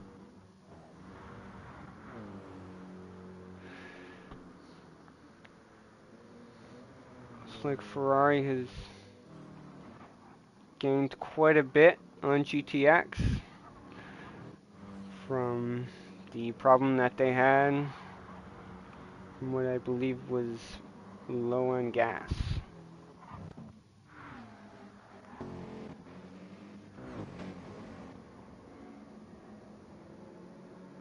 Rodriguez still 9 seconds behind the top two.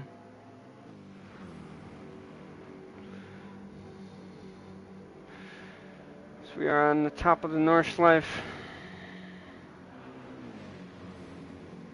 Matty just hoping for Sikkim to make some sort of mistake so he can capitalize on him and take over the lead.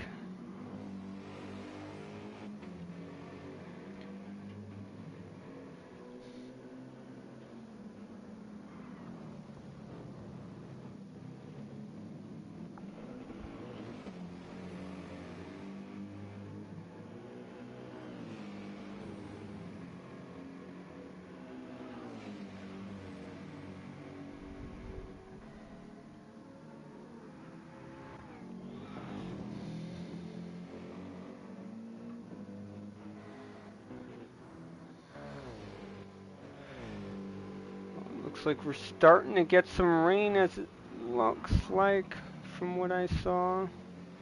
Yes, there is some raindrops coming down.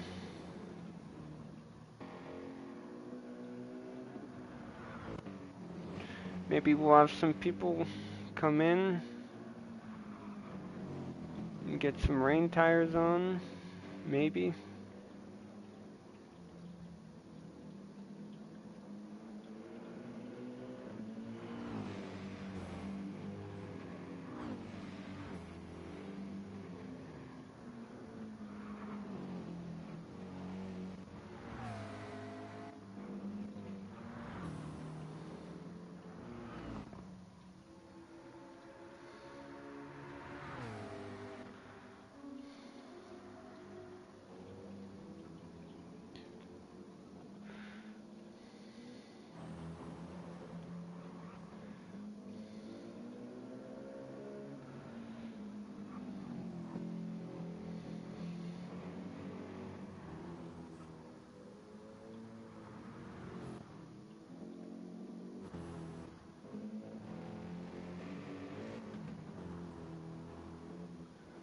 See.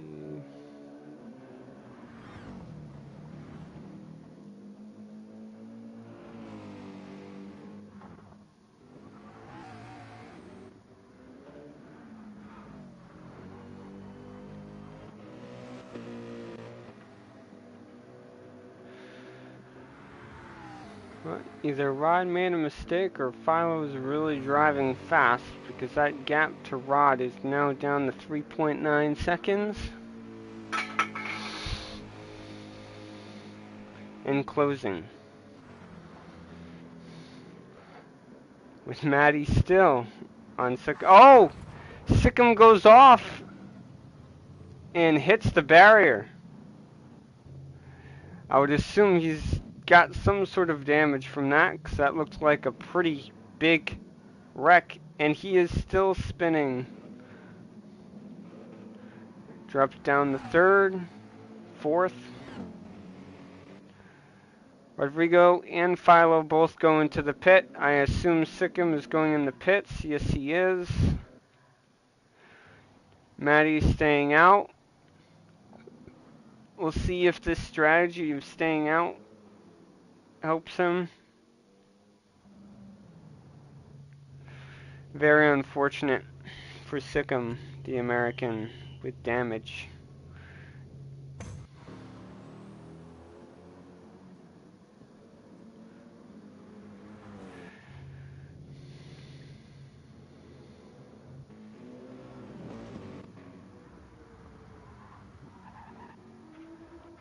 Nikolai and GTX and Geary also in pit lane, getting their new tires and fuel. Ferrari Pro now coming towards the pits. We'll see if he hops in to get new tires, and he will as well.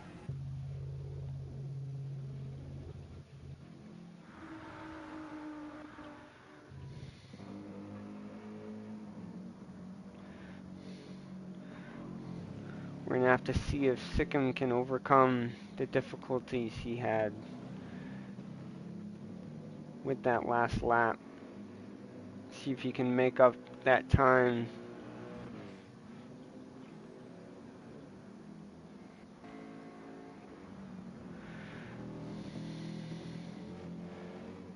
Looks like Maddie is paying the price of staying on the softs while everyone else went in to get intermediate tires.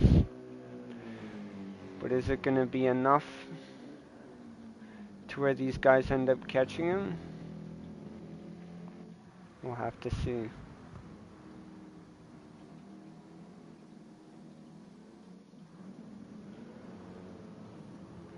Doesn't look like Snowman Finn ended up pitting either. So now he's out there struggling on the softs, as Rod was just easily able to pass him and pull. Oh, that was not Rod.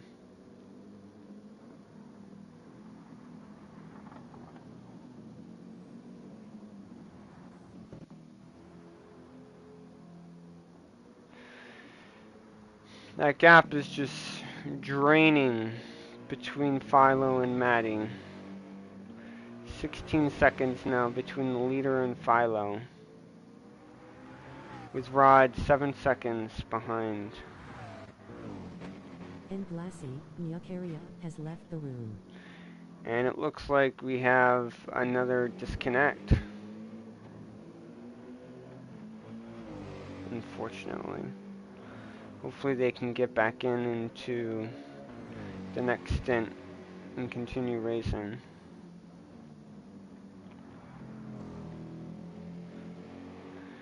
Interestingly enough, Geary was able to pull near in quite a bit in the pits.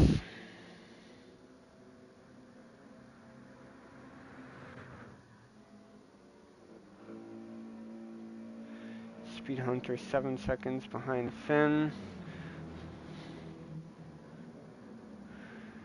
Sikkim just passing Finn.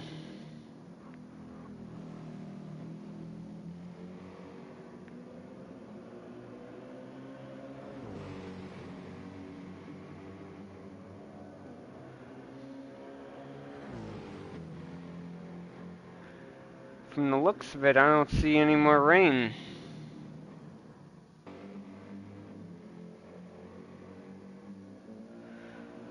Yeah, now that the rain isn't coming down anymore, Maddie is now pulling that gap again, up to 9 seconds now. This may have not been a good call by Philo and Rodrigo.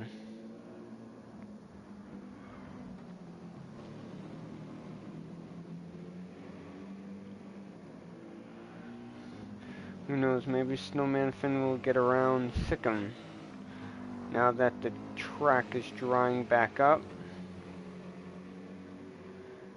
Already looks like it's dried all the way up.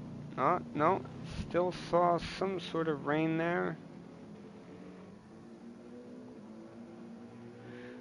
I don't think it's enough rain though. Yeah, that gap just keeps increasing now. Now up to just about 10 seconds between Maddie and Philo.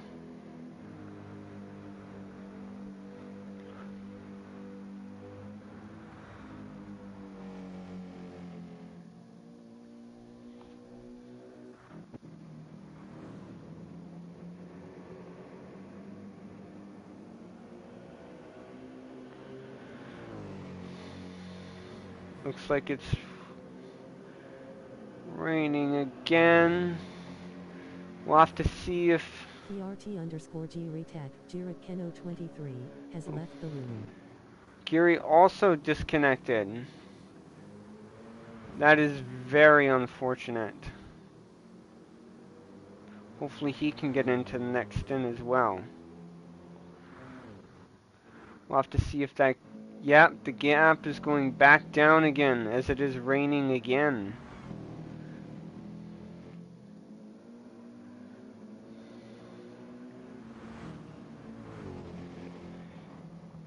He's just going to be able to drive right around him. And just like that, Philo is back in the lead.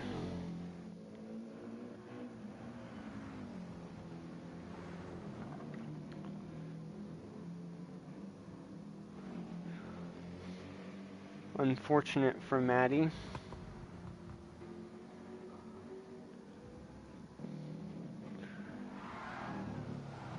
Oh! Sikkim goes off again. Hopefully he didn't get any damage. It didn't look like that hard of a hit, but I could be wrong. There could be some damage there. Speed Hunter is there now as he passed Snowman Finn, and he's making a charge towards Sikkim.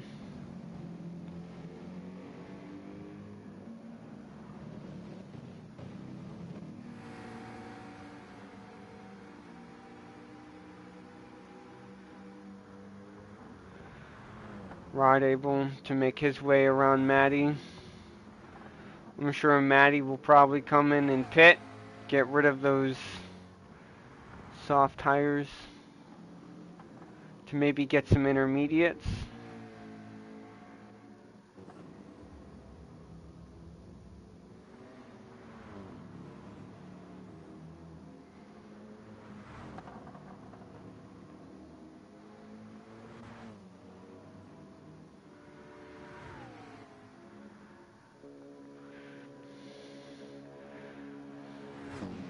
Got Philo coming up into the last sector. 12 seconds ahead of Rod. Rod continuing to pull away from Maddie with a 4-second gap.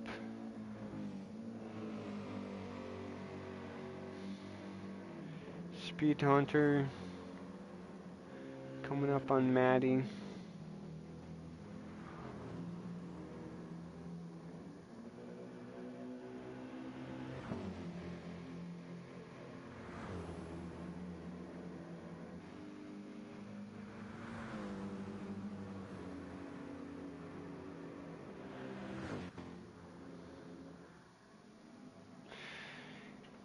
Indeed, Maddie flies into pit lane. I'm sure he'll probably stick some intermediate tires on there.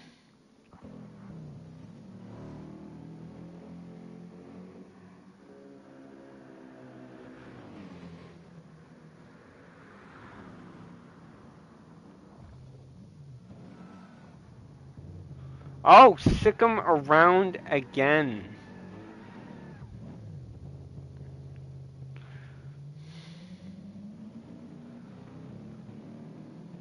Hopefully he didn't get any damage. I'm guessing he probably did. Well, he was on the softs as well.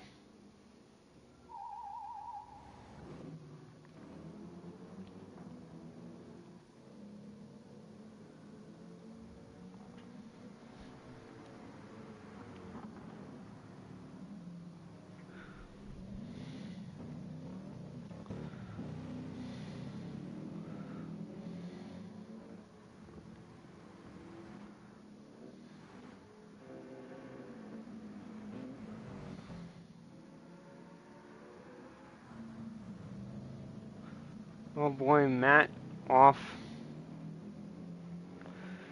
Allowed Speed Hunter up into third.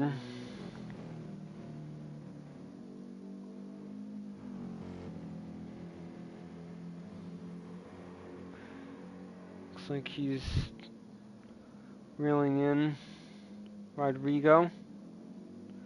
You could just see that gap just deplenish quite quickly.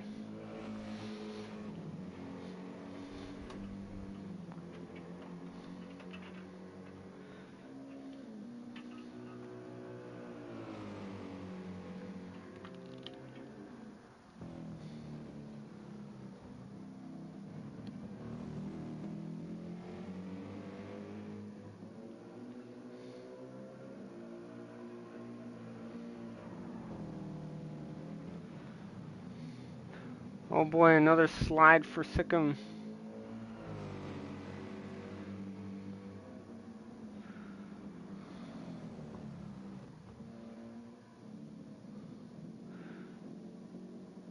Looks like he's struggling.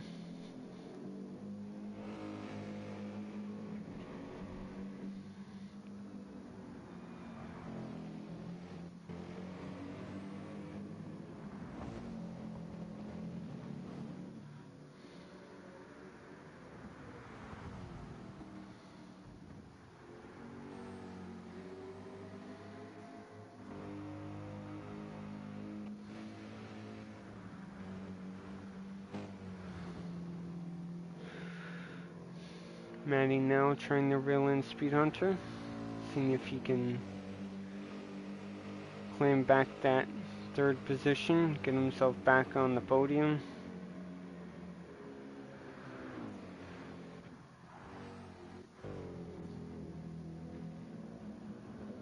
Philo still has that 12-second gap.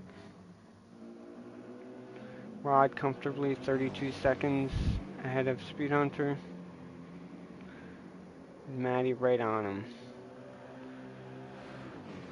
Just under a half a second.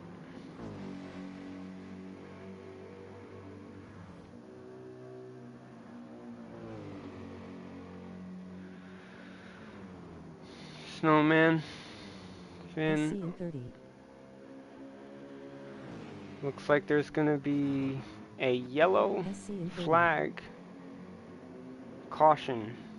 Safety car is coming out. SC in 30.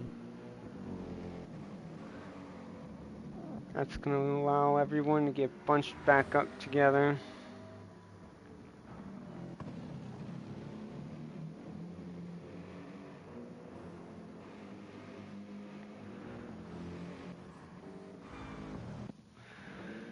So any gap that anybody has will go away now.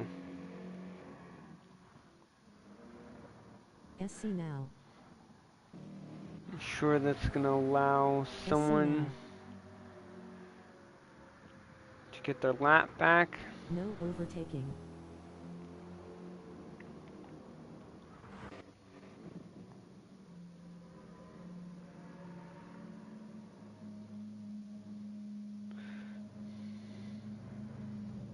Leader slow down.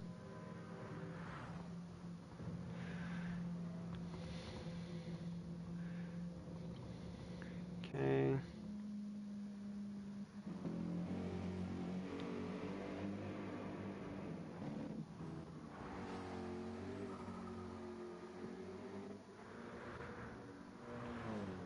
Take a guess these guys are gonna get a wave around. From my understanding.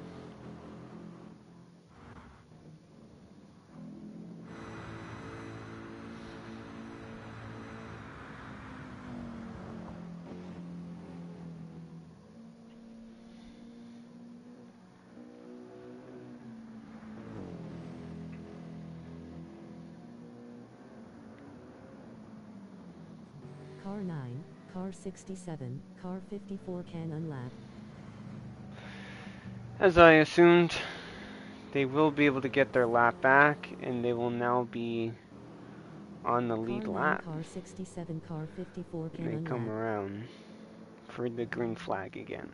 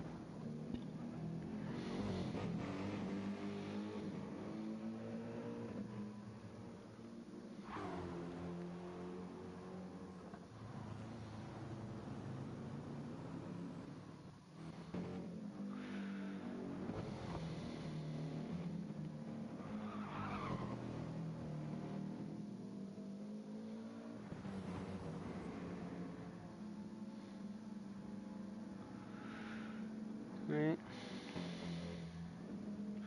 Top 4 are all together. Sikkim is on his way. Car 67 and car 54 can unlap.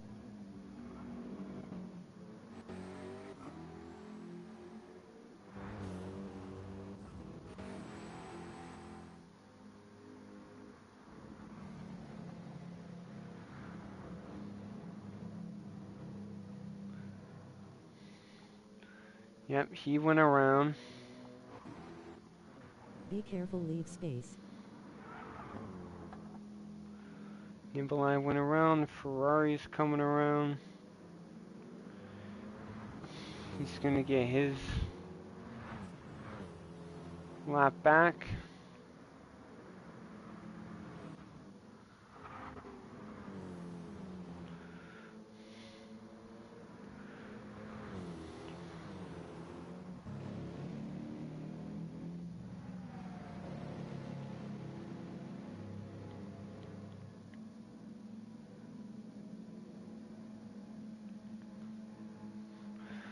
Looks like some of the track is still wet.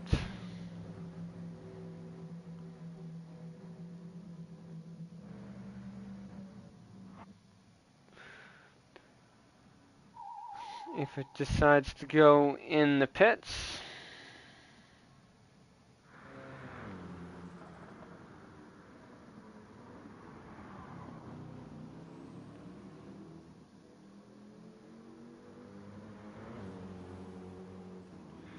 Nebula decides to stay out.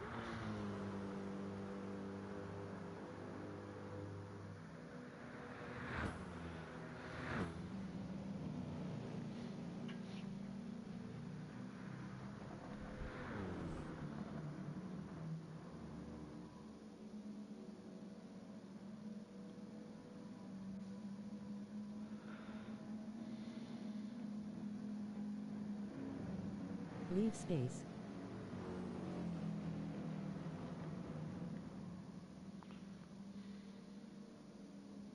For car 54.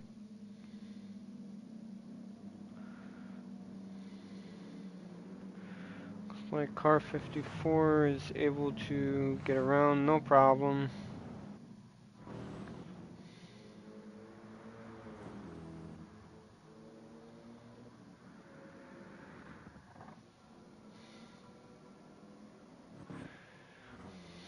Everybody's going in.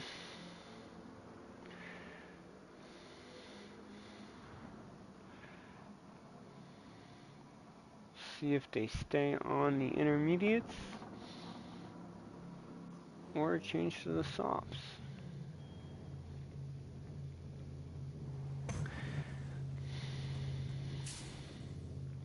It's going to be a big help for Sikkim, as he was having USC. a lot of problems with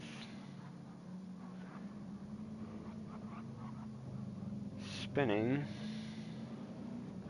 That's going to bring them back into the picture.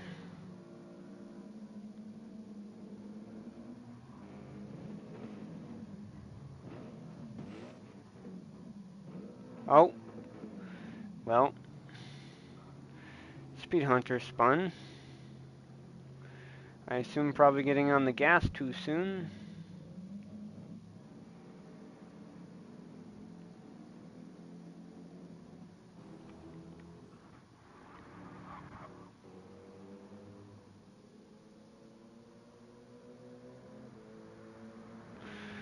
Hopefully these guys can get around the track fast Restart enough at zone to... 2.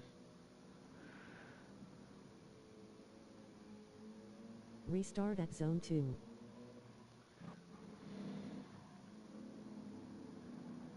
Restart at zone 2.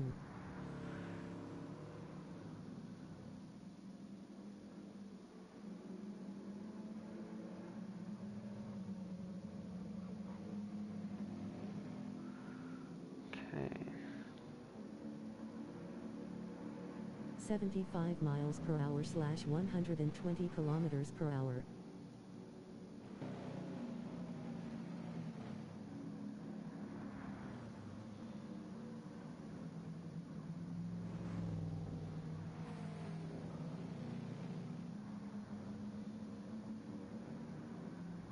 One second gaps.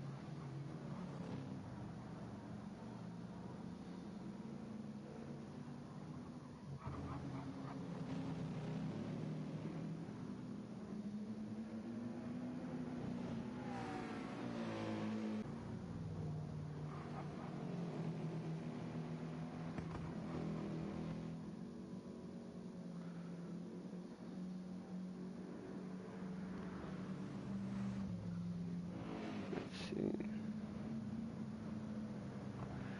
Looks like there was some sort of network error with Jagger.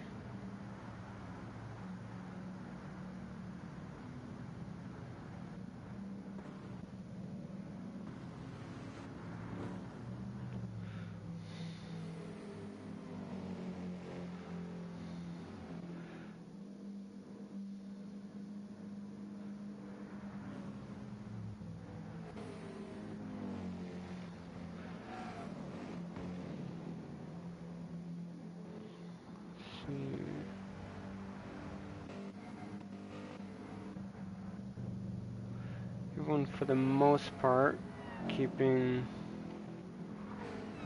that 1 second gap.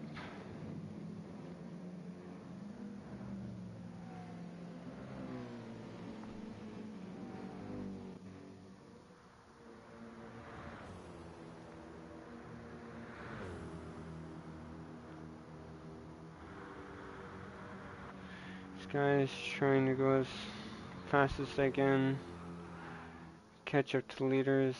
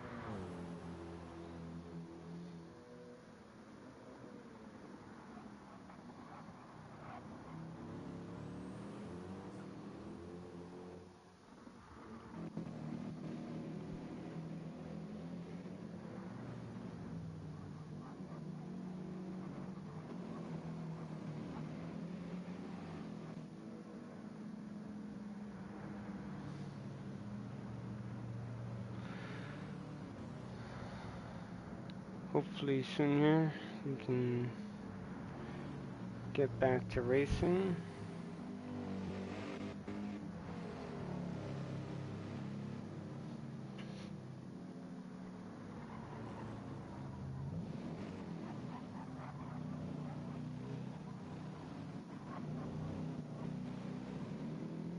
One sec gaps.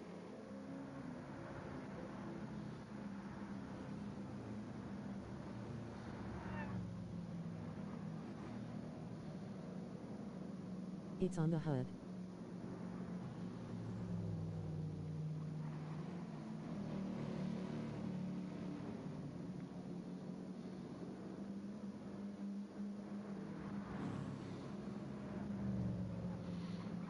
Now it looks like everyone's understanding the 1 second gap.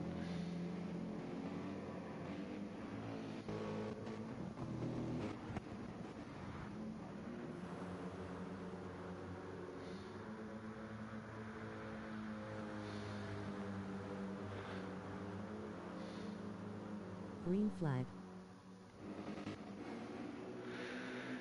Here they go.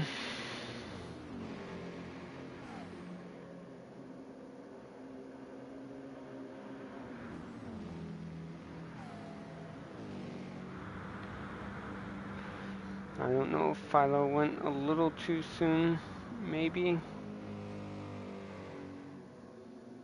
But that gap is now down to 0.8 of a second now.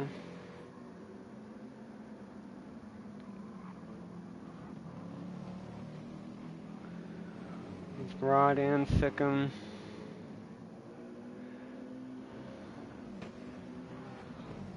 Trying to get to them.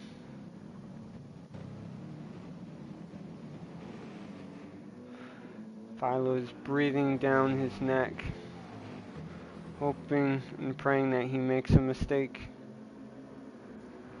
so he could get around him and take that first position.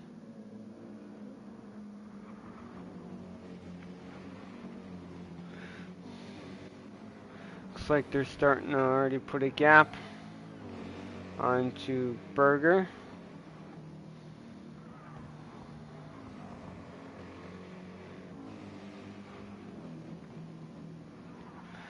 Speed Hunter right behind him with a 1 second gap.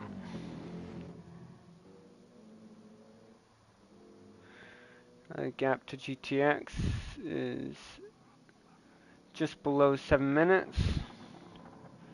With Nebulae 25 seconds behind. Ferrari in the pits for some reason. Maybe he got some sort of damage or needed tires or gas.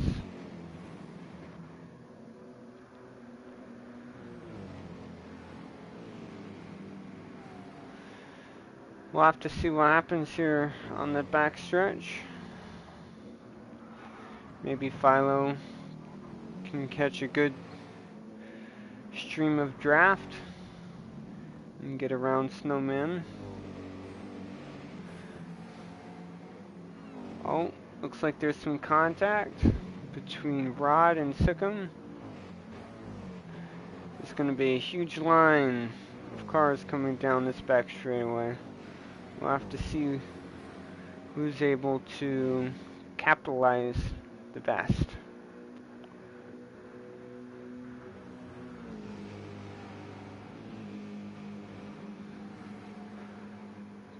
Philo not really getting as big of a run as I thought he would.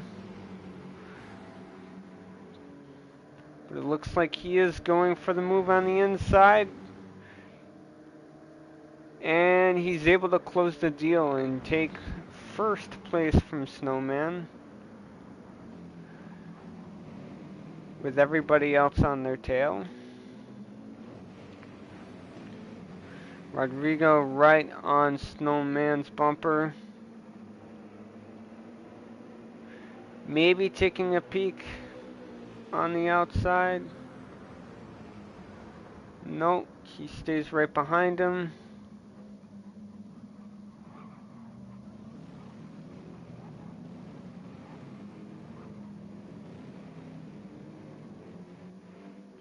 Berger caught right back up. It's back with the pack.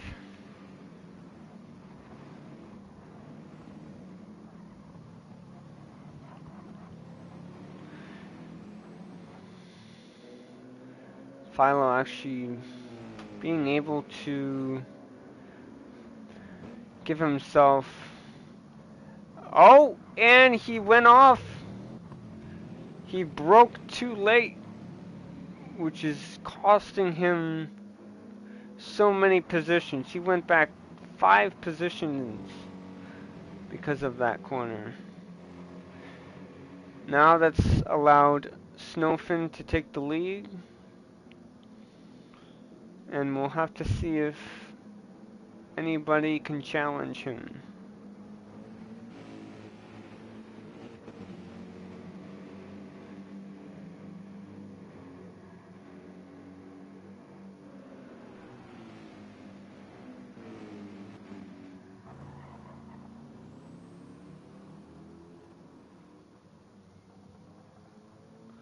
Looks like Nebula might be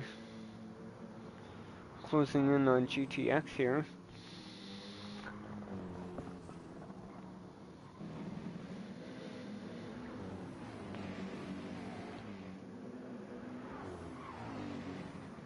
Oh, and that is Sikkim.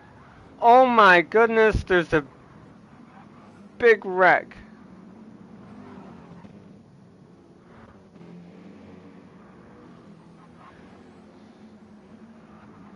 Somehow, they were able to just keep going.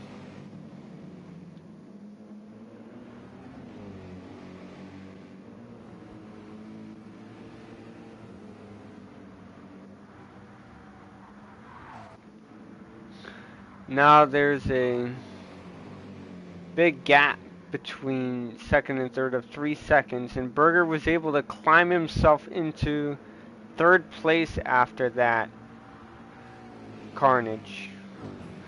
But it's not going to take Philo that long to try and make a move on him, as he's right on his bumper.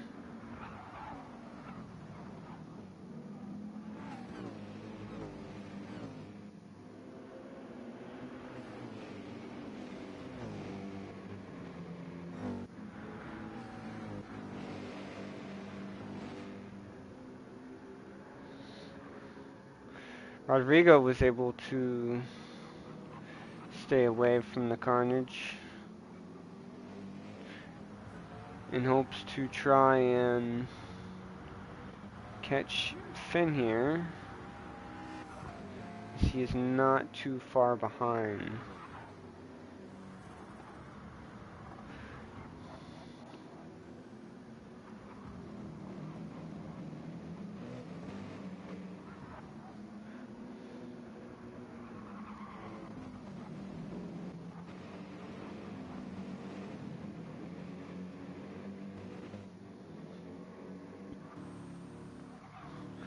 Nibline now only a second and a half behind GTX. So I expect him to be able to get around him at any moment.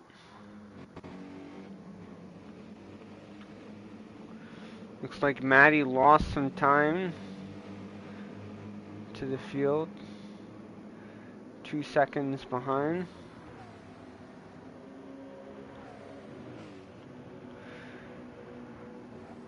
Berger's reeling in the top 2. Gap depleting down to 2.2 seconds.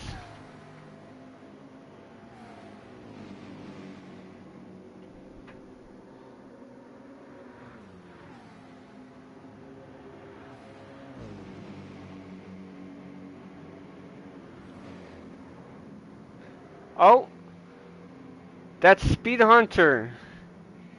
He now crashed into the wall. So that was 2 cars in the beginning of the lap. Then you have the third one there with Speed Hunter spinning out on the straightaway. We'll have to see if that is considered a caution. Looks like we got an apology from Sikkim. So it looked like something may have happened between those two. Yep, a safety car is going to come back out. Everyone's going to bunch up together. And maybe these two might be able, or these 3 may be able to catch right back up into the group and get their chance at victory here.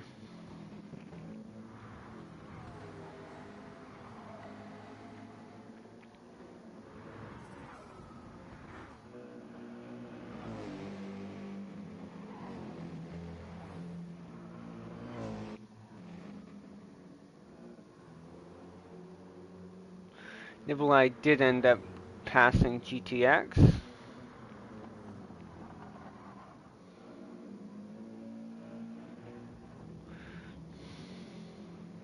This should be a pretty crazy restart, as I assume all 10 cars will be together, possibly. Safety cars now coming out. No overtaking.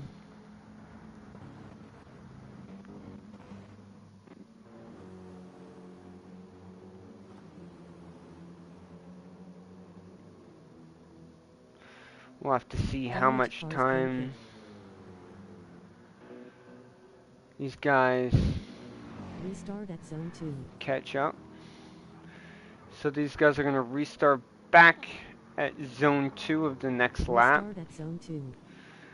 That means they will start on the top, the first long straightaway.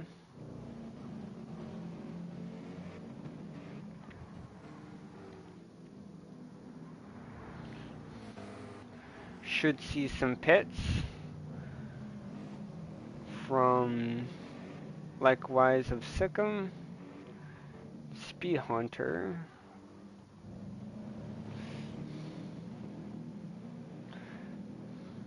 I don't think anybody else will be thinking about pitting.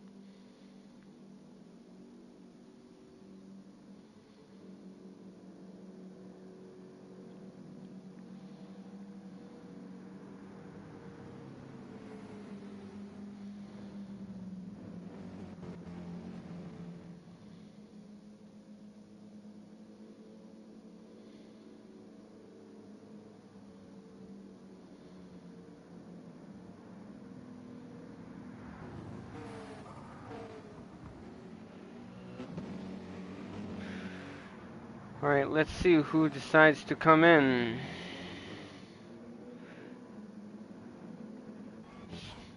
Wow. It looks like everybody is coming in except for Snowman Finn. We'll have to see if that is a mistake or not.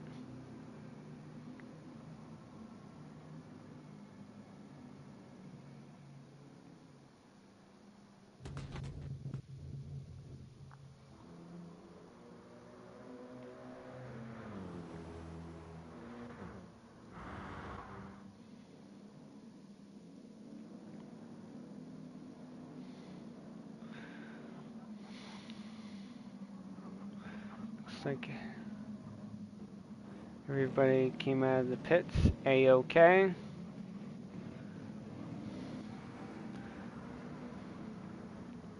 Doesn't look like any wrecks happen.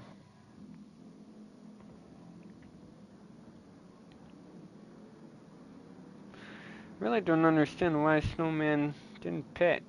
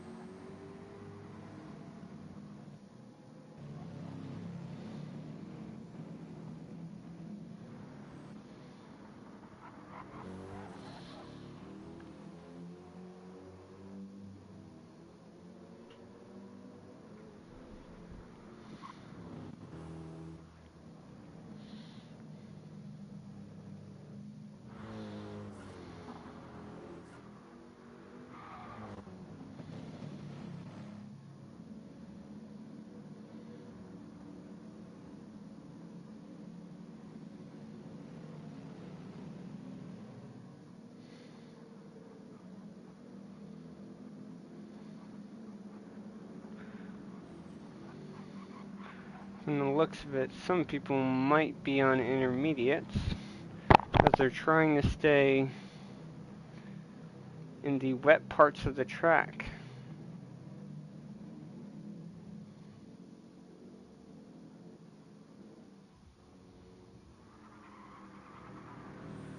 These guys are just trying to make up as much time as they possibly can, while everybody else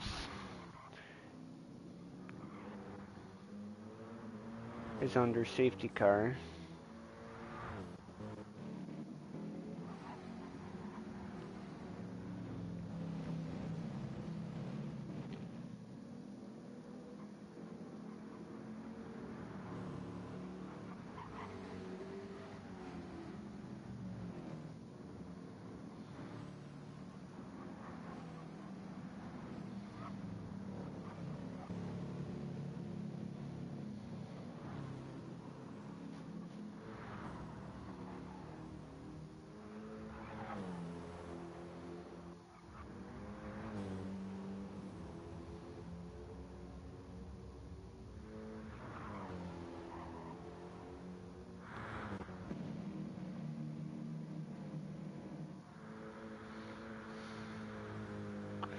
We'll have to see if these guys end up pitting or not.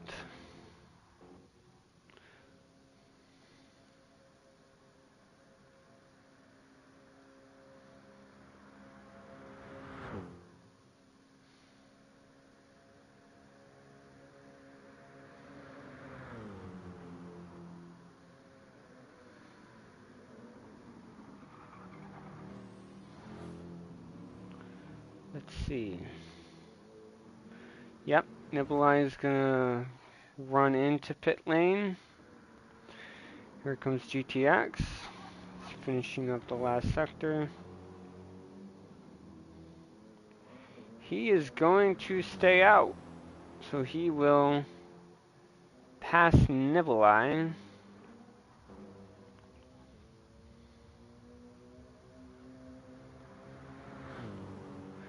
From the looks of it, it doesn't look like everyone is going to be able to make up as much time as they need to essentially get back in the fight just yet. There should still be some sort of big gap between 7th and 8th.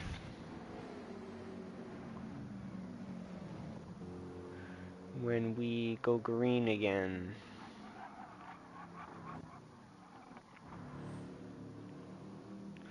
Let's see. Ferrari, is he gonna dip into the pits? No, he's gonna stay out.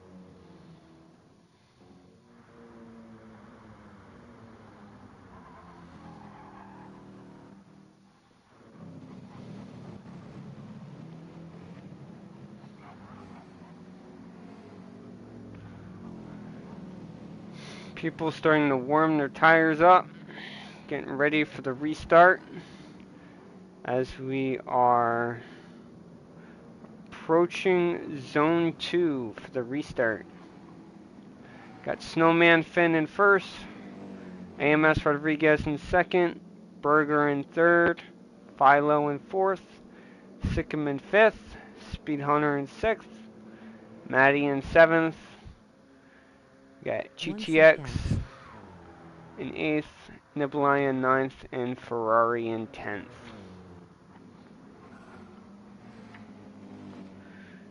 Should be starting any second now. Green flag. And there they go. Looks like... Oh!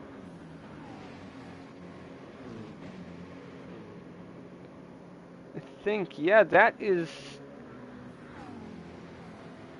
Philo right on Rodrigo.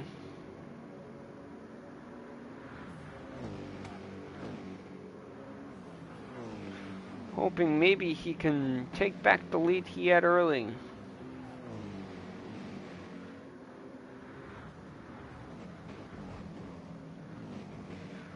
Sikkim also looking to pounce.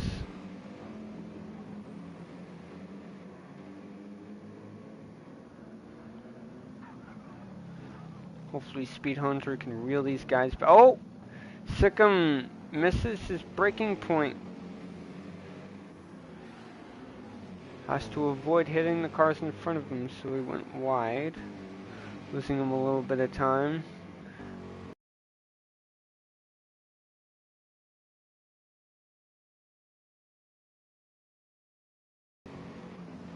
Berger gets back around Philo. We got the two McLarens back into the podium position, which is allowing Finn to create a gap here.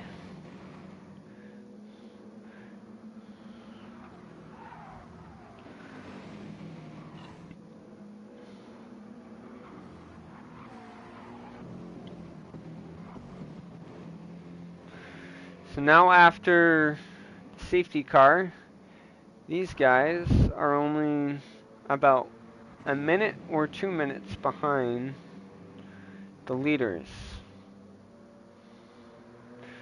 All they're hoping for now is another caution so they can be right with everybody. Looks like we got a good battle here for 6th place. Oh! Speed Hunter goes wide. That's going to give him some dirty tires, which may allow Matt to make a move up here, possibly.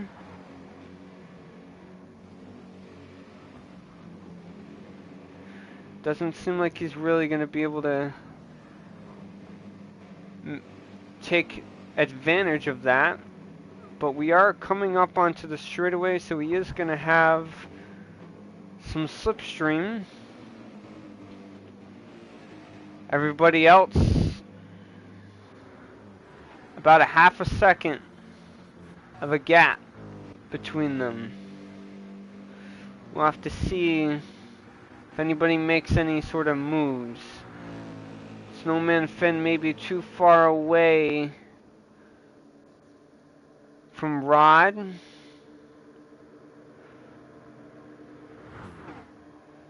Berger right on Rod's bumper, pushing him.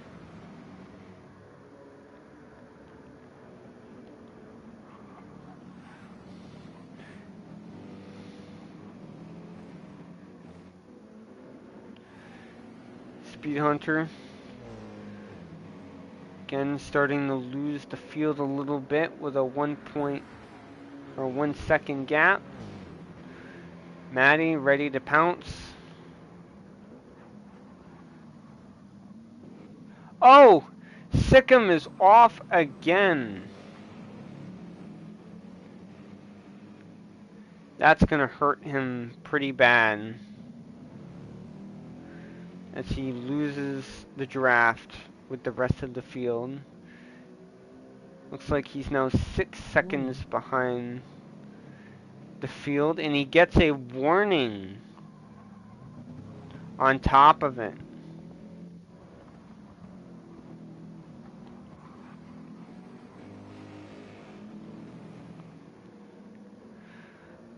Looks like Rod looking very feisty here, trying to find some sort of way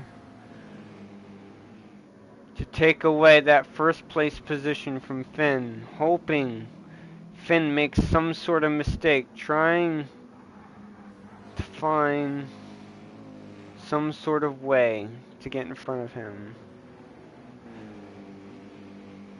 Philo trying to make his way back in front of Berger, and he does. Berger gives him the position. Philo back up to third place. Berger thinks maybe Philo can lead him up there.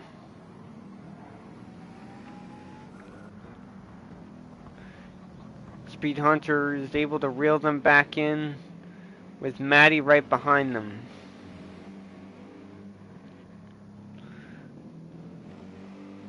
Hopefully Sikkim can make up some of the time that he lost.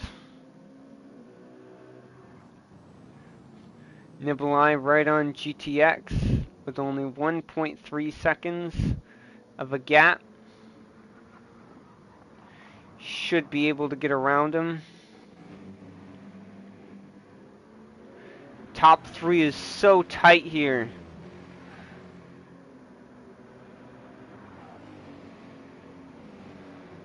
Well, it looks like Rod might be trying to go around. Nope, not quite able to do it. There he goes, trying to make a move on the inside. Nope, pulling back in.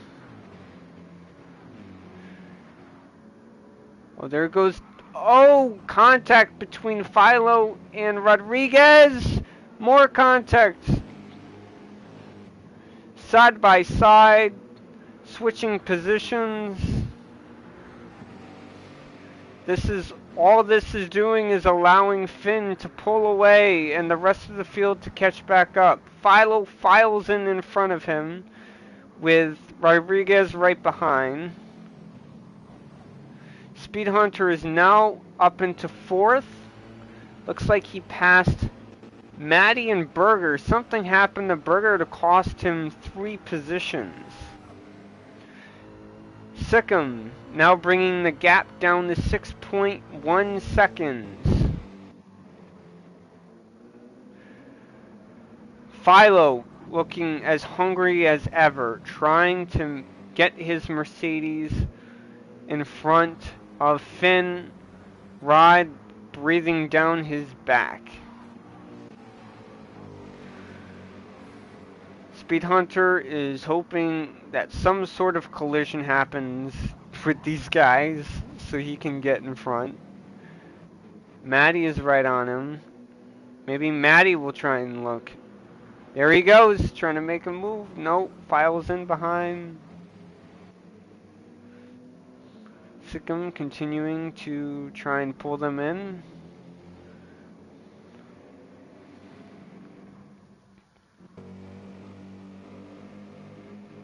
Just under 5 or 6 seconds now is Sikkim.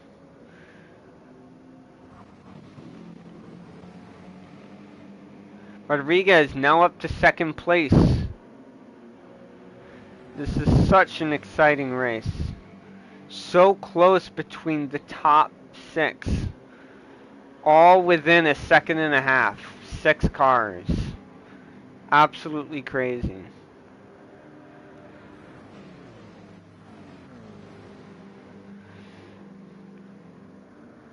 Philo, I think, tried making a move there, but didn't really get enough of a run.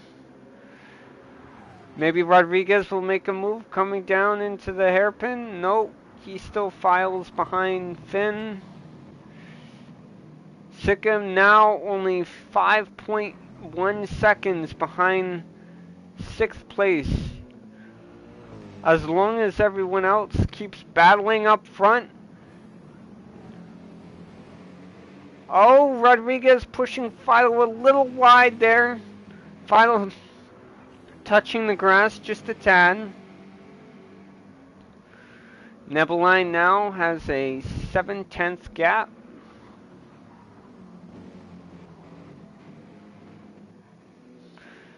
Sikkim on a run of his life. 4 seconds behind the front pack.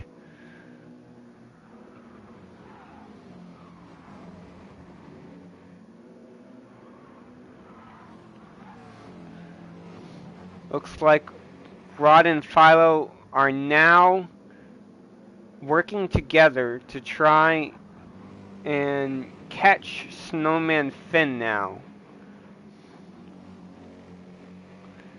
There he is. There is Sikkim in the picture. He can see the front runners in his POV.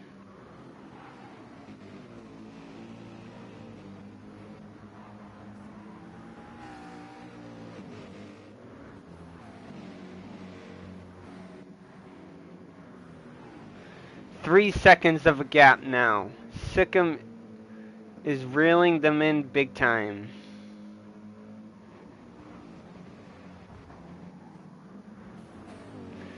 It looks like everyone is kind of calmed down now.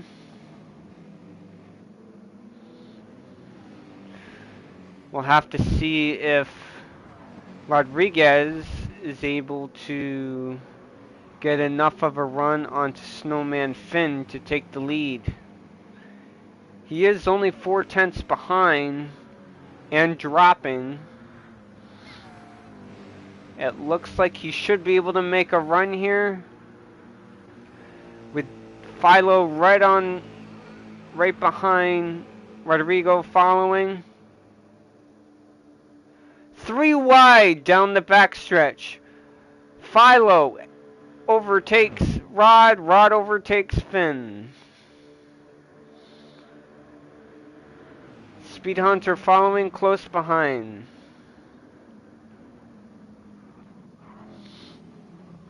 Sikkim now 2.5 seconds behind the leaders.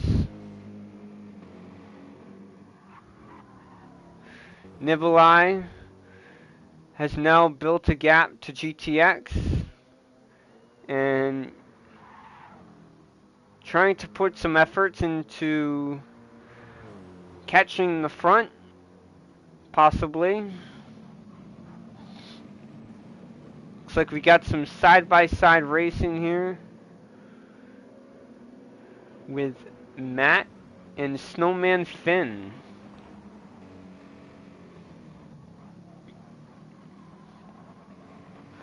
Philo and Rodriguez building a gap now with almost a 2-second gap to third place. Matt is able to make the overtake on Finn. Ooh, Finn gets loose. That's going to allow Berger to go around the outside and take 4th place from him and possibly Speed Hunter. Speed Hunter is now making a move on to Finn.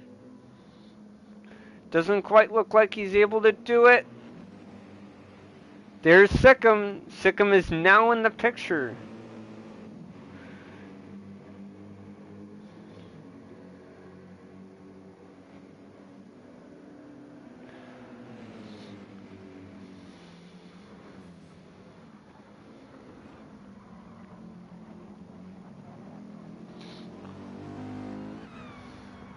With Rodriguez following Philo, maybe trying to save some gas.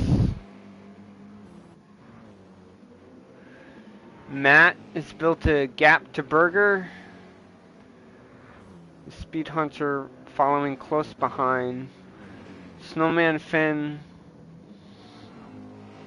losing the top 5 with Sikkim on his rear end.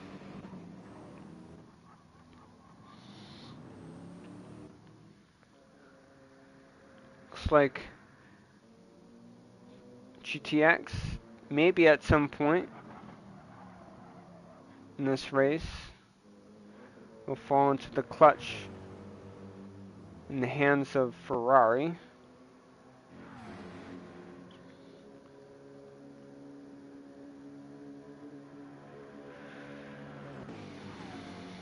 Rod maintaining that gap to Philo, trying to stay as close as he possibly can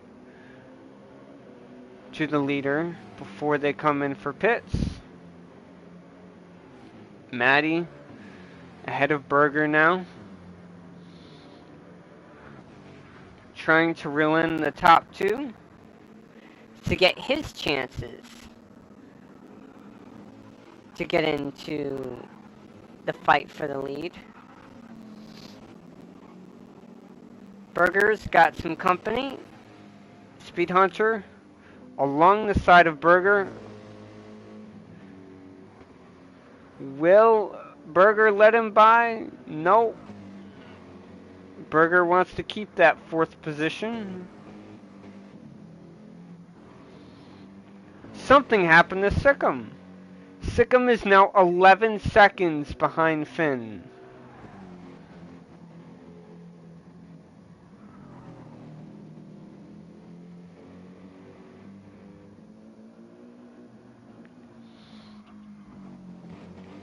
Based on the gap to Snowman Finn decreasing, it doesn't look like he may have got any damage, so we should be fine. Snowman Finn constantly losing time to the top 5. Berger now 3 seconds behind Matt, with Matt now closing in on the leaders.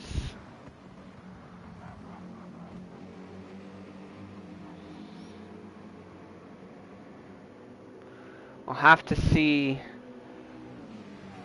how much gas these guys have when they come into the pits for the 8th stint.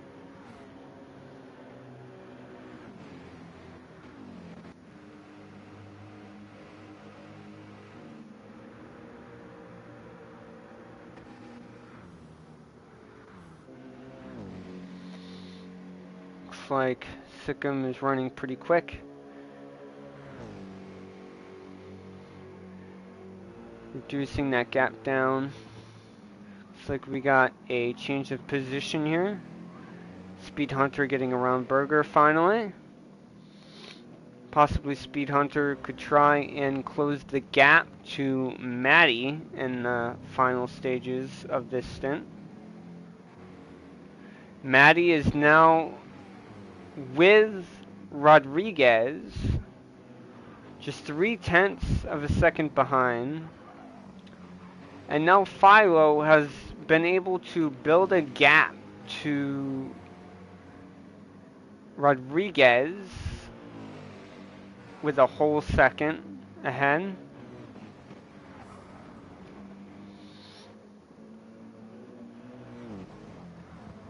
Does look like Speed Hunter is eating into the gap of Matty. Berger losing the tips of Speed Hunter and possibly falling into the cracks of Snowman Finn. Sikkim constantly trying his best to catch back up to the rest of the pack. Nikolai now only 1:19 behind the rest of the field. He is on a fast lap, it seems, almost 3 seconds of improvement.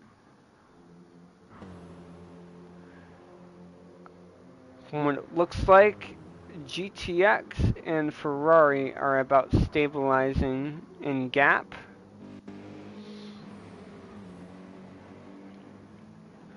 There is a possibility here that Matt could make a move onto Rod for the end of the lap here. Maybe not. It is a decent gap of 0.5, but we will see.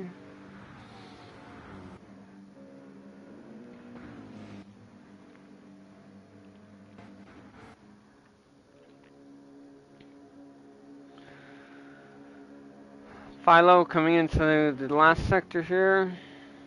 1.3 seconds ahead of Rod, and it looks like Matt is going to make an attempt to pass Rod. Nope, he is going to stay behind Rod.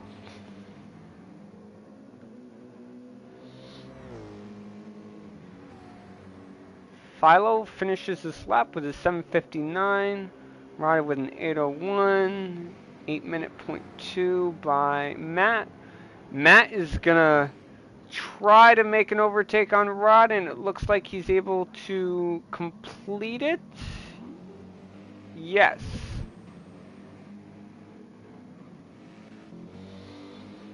Speed Hunter now only 3.2 seconds behind. Doesn't seem like he's really losing Berger. Berger seems to be keeping that 1 second gap that he had to him. Snowman Finn now 6 seconds behind Berger, with Sikkim incoming quickly with an 8.8 second gap. Nikolai continuing to catch the front pack. This does seem to be like a personal best here, as he is entering the last sector, 7:37. We'll have to see if he can drop down into the sub 8-minute times.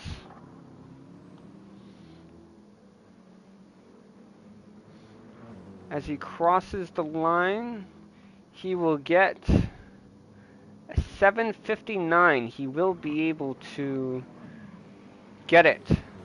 Looks like Rod was able to make a pass back on Matt, with Philo now having a 2-second gap onto second and third. Speed Hunter now bringing that gap down to 2.4 seconds. Berger with 1.4 seconds behind. Snowman continuing to lose time to the rest of the field. And Sikkim continuing to cut that gap down to Finn.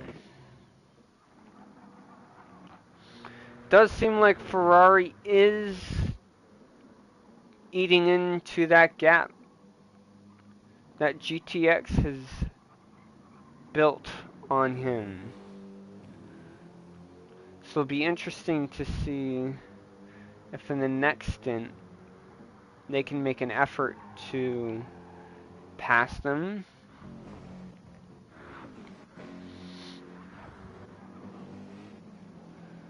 Matty still with Rodrigo.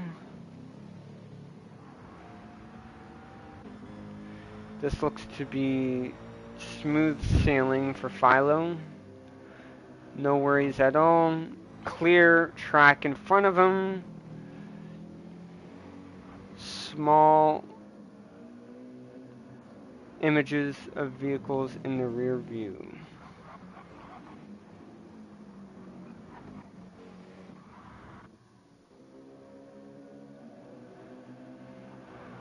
Sikkim continuing to catch Snowman Finn. Speed Hunter now catching Matt, it seems, as looks like he is now only 2 seconds behind, and on a personal best lap as well.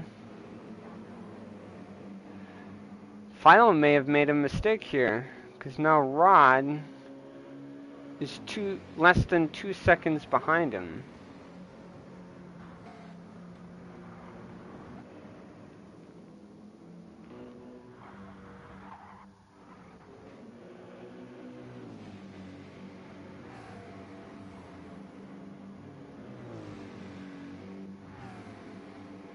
Berger still holding on. He's still within that draft range of 1.6.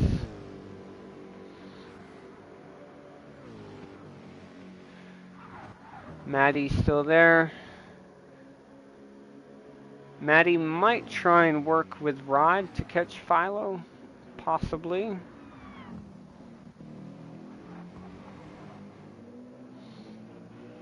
As that gap between Rod and Philo decreases more and more.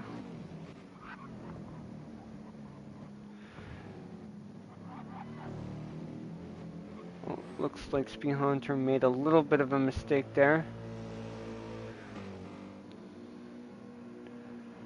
Now the gap to the top three is 3.3 seconds.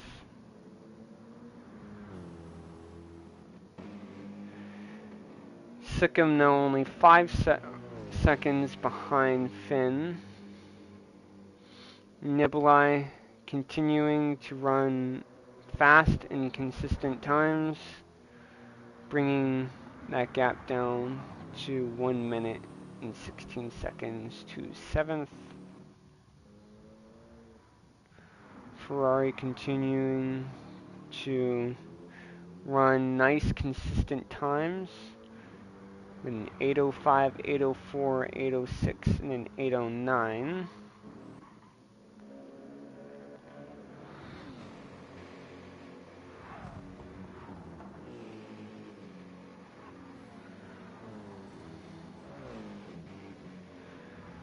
Maddie now 1 second behind Rodrigo.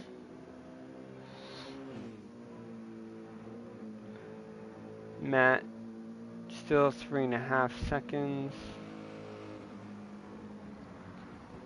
Speed Hunter, sorry, 3.5 seconds behind Maddie. But he is still on a personal best time.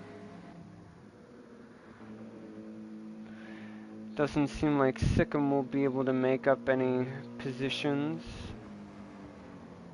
before the end of the stint. But he was able to bring that gap down so that way his fellow teammates can try and catch the field.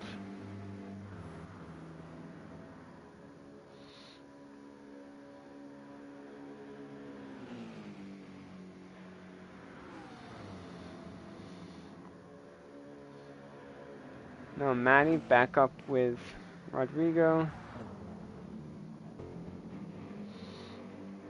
Stint coming out of the final corner. He's going to go into the pits with Maddie on Rodrigo's end. Speed Hunter, Burgers flying in.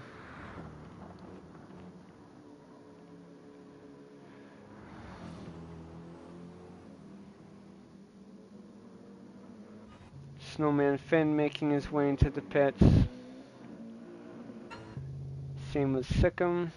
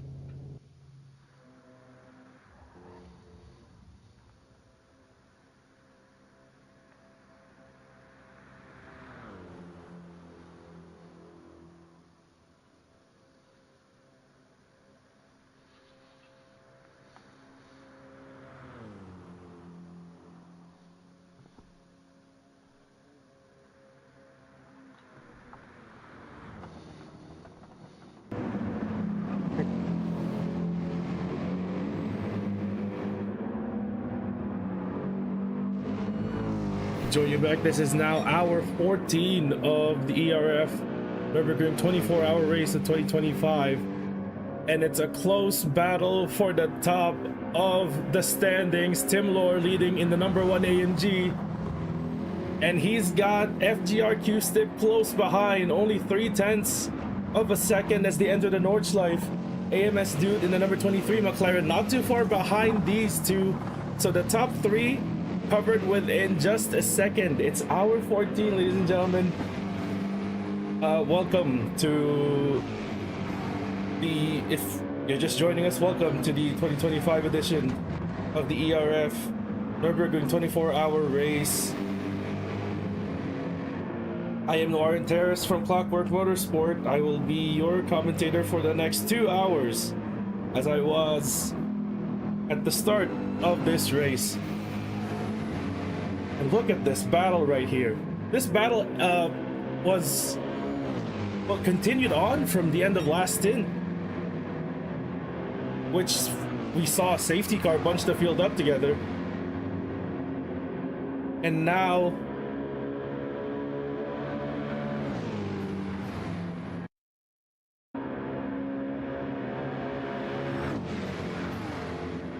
what a tight battle this is going to be as we look on board the trailing car of AMS Dude here in the 23 McLaren for Apex Motorsport. Just see those two cars in front of him. One mistake from any of these three and the landscape of the battle for the lead is going to change significantly. Looking at P4 here, we have Lugi in the number 2 Track Design Racing AMG, not too far from this bunch, 5 seconds behind the top 3. In 5th place is Nick Regier for Inferno Motorsport in the 27 McLaren, I think leading the AM class currently after unfortunate troubles for Tavernello Racing's number 6 AMG over the course of the race. But the Pro Class car, the number 66 BMW of GT Finland Racers with Juno behind the wheel, only 10.9 seconds behind the 27 McLaren, and that gap is going to look to close up as this stint goes, because behind him is the other AMS car, the 24 AMG, the early race leader in 7th place, also looking to gain positions here. I think they were some of the cars that got caught out during the safety car in last stint, along with the 67 BMW of GT Finland Racers, who's a minute 13 behind P7 right now. So the gaps are opening up from P8 onwards here, as we've seen a lot of the field encounter connection issues throughout the race, multiple disconnects throughout the first 14 hours here. And Q-Step in the BMW would right inside the slipstream of the AMG. We've seen the BMW, particularly the 56 BMW, be one of the fastest cars, if not the fastest car on the straight in this race. So Tim Lore's gonna have his hands full keeping that speedy 56 BMW behind him. A car and number combination that normally he would be driving if Clockwork Motorsport had entered this year's race. But alas, we see him here in different colors and in different cars, holding on to the lead that distinct Philo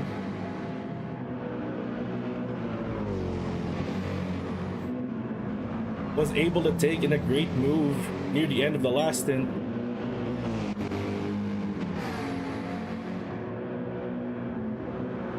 Now with the top two are practically nose to tail, Dude in the McLaren is not far behind. The track is dry currently, which should play into the favor of the McLaren with its better tire wear near the end of a tire stint. But we've also seen the McLaren have problems on the straights in particular, especially against the AMG and the BMW. While Lugi on the move right now, that gap was 5 seconds near the start of the Nordschleife, and now the gap is just 1.8 So Lugi on the move to catch up to this pack, and the battle for the lead will now be 4 cars instead of 3. Very, very soon.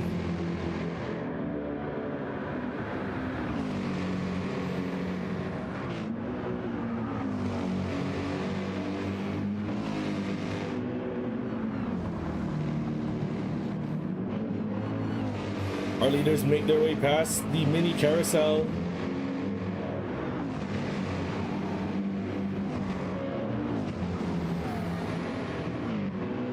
Down the long right hand of Galgenkolf, leading them straight onto the Dottinger Straight. Here he is. Q-step 2/10 inside the slipstream of the number 1 AMG, and he's about to make a move to take the lead here at the back straight. Timur couldn't do anything about the straight line speed performance of the BMW, aided by the slipstream. And dude, still there, half a second behind the AMG and gaining under the slipstream. While Q-step already 4/10 ahead of Timur here.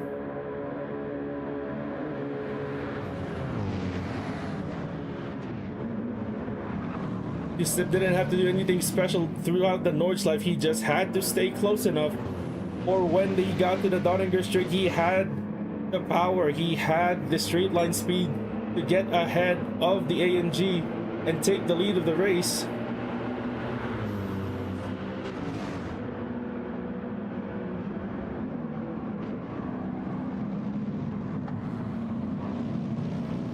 While Lugi continuing to close the gap. Now it's a little over a second here to AMS dude in front. Meanwhile, Nick Regier in 5th. Now just 7 seconds ahead of AMS Kung Pao.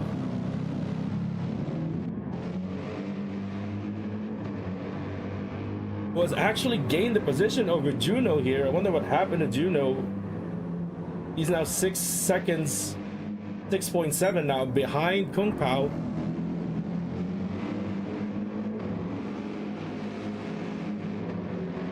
But Kung Pao running down the M class leader currently in P5.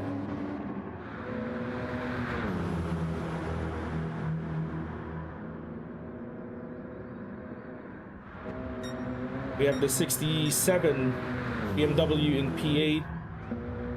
The number 9 BMW GTMA here in P9 with Ovich behind the wheel.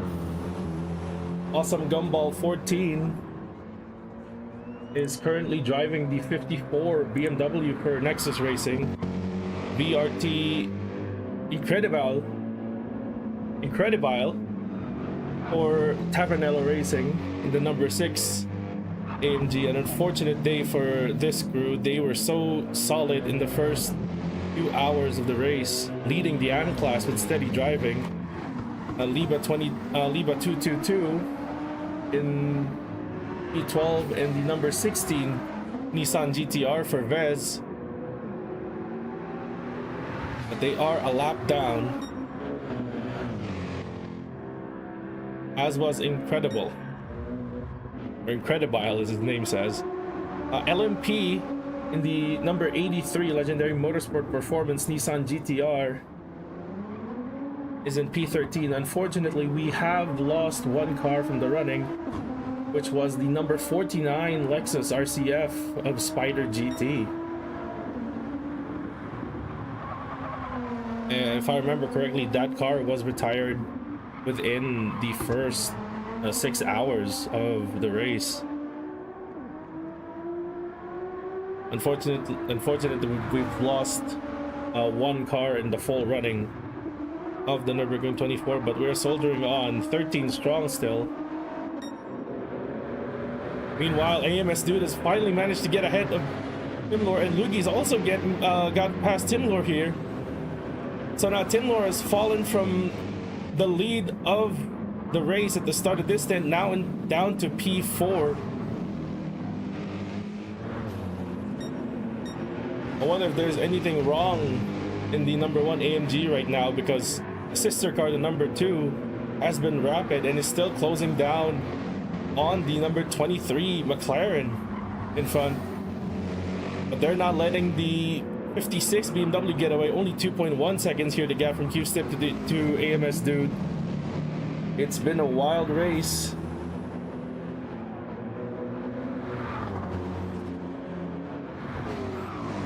During the first 2 hours, I remember saying, I can see a scenario where down the line we can still see the top 4 or 5 cars fighting in close proximity to each other, and that's exactly what we're getting here.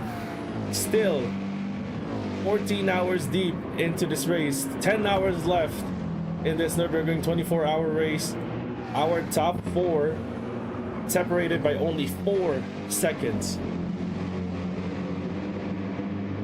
all within visual range of each other.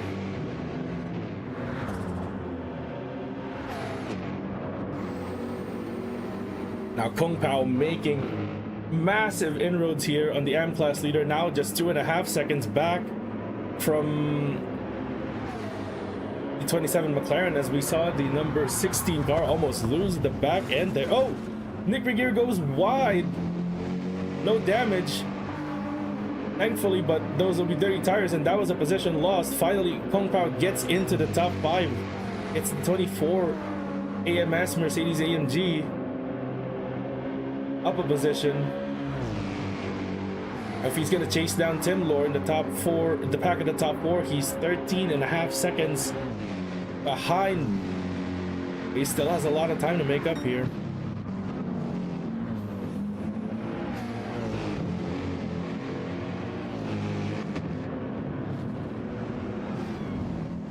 Now it would appear that DDR had issued team orders. Luki with a faster pace currently, led by the number 1 car driven by Tim Lohr.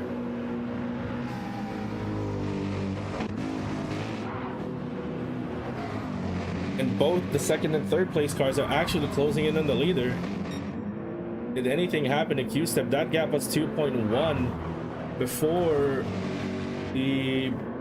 Bergwerk. Now the gap is just exactly a second.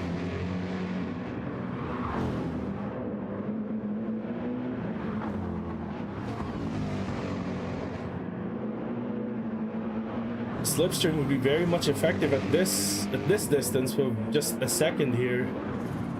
But, and again, this is the 56 BMW, so it might just have enough to keep itself ahead at the Dottinger Straight.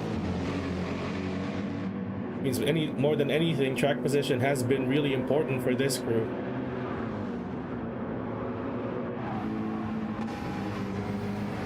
Meanwhile, Tim Lohr is, while he appeared to struggle on pace at the start of this stint, he's still keeping up with these with the top 3 here, only 3 seconds behind the leading pack.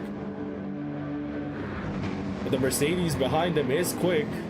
Kung Pao already taken a second off from Tim Lohr's gap here.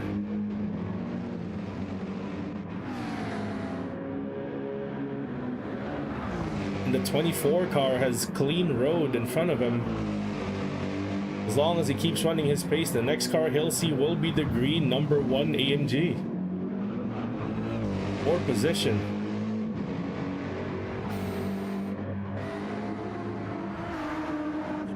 Meanwhile, looking at the rest of the field, Juno's fallen further back from Nick Regier. It looks like there's no damage on the 67, pardon me, the 66 BMW. It looks like it's just struggling on pace here. Unable to gain ground on the leading AM class car.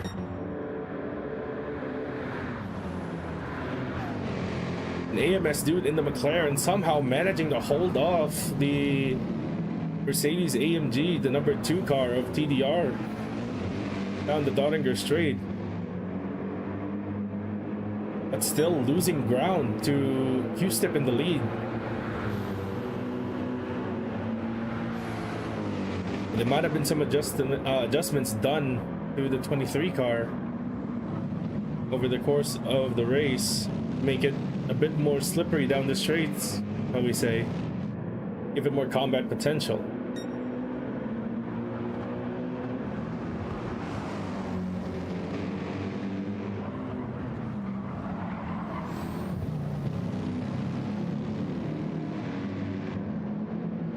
Lugi's right there, putting on the pressure on Dude here. Has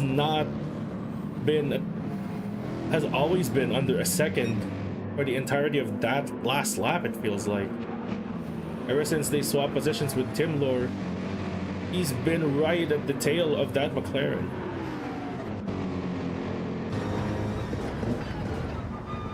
They can see just some parts of the track. They're getting closer to that 56 BMW in the lead.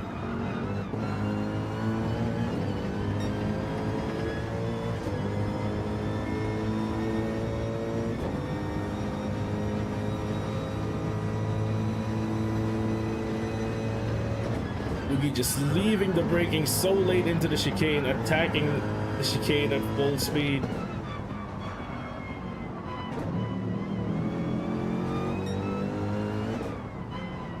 Amazing to think that this is still an endurance race with a little under 10 hours of racing left to go. But these guys are running full throttle.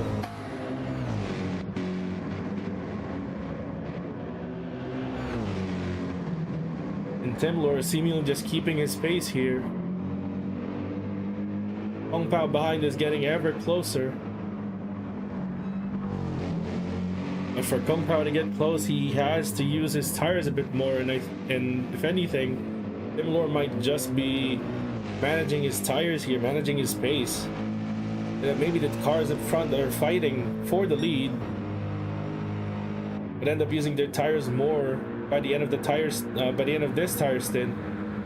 That could give Tim Lor, the number 1 AMG, the chance to close the gap again.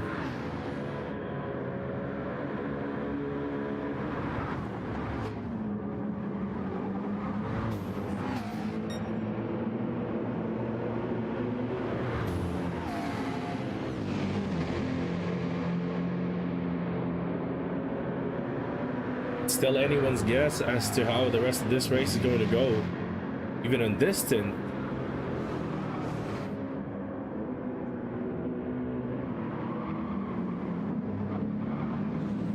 Now it looks like it's Q-Step that's struggling for pace a bit, unable to stretch a gap to the cars behind. He's now only just 6 seconds ahead of Dude, who somehow pulled a gap to Lugi behind. The BMW has proven to be a hard car to pass throughout this whole race, especially down the straight.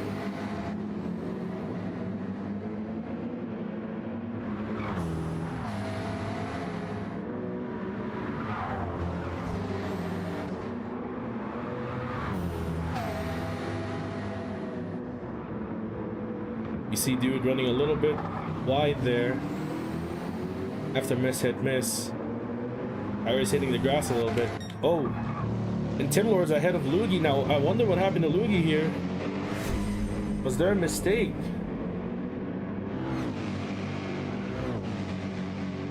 The flashback didn't catch it, but no. Oh, there is damage. It might have been a spin here. There's damage on the number 2 AMG. Rear aero and right rear suspension damage on the number 2 AMG of ERA Lugi, and Tim Lor has inherited P3 effectively. This is not good for track design racing to have damage this early in the stint. And Kung Pao in P5 is just gonna close down that gap more and more. 6.3 seconds now, the gap here.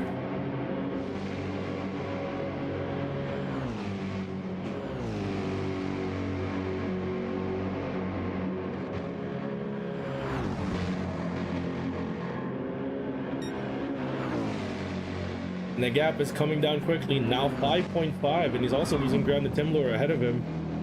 Oh, we're getting a message of SC in 30 seconds. I wonder what for. We've seen the 2 car have damage. Looks like the 16 car also has damage, so is the number 6. So we're getting an SC out of multiple cars driving around with damage.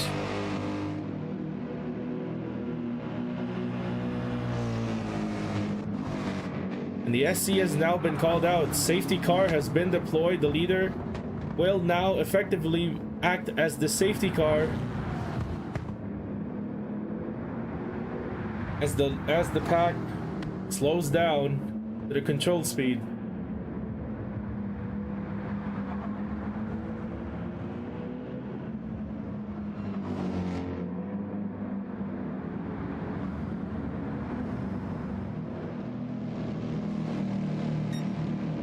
Drama in the early running. This might be good news for the number 2 car, the number 2 crew.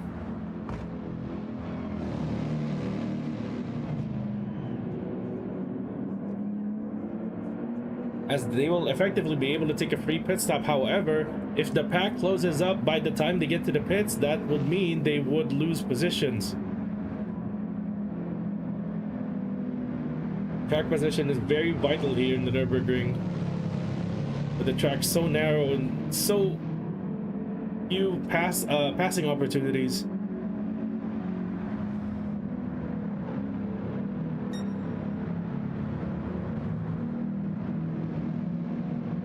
As we see, we can look down the grid to see the 3 cars that have damage.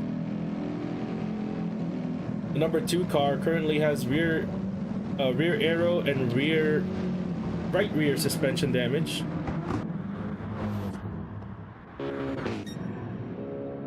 The 6 car has front aero and front right suspension damage.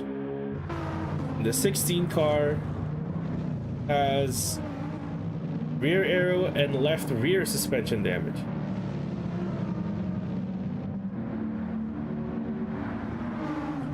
Liba, being a lap car, is being allowed to overtake, to unlap themselves.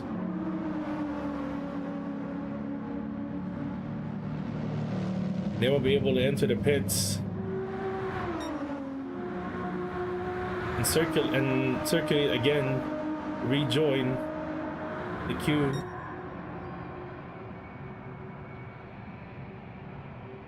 Incredible already waiting in the pits here to take the repairs, as well as a new set of tires.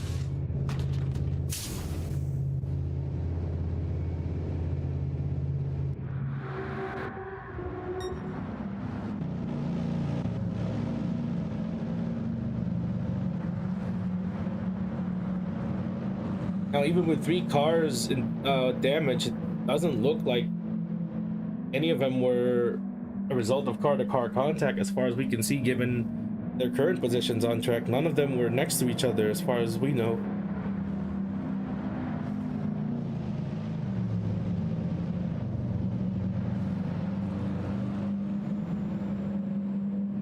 It would appear like all 3 cars had damage by going off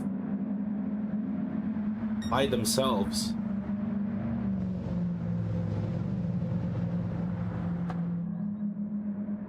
Attrition is it's just about the right time for attrition and fatigue to take its toll on our crews.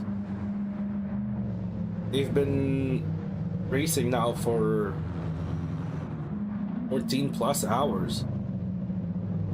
And some of these drivers, this is now their second, some of them maybe even their third stints in the car.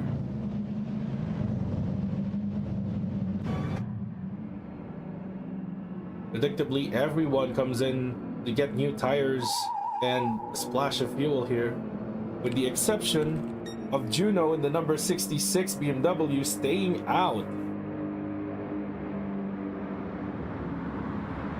Now I wonder what the plan is here for GT Finland racers.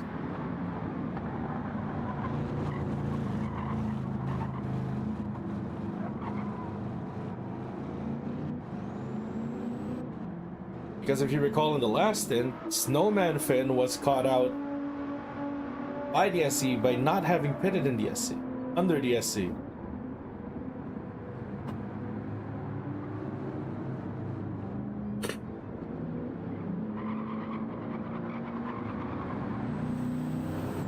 Now, he'll have track position. He'll have track position, he'll have Nick Regier behind him.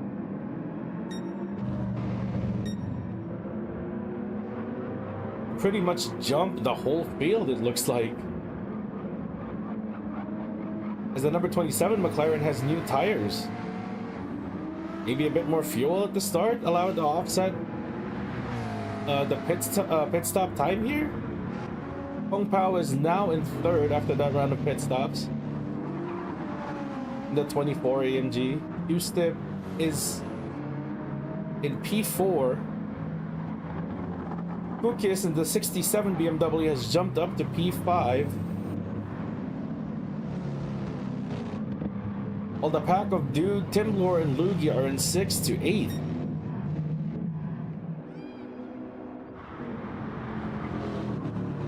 And we still have cars that... These are the lap cars now that are taking their pit stops under the safety car. The first of which being the 54 BMW of Nexus Racing, followed by the number 9 BMW of GTMA. But the cars that have been told to unlap themselves have already taken their stops here. With Mojo, the only one looking like he hasn't taken his stop. This car was over a lap down. I think it was 2 laps down, and now he's effectively unlapped himself and is able to go at racing speed here, catch up to the queue, but we have now gotten the signal for a restart, which would be at restart zone 2. And restart zone 2 will be the 11-kilometer board after Bergwerk. It'll be within Nordschleife.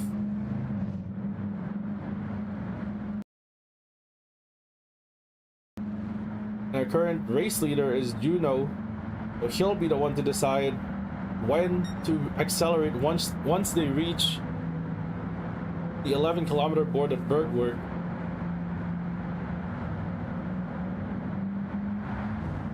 I'm really curious about the strategy here for GT Finland racers,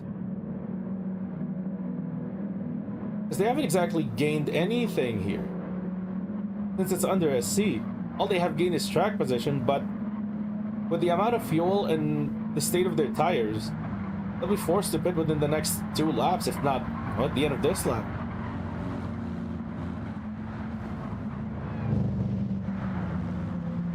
And the cars have been pitted on lap 4, which is effectively the third flying lap of this stint, or the third green flag lap of this stint. There is still two laps away from the scheduled stops, as I think the 5 lap has been the preferred strategy here for the soft runners.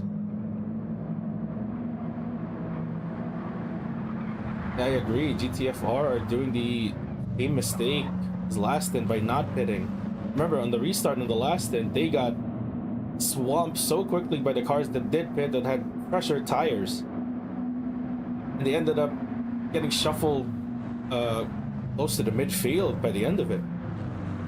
I wonder really what's the logic here for staying out and gaining just track position. Yes, the BMW is fast in the straight. However, with the state of the tires as they are, even with the car as light on fuel as it is, you know, it might not even make it to Dodingerho ahead of anyone.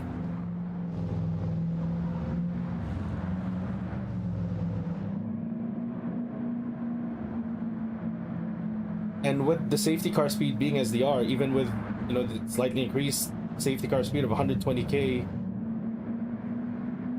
it's still, these tires are still going to go cold by the time they get to the restart zone.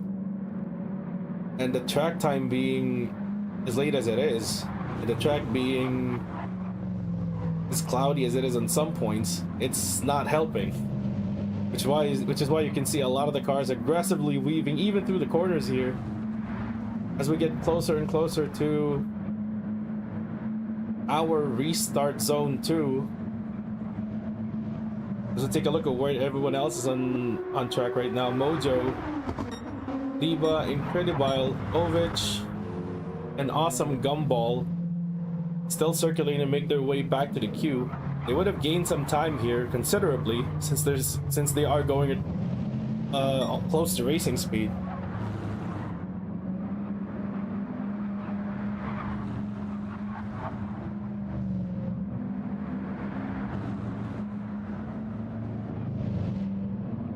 We're not only a handful of corners away.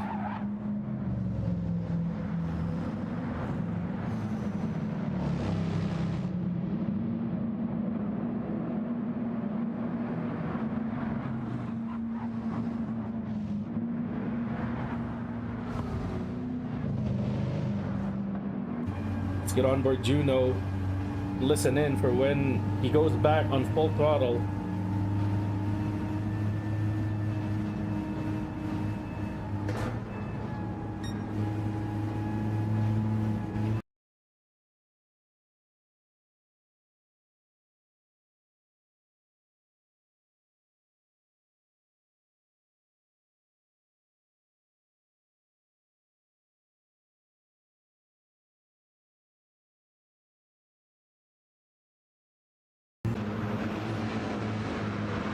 Juno might have been caught sleeping here. Oh, and people are going off. Juno's off the track to the right side.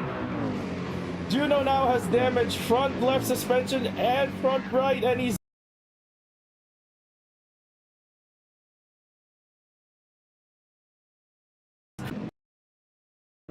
As we mentioned, those tires are worn and they were cold. And it's just gone from bad to worse here for the number 66 crew. So it looks like Juno just passed the restart point but did not go. At which point, Nick Regier, who's now down to P3, having been allowed to overtake. Just caught sleeping there, the 66 car. And now Kung Pao in the lead, trying to build a gap to Q-Step here.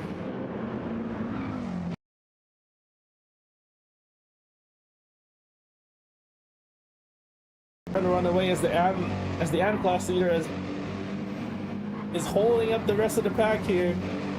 1.3 seconds behind the top two.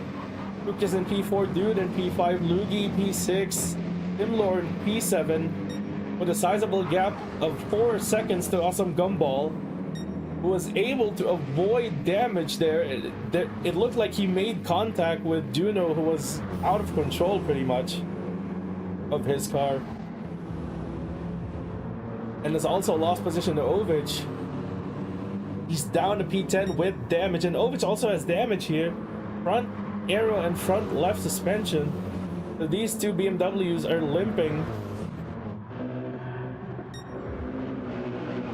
And we can expect to see them in the pits at the end of this lap.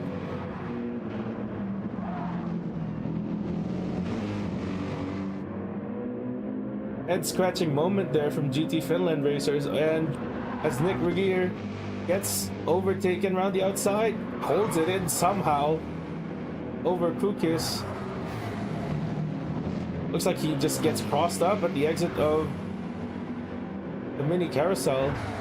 But he's all alone here. Everyone behind him is in the slipstream of each other. And Nick Regier, hold on. That's Kukis, Dude, Luigi. You can't even see the McLaren behind the BMW because it's so big. Kukis making the pass here side by side, and the rest of the pack follows here. They might be pushing each other to get past the McLaren.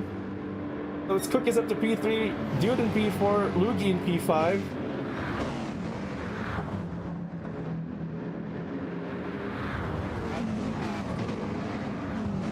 They can start to chase after the leading pack now, the leading pair.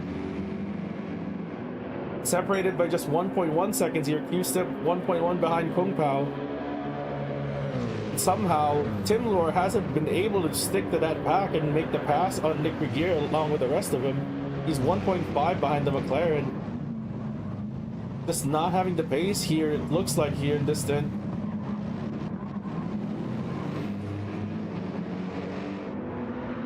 Meanwhile, Lugi has gotten past AMS Dude here for P4. So the damage earlier that Lugi suffered, he was able to recover with that safety car, and he's back in position, chase after podium spots.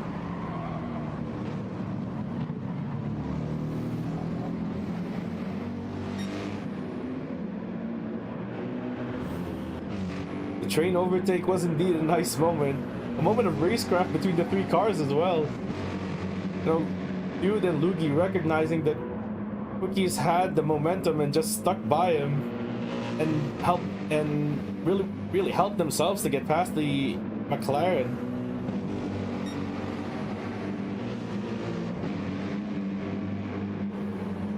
And get themselves back into the pro class fight here for the overall lead.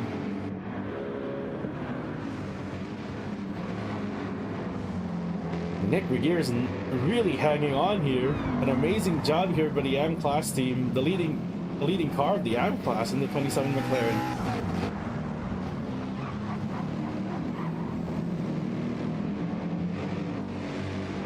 He's got the number 1 AMG bearing down behind him, but even after that triple overtake,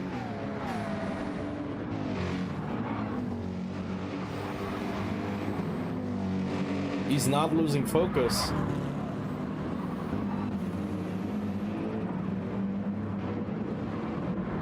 And you can just see the raw pace that Lugi has in that AMG. Now 1.2 seconds the gap to Dude behind him. But even Cookies is on the move.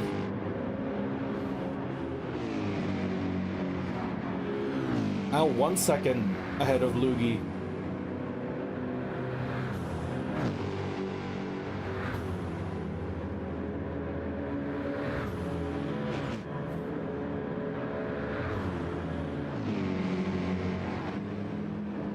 Husky Gaming on chat saying scary moment on board the 54.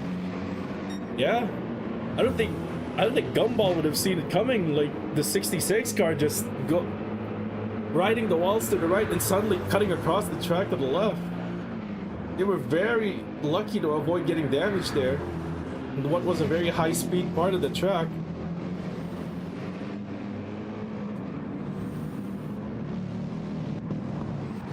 Take a deep breath. Nexus Racing, you just dodged the bullet.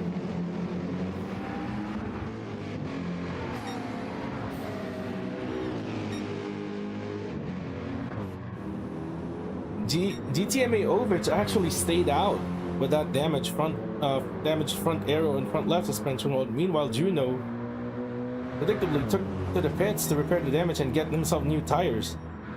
I'm guessing because Ovich took the opportunity to pit under safety car, they would have lost more time by taking an extra stop just for repairs, but they can't exactly extract the max performance out of that BMW now with all that damage. And imagine it'd be a good car to drive as well to the right-handers. Meanwhile, Kung Pao in the lead. Gap now 2.3 to Q-Step. And Q-Step is getting hounded down by Cookies and the other BMW, the 67 car of GT Finland Racers, now 2.1 seconds behind him. And Lugi's hanging on there, 1.3 behind the BMW. Slowly but surely building a gap to the McLaren behind him, now 2 seconds here. And Dude, having passed the M-Class leader, is only 1.4 ahead of the other McLaren of Inferno Motorsport, who has the #1 car of Track Design Racing, now just under a second behind him. If Tim Lord can keep up this pace, he'll be within a shot of attempting a pass under slipstream with the Dottinger straight at the end of this lap. And Gumball 14 in the 54 BMW for Nexus Racing is also looking like catching up to the AM class leader, so we might have ourselves a battle for the AM class.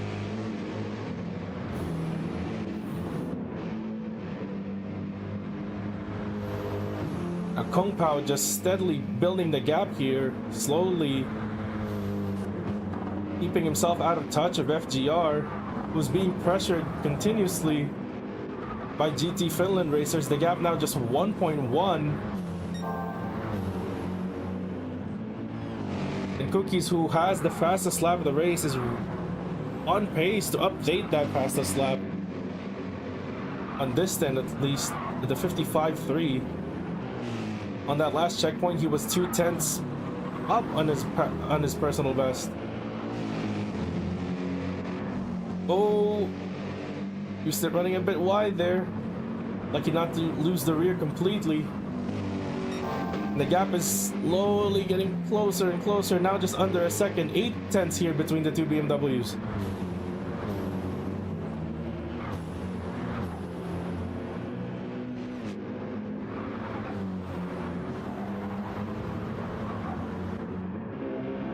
Meanwhile, Kung Pao just stretching the gap there in the 24 AMG. And himself 7/10 up on the current fastest lap. Things stay as they are, he might just take the fastest lap away from Cookies.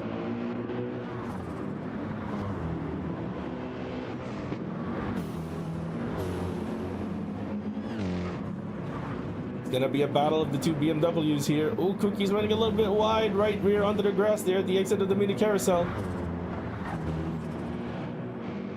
Again, lucky not to have that right rear tire just spin itself. Ooh, also wide there at the exit of Galgenkov.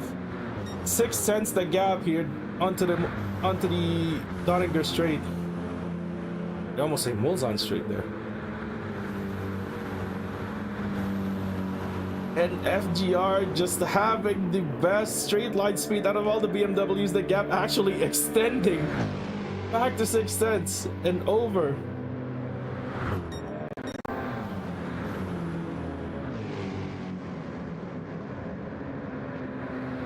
With the FGR car again proving a really hard car to deal with.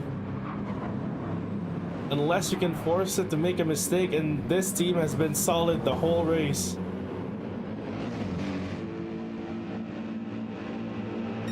Gap at the line here, just half a second between the two BMWs.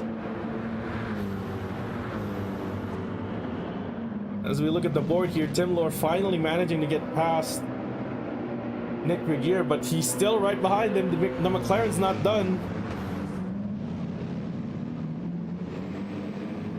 But the top six now occupied by the pro class cars. But this is another battle that's brewing up here. E7 is the AM class leader, but right behind is P2 in the AM class, the 54 Spider. Oh, sorry, Nexus GT BMW. And they've had the pace over 27 car for quite a bit now. Last lap was a 7:59. 27 cars last lap was 8 minutes 3.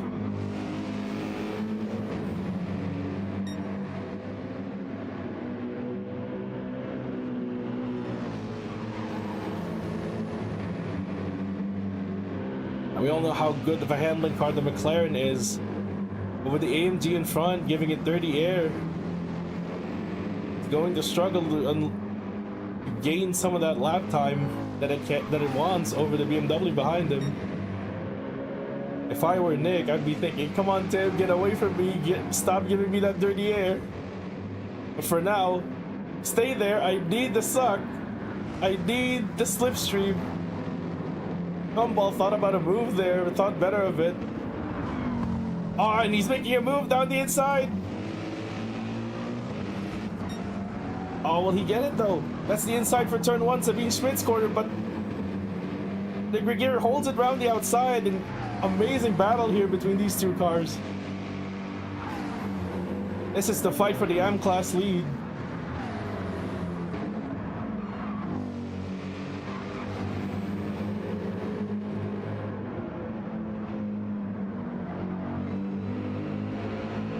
Amazing how both cars avoided making contact with each other there. As we take a look back at the second place battle here, Q-Step, 3/10, just 3/10 ahead of Cookies, out of Flugplatz. That should be close enough for the slipstream advantage to kick in for the 67 car. Will he make a move here?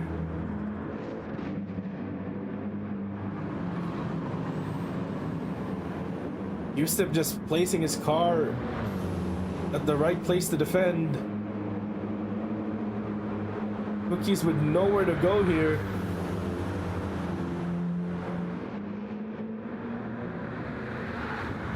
Using all of the track to find a gap that he could go through and probably trying to get past the FDR car, but he just can't find any. Now we have Nick Regier and Gumball's battle again. Timlor now 1.6 away from these two. It's literally, it's clean air now for the McLaren in front.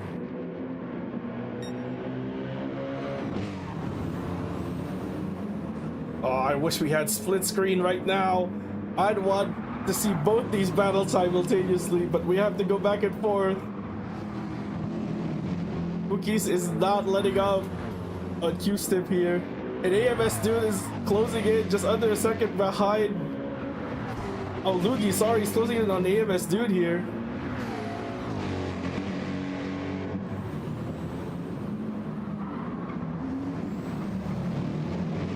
Oh, Lugi losing the rear there.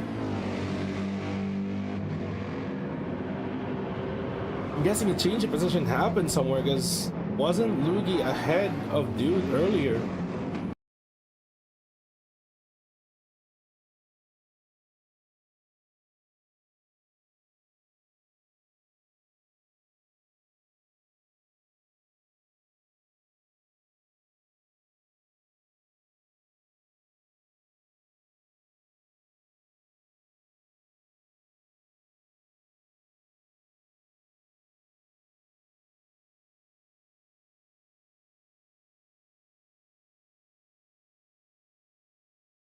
End up with damage in your car.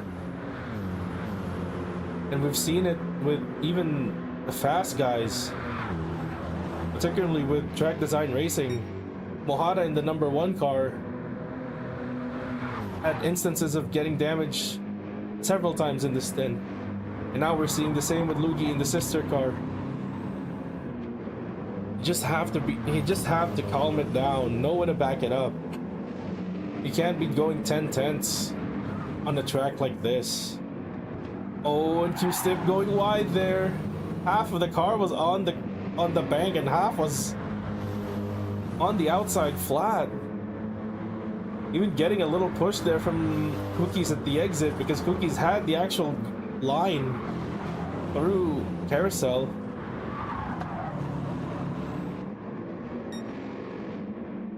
Looking at the state of the tires here, Cookies looks like he has taken care of his tires a little better than you step ahead of him. And we've looked away a little bit from this battle, but it looks like it's calmed down a bit. Nick Regier has stretched the gap to 1.1 seconds over Gumball. I don't think this battle is far from... I think this battle is far from over. We will see these two cars battling again sometime in this stint, I feel like. Looking at Lugi right now, even with that damage, he's still 6.5 ahead of Tim.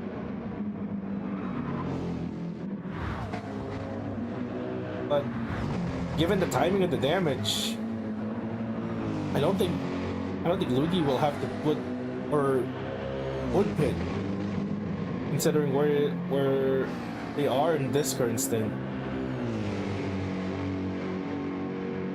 Just losing time to Dude in front of not 2.7.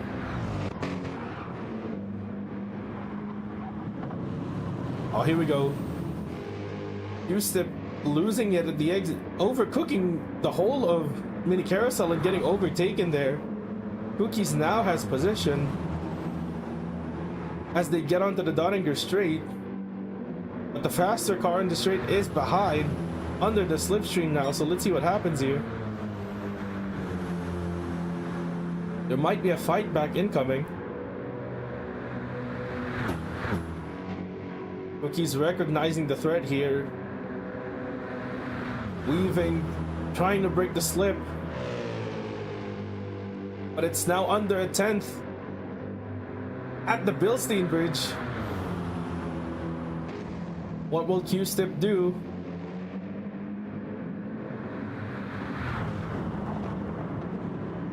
Just patiently stay behind here for now. But if he can get a run out of the final corner and down the start finisher, he might be able to line up a run into turn 1. Half a second here at the line. I don't think that's enough for lunge here. It isn't. And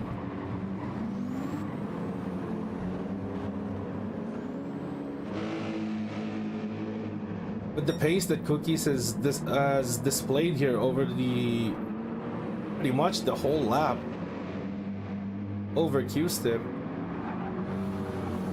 it might be possible for Cookies just to stretch the gap on pure pace here over the FGR BMW and start to finally chase after the 24 car in the lead. Meanwhile, the battle definitely wasn't over. Gumball has gained position over Nick Regier. No damage on either car, so it was definitely a pass on track.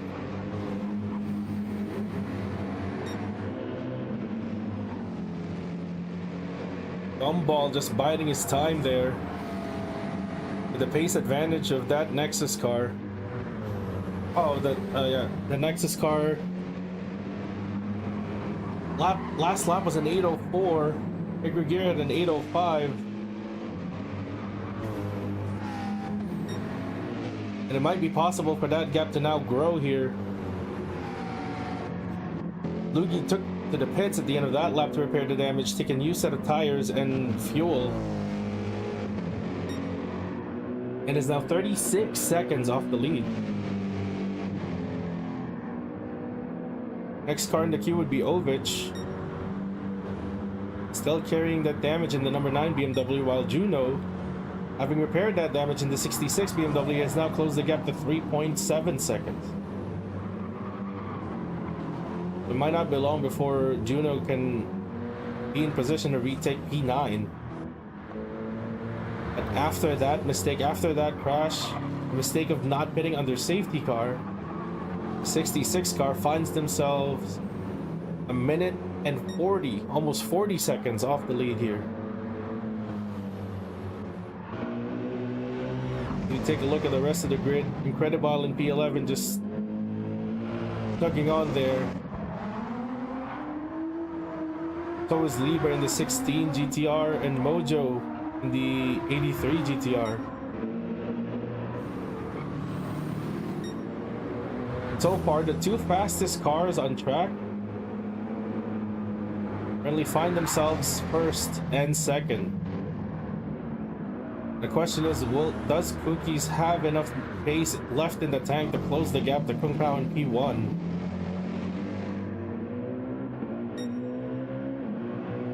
Maybe make the AMS driver think about pushing the pace a little bit more. But it's been a steady drive here.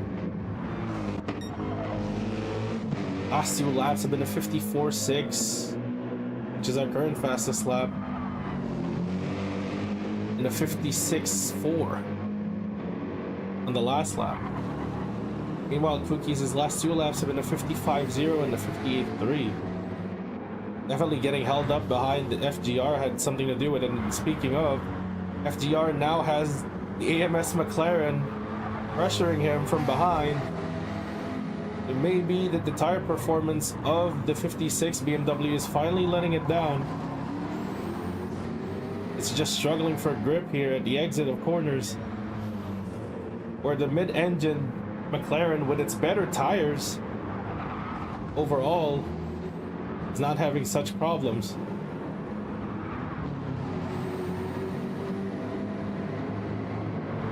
We might see Dude line up a pass here in Q-Step very shortly.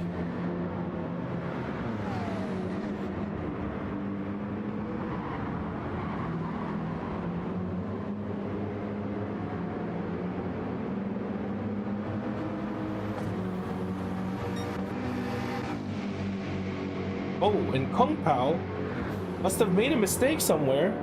That gap is now down to 3.3 seconds.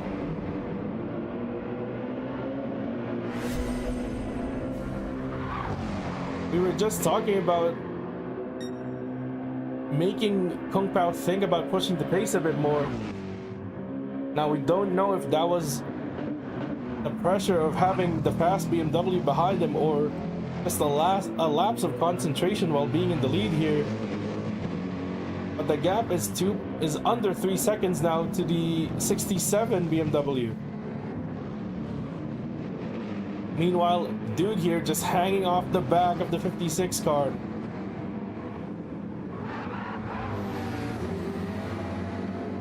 Step again having traction problems out of the carousel. Literally stuck behind that rear bumper here, AMS dude.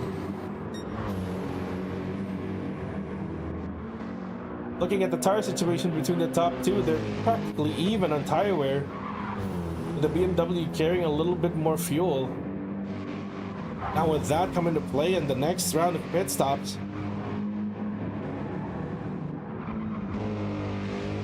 the AMG would probably need to put in a bit more fuel than the BMW. Or has the BMW offset its fuel load in the last round of pit stops under safety car? Save itself some time on pit work for the next one. But either way, Cookies is pushing the gap 2.5 seconds now. At the start of the lap, just to remind everyone, that gap was 6.6. Kung Pao made a mistake somewhere, lost 3 seconds, and is now continuing to lose more time here. Ooh, looked like a little understeer there on the 24 car. Maybe they're just playing it safe on the condition of the tire.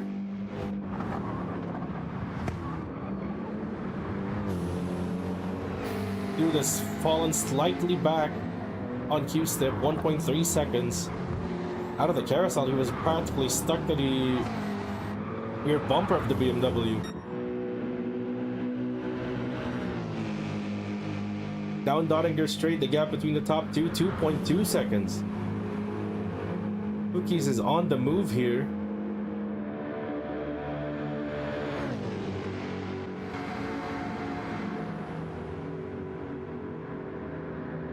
And Q-step just having a lot more acceleration near the top of the hill here before the Bilstein Bridge, gaining almost 3/10 on Dude.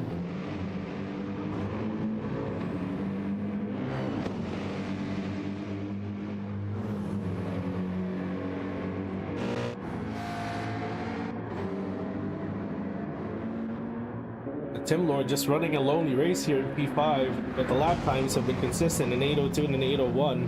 Nowhere near the pace of the front runners, but comfortably ahead of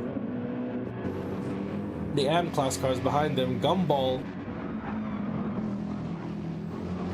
with a comfortable lead of 7 seconds over Nick Regier, who has damage and is now pitting to repair. I wonder what happened here to the Inferno McLaren. Luigi, after having to repair the damage, is now just 31 off the lead. Is looking to gain more and more time on the car ahead. The AM Class 54 of Nexus Racing.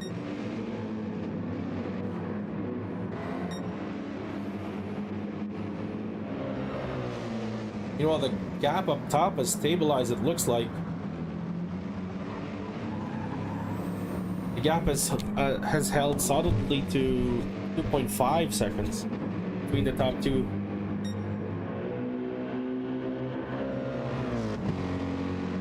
Whatever mistake that Kung Pao made near the end of the last lap, he somehow managed to put it behind him and just get on with it.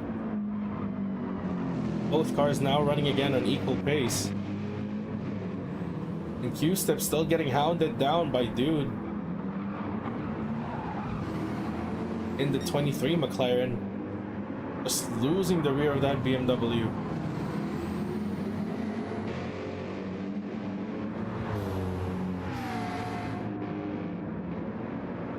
And it's those points at corner exit where the 56 car is having trouble putting the power down, where it's losing time to the cars around it.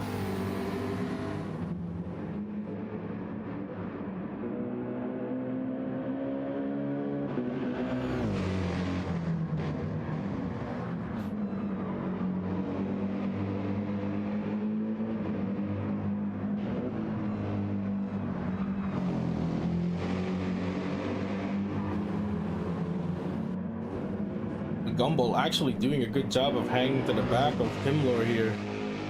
Actually gaining a bit of time, 2.7 the gap to the number 1 AMG ahead of him. But Luigi is catching up. Luigi is actually gaining time on the leaders. 29 seconds now the gap. That was 31 at the start of the lap. And Juno finally getting past Ovich, who has stretched his car enough to make the stint with a scheduled stop, and has finally repaired the damage on that number 9 BMW.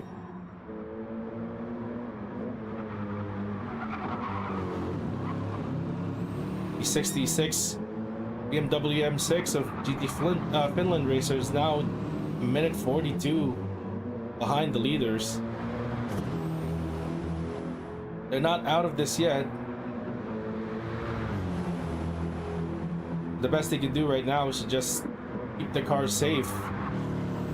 Run a consistent race for the rest of the stint.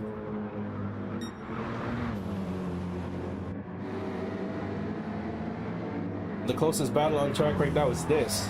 Q-Stick versus Dude for P3.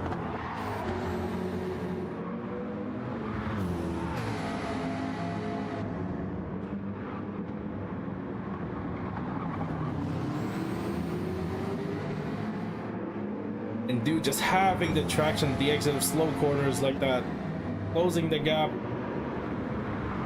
The Q-Step now running again on his rear bumper there. Q-Step again just spinning the tires out of that corner.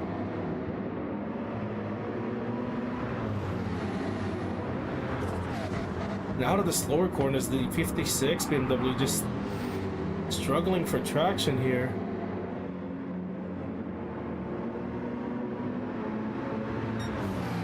As we go on board Dude, how it looks like from inside the car.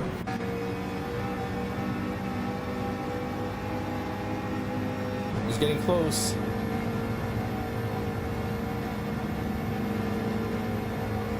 But just loses time as soon as he pulls out of the draft.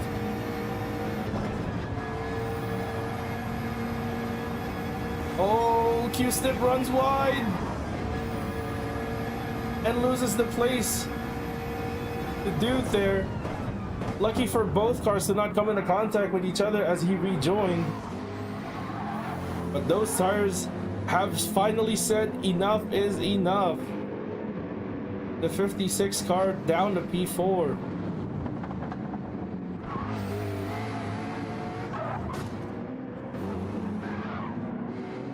And Q-Step also losing the rear at the exit of Carousel, it looks like. Definitely heard the sounds of something hitting a wall. Oh, there it is. Just hopped the exit of the Carousel, but lucky not to get any damage there.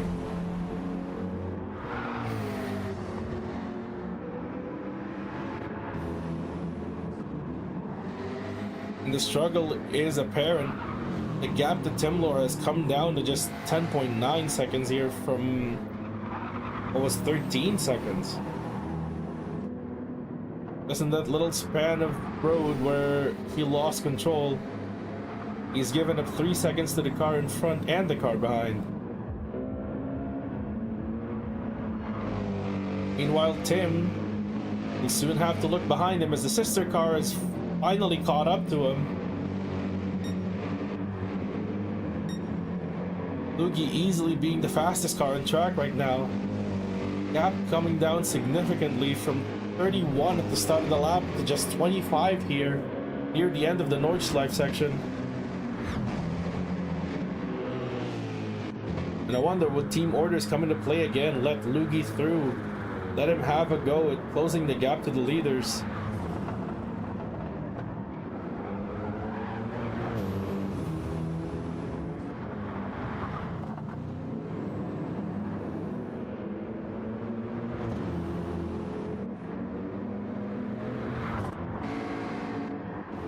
Step struggling big time now. Dude already 5.5 ahead of him. And here we go. Looks like Cookie's had a lot of pace in that last lap. Less than a second behind the leaders. The fight is on here. But judging by the current lap count, it might be a race to the pits.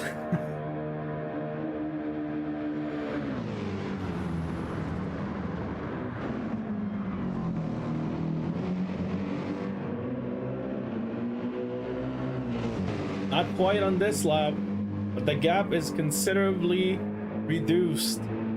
Cookie's on slightly better looking tires than Kung Pao.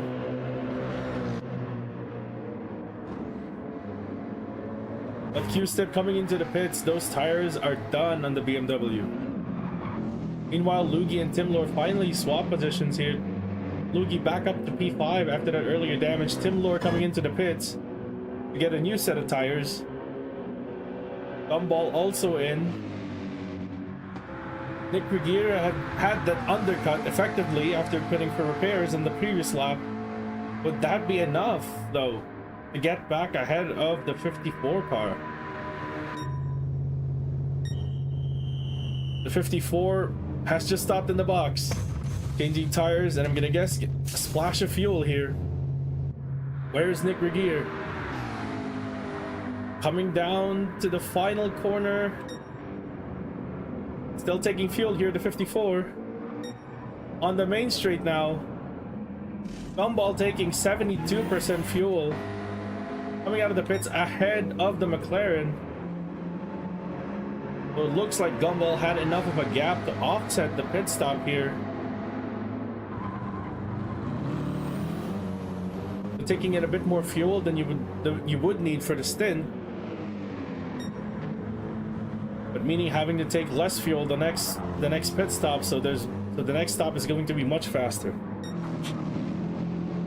Meanwhile, the battle for the lead is far from over. Kung Pao holding on, but only 5/10 ahead of Cookies in second place. Both cars with tires that are struggling for grip right now. Cookies exploring the track limits there, going a little bit wide. There might be latency on the stream. The car actually not going into the grass. Same with Kung Pao there, just kicking up some grass there.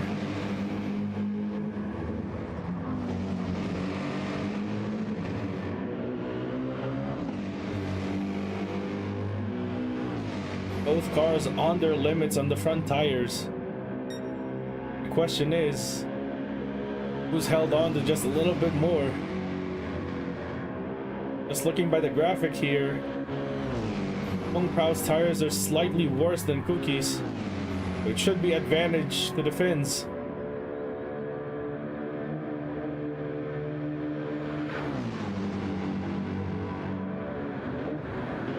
And on the fast corners, it sure appears that way. The gap closing in there before the braking zone, almost 3/10. Dude, 6.8 behind the top two, but 14.2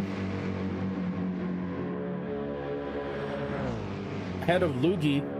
Lugi being out of sequence, has better tires than the top three, which definitely helped in him closing the gap here. Last lap was a 7:55. The top three running 8:01, 8:0, and 8:02. So Lugi gaining seconds on the leaders every lap here. But the strategy will only converge near the end when he has to take his next set of tires. By then, the gap would have been enough. That is the question.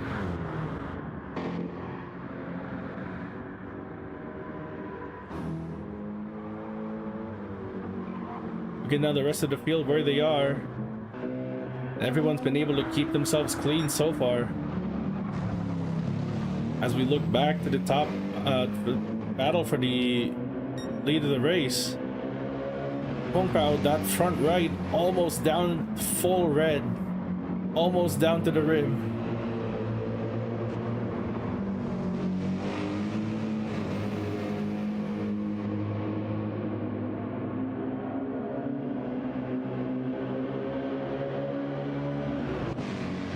But Cookies' tires aren't much better, slightly better, but I don't think it's enough for a huge advantage here in terms of grip.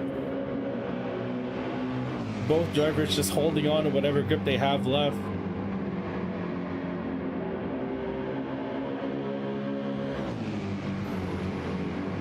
As we can assume both cars are going to be pitting at the end of this lap. However, question is, how much time has Lugi gained? Has he made the undercut? And the answer would be no, because he's got damage again. Front aero and front right damage in the number 2 car here.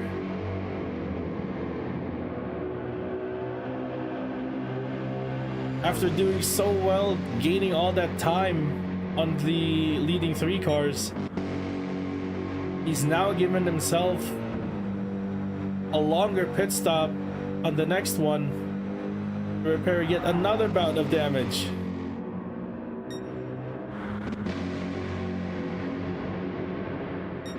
Man, you could just think of what if the 2 car had kept itself clean. Where would this car be right now? Would it be ahead of Dude even? Would it be fighting those 2 up top right now?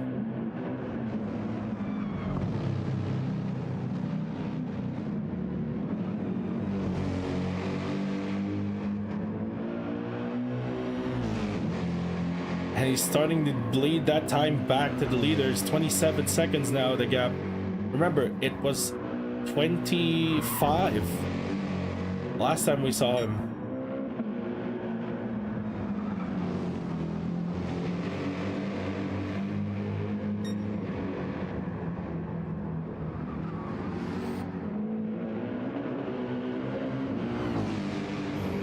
It's a very costly mistake to make here at the Nürburgring to get yourself some damage because of how long the lap is. You get damage early on, you have to drive the car the rest of the lap to get back to the pits. And within that distance, who knows how much time you've lost just because your car isn't performing at its best. And then when you do get to pit, how many seconds will it take for the crew to repair that damage? It's much less punishing here in the game than it would be in other sims. Oh, Kung Pao going wide there out of the mini carousel. Is this the opportunity that Cookies is waiting for? Get on board the 67 here, down the back straight, the Dottinger Hoy.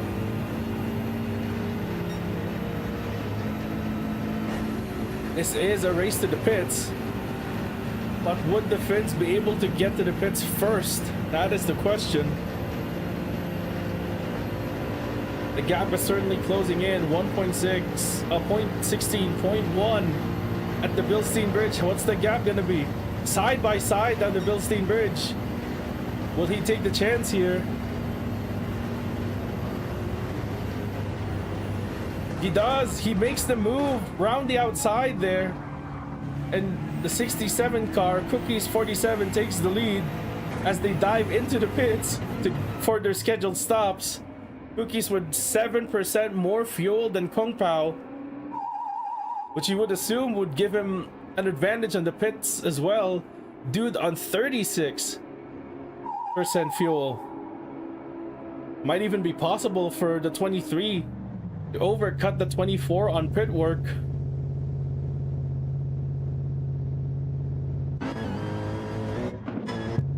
Meanwhile, Lugi with that damage takes the wise decision to go back in the sequence with the leaders.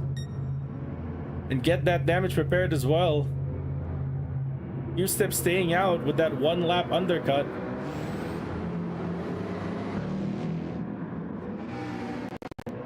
It emerges in the net lead. Hookie's now going a bit there in the deeps in the brakes in turn 1, and as predicted, dude has overcut the AMG on pit work. The AMG having to take more fuel.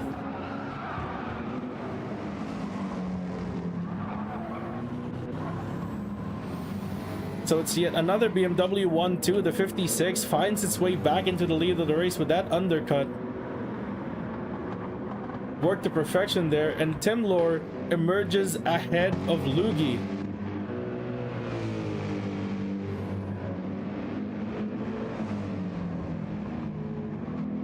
Also on the undercut there, Tim Lohr. Remember, Tim Lohr and Q-Step pitted in the same lap, while the rest of the Pro class pitted just at the end of the last lap.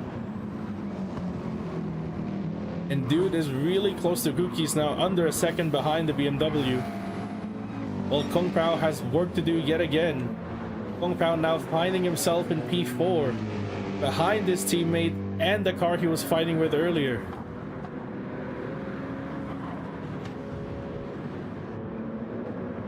Now, Q-Step is in the lead of the race in the 56 BMW, and we've seen that until the tires just cliffed on that car, it's a very hard car to overtake. So the undercut might have been a great strategic decision here by Feel Good Racing to get themselves track position, and which was their greatest weapon so far in this race, with their car being so hard to overtake. As long as they can hold those tires and not push them to the point that they cliff, they'd be able to hold on to the lead of this race.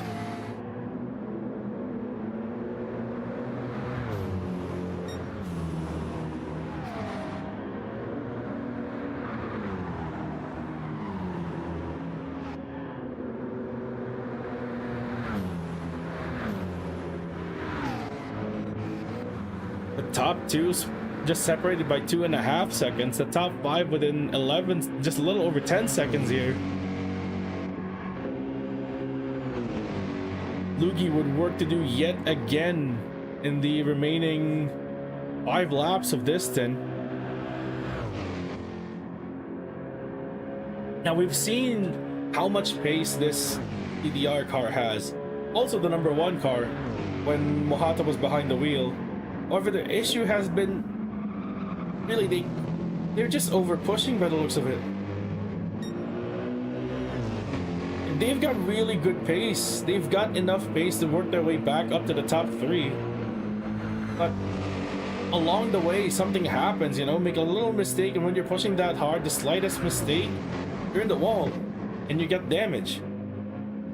You're giving back all the time you just gained, and then some.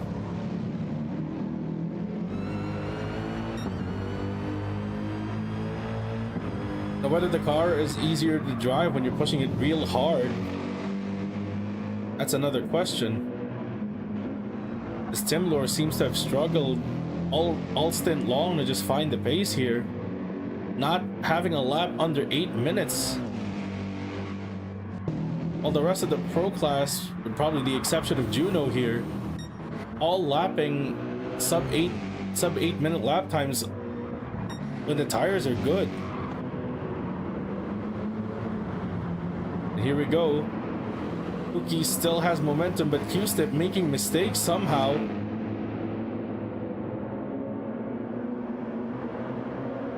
GTFR right up the back of FGR here.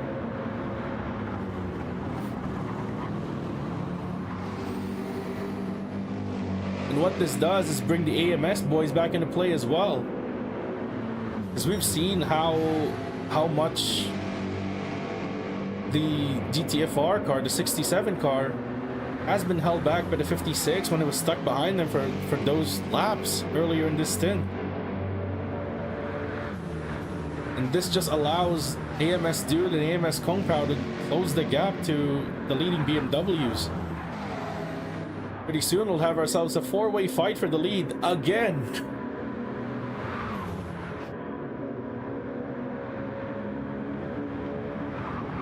Look, he's just moving around, trying to find the gap or where he can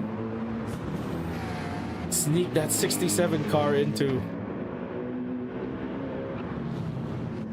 Let's get on board Kung Pao here with the best view in the house of the top 3 battle. And it's going to be a top 4 battle pretty soon once he gets there. Look at this. That's a train right there. That's a top 3 in the train right there. And here he is. Kung Pao is inching ever closer to the back of his teammate's McLaren.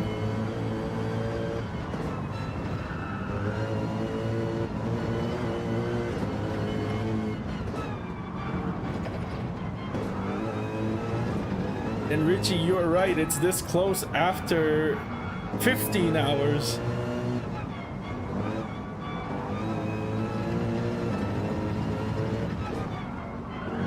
Amazing how we're seeing this kind of battle here, this deep into the race. And who knows? There's still 8 hours, 43 minutes left. Until that timer reaches 0, we can't say for sure who's gonna win this. Q-Step doing real well to hold off the speedy cars behind him right now. As they get closer and closer to the part of the track that the 56 car just absolutely loves, the Dottinger Straight. Cookie's not really looking at the car ahead, moving left and right, trying to defend from the McLaren behind him.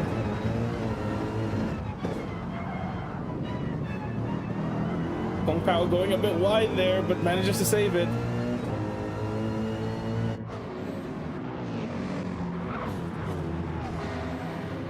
As we take a look at the top 3 here, that's going to be a pack coming down Dottinger Straight.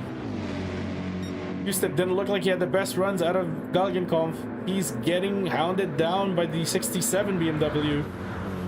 But when they get on the uphill, that 56 car just starts to pull away bit by bit near the top before the Bilstein Bridge. But it's close enough here. It looks like he's so close here. Pulls out of the slipstream. Is he gonna do the same move he did to AMS Kung Pao earlier? He tries to, both cars side by side. Oh, contact!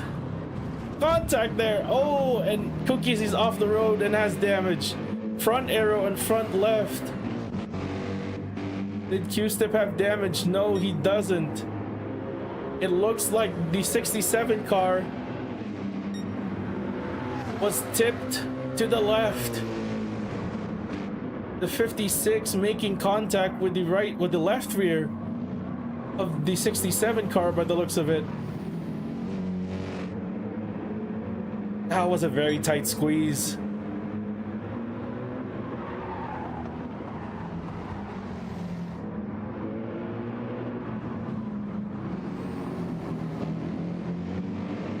That looked like a very tight squeeze there.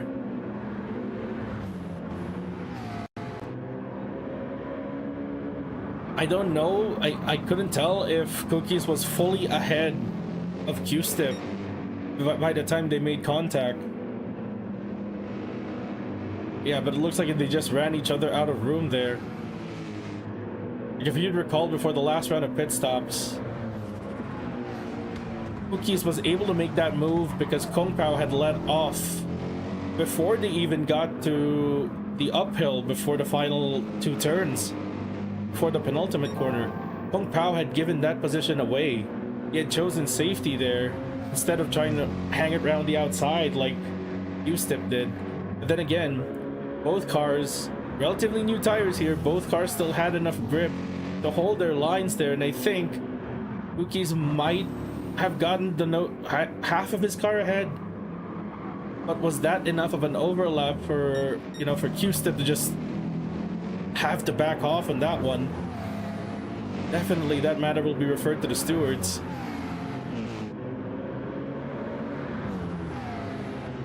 But lucky that Cookies, if anything, Cookies was lucky he had damage there right before pit entry, so he immediately dove into pit lane to get that damage repaired and get new tires. So he's definitely gonna have tire advantage over the rest of the top 5 here for the last 4 laps. But with a gap of 26.5 seconds, I don't think he can make up that much time. And he has to be careful not to end up like Luigi here while pushing hard to regain that time, because it's so easy to just over push, get one curb wrong, one curb too hard, and instantly you're going into the wall or get another round of damage.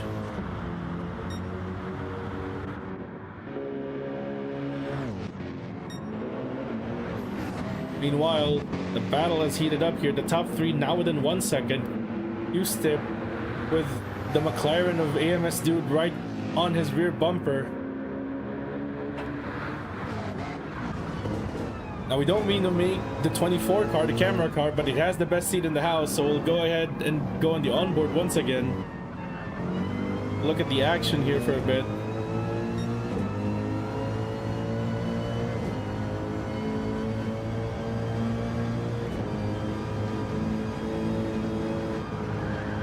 And that is a good question. Was that a wise move to make with 8.5 hours to go? Like, yeah, you have the opportunity to go for the lead there.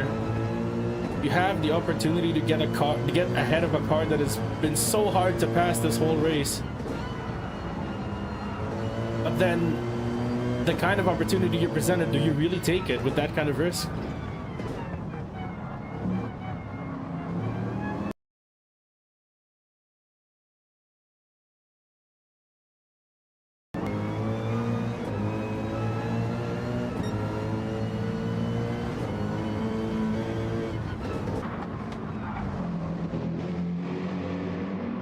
You know, it's what makes endurance racing so nuanced. But normally, if it's a sprint race, then yeah, you could just go for it. The chance is there, right? Why won't you take it? But then, if you consider the fact there's still a quarter of a day to go of racing.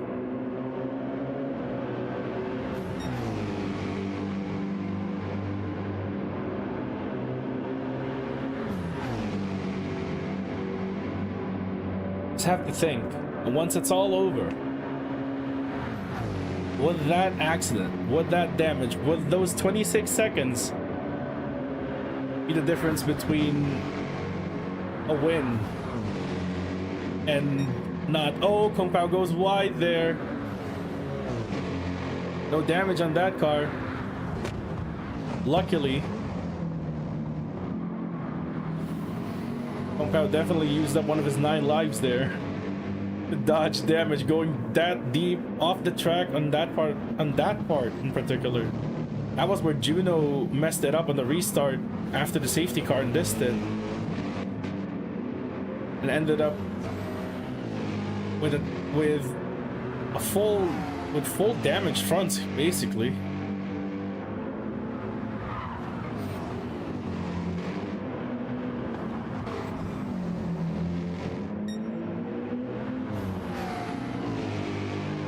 You can throw a blanket over the top 3, but we'll look at Cookies here. He's now just 24 seconds behind Q-Step in the lead. He's gained 2 seconds so far in this lap.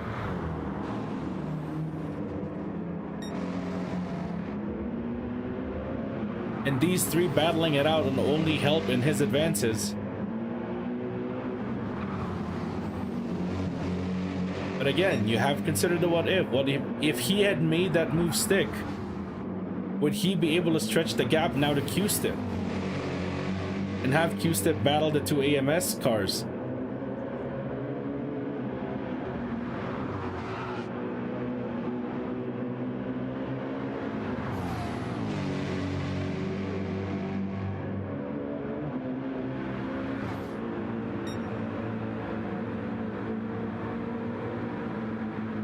Q-Step just having the McLaren again stuck to his rear bumper here.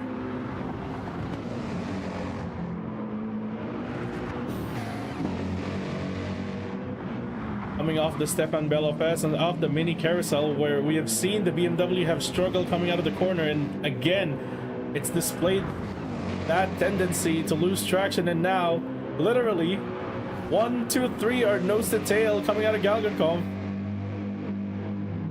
with AMS Dude right under the rear bumper of the BMW, which should give him an advantage here on slipstream alone. Now you want your teammate to be there to push you ahead in this situation, but Kung Pao is just slightly behind the action.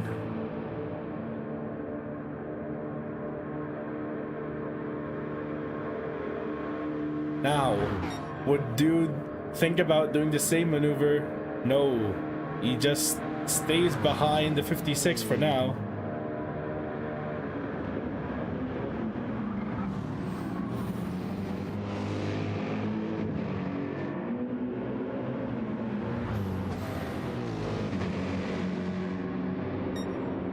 As they start the 11th green lap of this stint,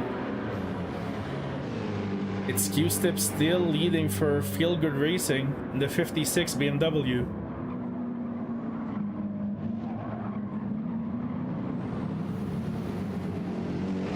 But the two AMS cars are right there with him. Dude, 2.5 tenths back. Kung Pao, a second back. Oh, and Q-Step going wide there. Almost presented an opportunity for Dude, but managed to gain traction on the exit just enough to keep himself ahead. Looking at the tire situation here, Kung Pao and Dude, having pitted 1 lap later than Q-Step, is starting to feel the benefits of that late pit stop. Q-Step, remember, he got back into the lead out of an undercut, which means his tires are a lap older, and around here, a lap older tires means 25 kilometers more distance run on those tires.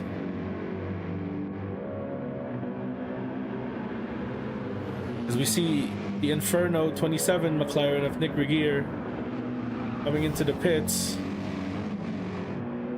What would look like a scheduled stop based on how much fuel it had left.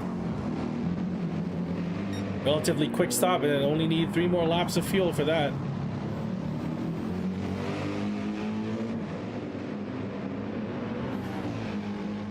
Dude, they're trying to move alongside Q-Step at the exit of Sabine Schmidt's corner.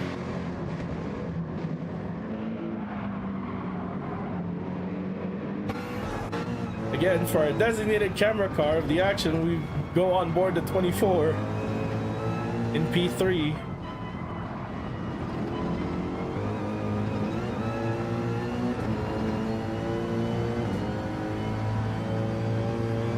As they head up the run up to Flugplatz here.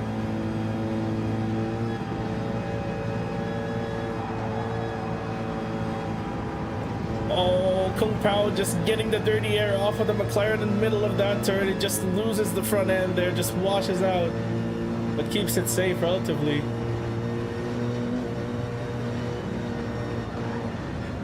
Just has to lift there, get the front turned in, because the dirty air is just not allowing the downforce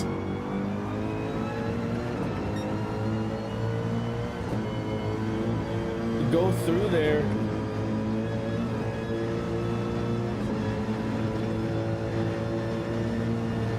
Dude, just really hanging off the back of Q-Step right now.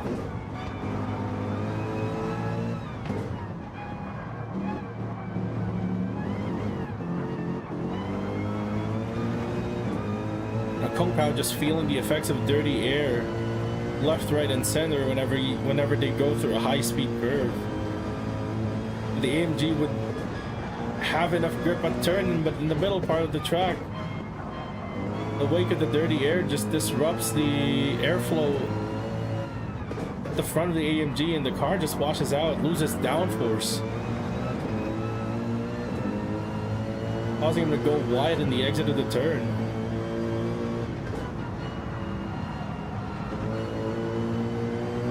Now it's Q-Step's turn to go wide. Those tires are feeling the wear right now.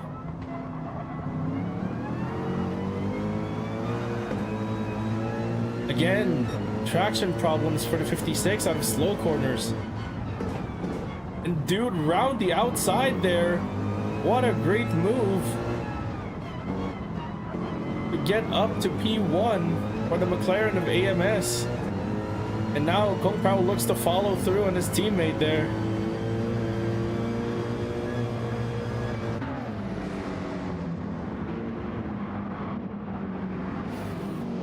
Q-Step is not giving up though.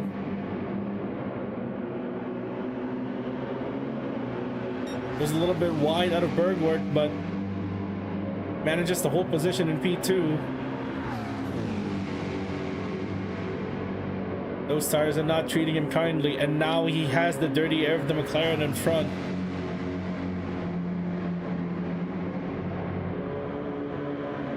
Oh, but the straight line speed propels him back ahead of the McLaren there. A risky move just before that fast left-hander, but FGR retakes the lead here. What a battle we're seeing here. With 8 hours and 28 minutes to go. And dude gets back up the inside. Little push there, it looks like.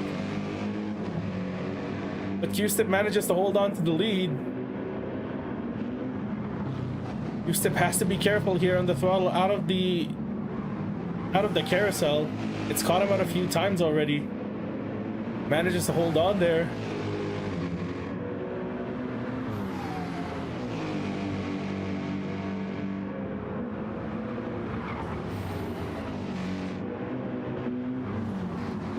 What an incredible battle here.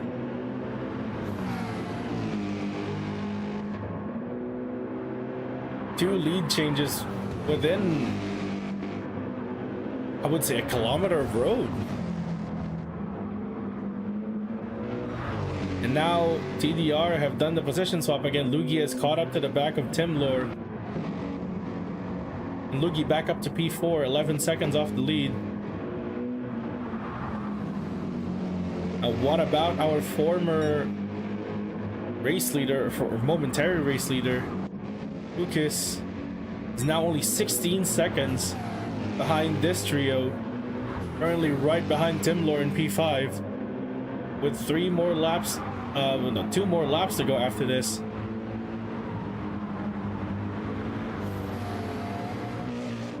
Like I said, these 3 cars battling will only benefit Cookies, as well as Lugi behind them. But it's hard not to enjoy when the action is this good.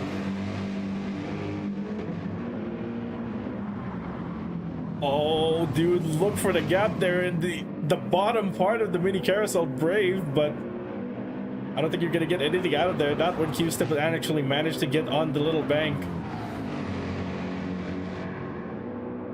Oh, dude goes wide out of Galligan Comp. And Kung Pao takes P2. No damage on the AMS McLaren. No. Lucky to avoid damage there. But he did go wide there, it looks like, from dirty air. McLaren lost downforce, or maybe came in too hot. Just had too much speed and couldn't make the turn.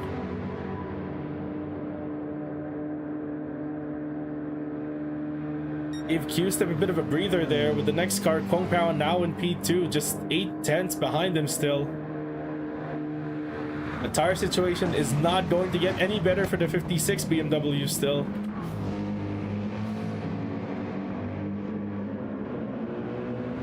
And Cookies has actually gotten past Timlor. Let's see how that happened.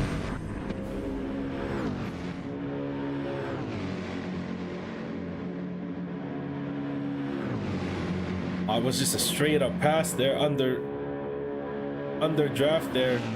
The 67 having a lot of pace.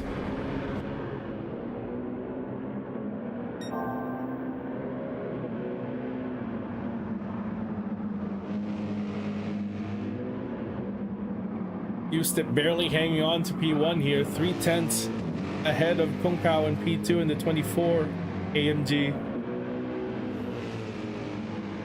Dude lost a bit of ground after going wide out of Galgenkampf the last lap, but with the tire situation of the 56 in the lead, the longer he holds on to P1, the better it is, the better chances it is for the 24 or the 23 to get back up there to fight his teammate and the 56. Meanwhile, Lugi is now within 10 seconds behind the top 3.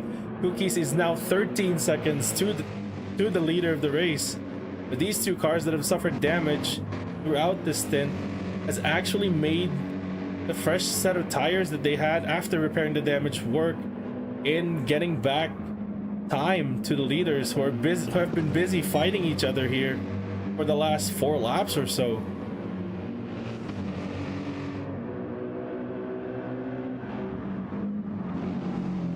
And Kung Pao actually made the pass here in Q-Stip. We'll look back on where that pass happened. It was on the run up to the chicane.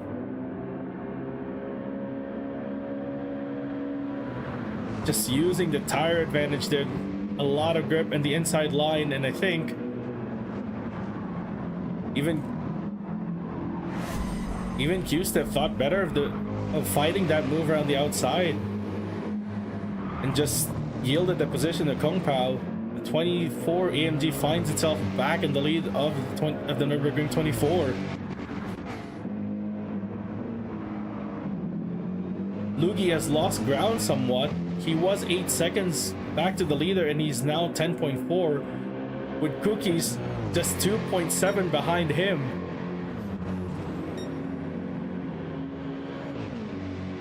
So Cookies might be closing up on Lugi before he closes up to the top 3, with 2 laps to go in this stint before the cars have to pit for the driver swap. And now it's Dude. We make it stick this time. But it's a acceleration run downhill, but Dude gets the car ahead in front of the 56. AMS are now 1-2 in this race again.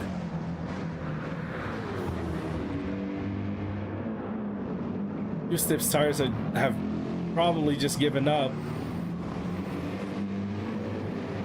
in comparison to the 2 cars ahead of him. If we look at the tire wear charts, Kung Pao has half the tire, 50% tire wear on his front tires. Dude has about 35%, while Q-Step is almost 75% through his front tires.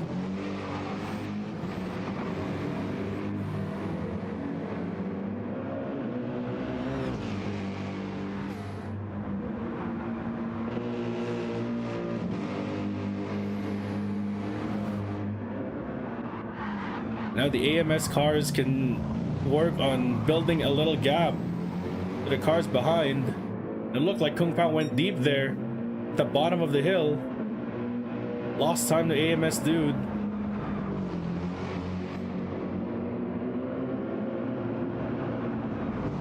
We might find a situation where it's the 2 AMS cars are gonna have to fight for the lead here. Meanwhile, all it's done is allowed Lugi to gain back some time, 9.6 seconds to Kung Pao in the lead. Steady gap to Cookies, 2.2 seconds there, only 11.9 seconds from the lead. Timlor in P6, 17.5 seconds from the lead. Ahead of the 2 leading AM class cars, the 54 Nexus BMW M6, driven by Gumball 14, 21 seconds ahead of the Inferno McLaren with Nick Regier behind the wheel. Juno in the 66 BMW, a Pro Class car, sitting in P9, 2 minutes behind our race leaders.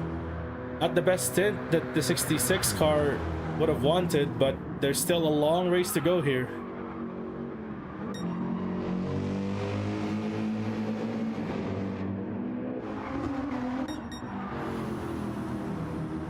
Well, GTMA Ovich in P10, 4 minutes and 20 seconds off from the lead.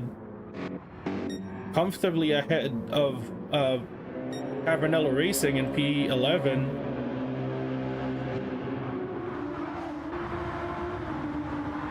But we look like we have a battle here, or we had a battle here, because Leva 222 has damage to the front aero and front right suspension. If I remember right, this car was ahead of the LMP GTR earlier, and now it's lost position. There was a little action here at the back of the grid, but everywhere else it's been pretty steady.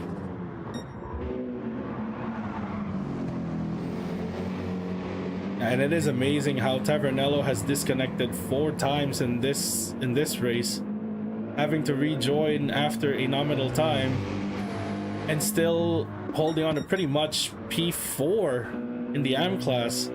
They were comfortably leading it in the early hours of the race.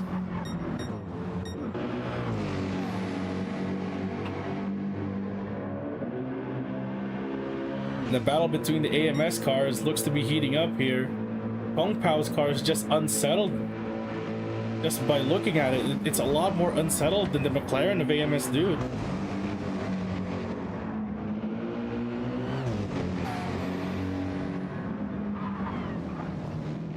But either way, both of them have gotten away from Q-Stip in P3, now 3.6 seconds the gap.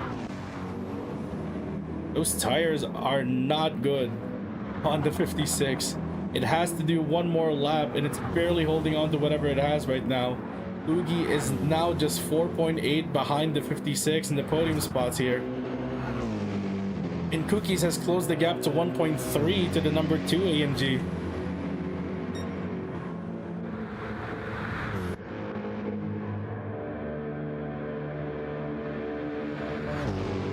The 24 AMG just having a lot more straight line speed than the 23 McLaren here. Down the Dottinger Straight after the Bilstein Bridge, the gap is 1.2 seconds between the two Apex Motorsports cars.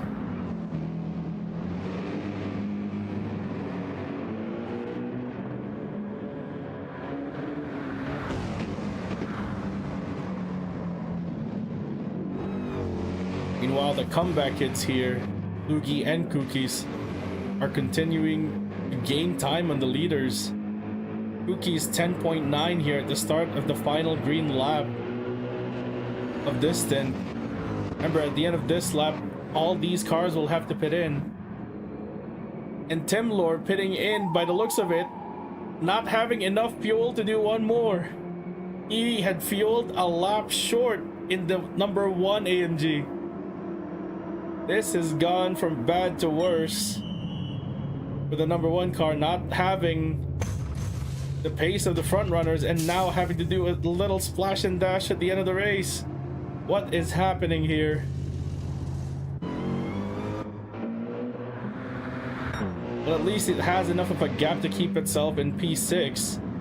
Still far from the leading AM class car of Nexus Racing, but still an unnecessary pit stop, costing them somewhere in the region of 16-17 seconds. What went wrong there? Team's calculation was off? Did they count? I'm guessing they counted the laps wrong. They counted one less than what was actually needed. That's a question for the team strategist here, or TDR.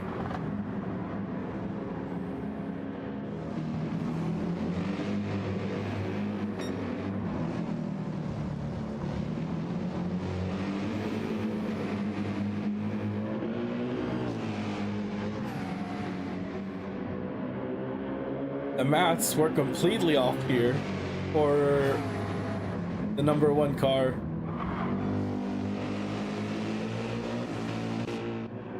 And I'm guessing it could have been a reason why Timlor wasn't really pushing here in these last few laps, probably trying to save fuel. But he has one lap in the sub 8 minutes with a 59.798 in lap 11, which would have been the 10th lap. 10th green flag lap with this stint. But still, he now finds himself 35 seconds behind the 67 BMW.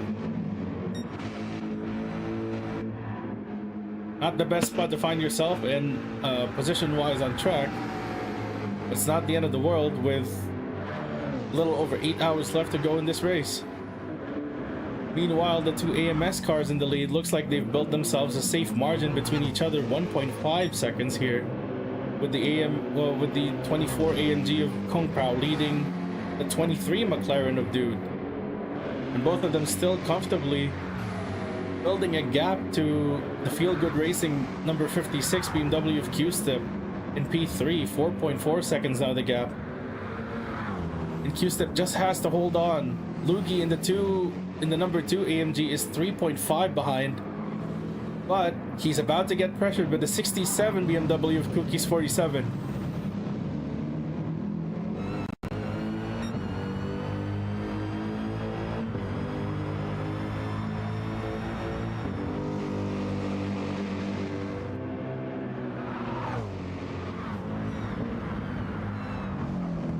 And the question now for TDR is, what are they chasing after? Are they chasing after just gaining time to the leaders, or are they chasing after track position? Because if they're chasing just time to the leaders, it might be wise to let Cookies by when he gets close enough to pass and have him take him along with you so you can gain more time on the leaders for the rest of this final lap.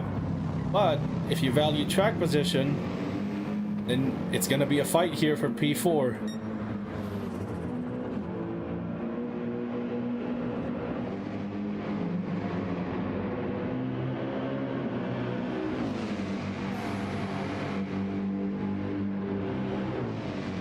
Well, the gap between the two Apex Motorsports cars have ebbed and flowed, but it doesn't look like dude is really mounting an attack on Kung Pao. Looking like he's just following him through.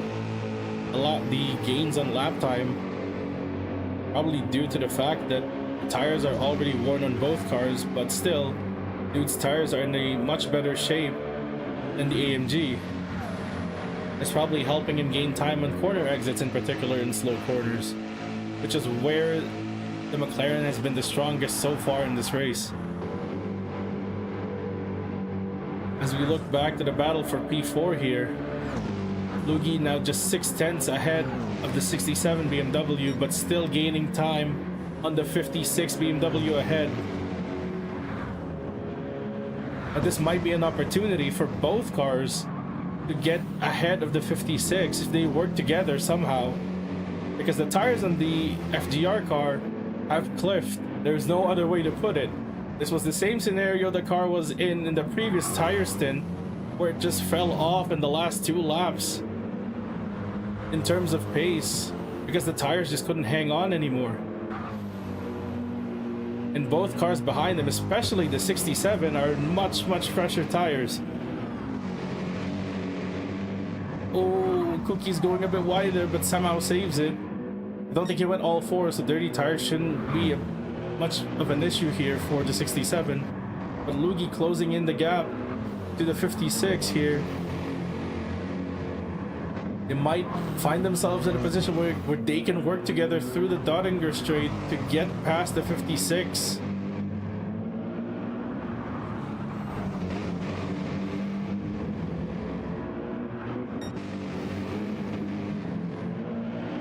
AMS just holding station here at just under 1 second between the two of them. So we can keep an eyes here for effectively the battle for P3, the race to the pits. As we go on board the 67 with Cookies 47.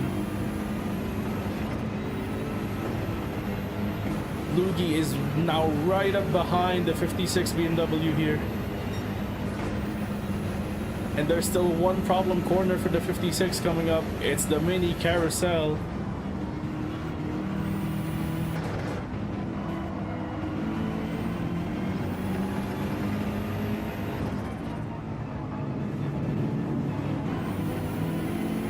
Gets in there nicely, but probably delays the throttle on the exit, which still costs it time.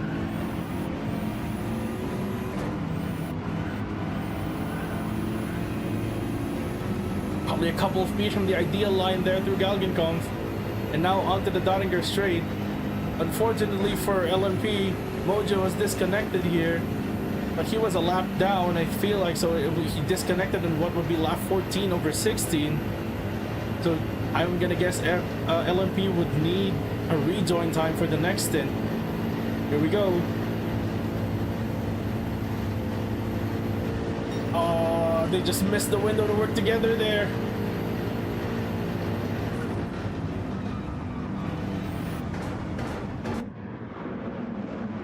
AMS Kung Pao is finally in the pits. So is Dude. Going into the pit box, Q-Stip, Lugi, and Cookie is complete the top 5 for this stint.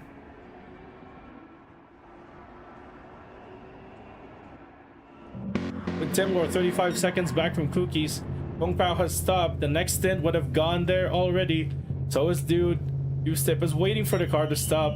Now they have stopped in the box and can go on the next stint. So is Lugi and Cookies. All 3 cars covered within a second here.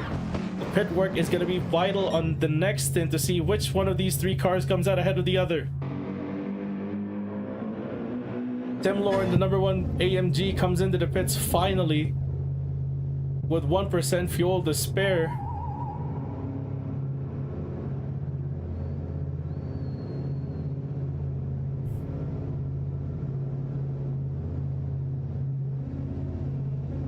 As we are waiting for the number 1 to stop in the box, there we go, the go signal would have been given.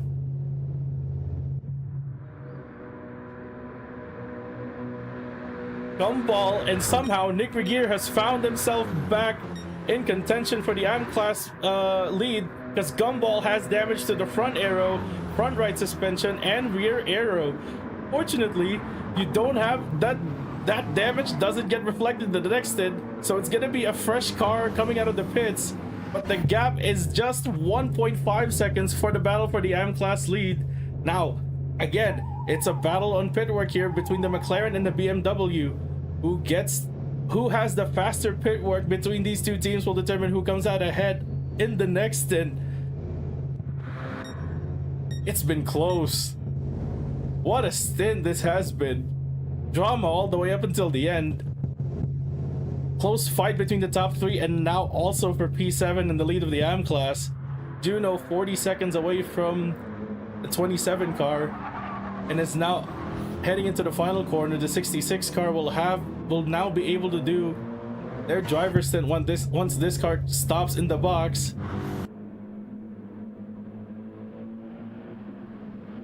Okay, let's continue racing in stint number 9. So it's close between the top runners. 56 leading, and we are on intermediate conditions right now. Sikam with a run on Barry BG early on wants to close that gap. P3 currently for D23 car. Drift King just 4 seconds the gap. P4 for the number 2 AMG Road Runner Senior, and Nibelai in the 67. Closely behind in P5, Roadrunner Junior in the number 1 AMG P6. We have Inferno Motorsport. They're on racing softs already. 27 in P7. Intermediates for the 54 car in P8, and the 66 also running soft tires on the outlap. So we had a disconnect. Don't know how to deal with that now.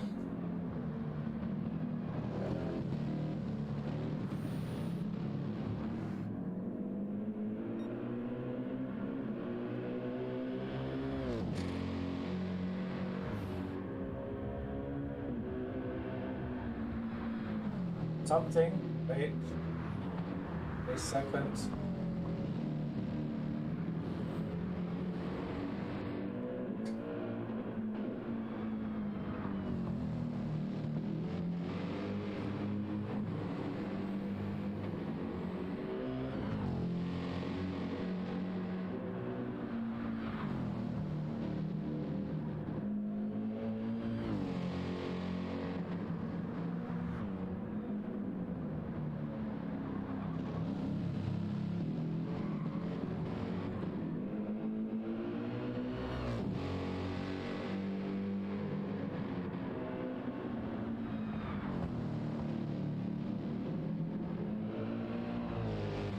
Oh, I'm struggling.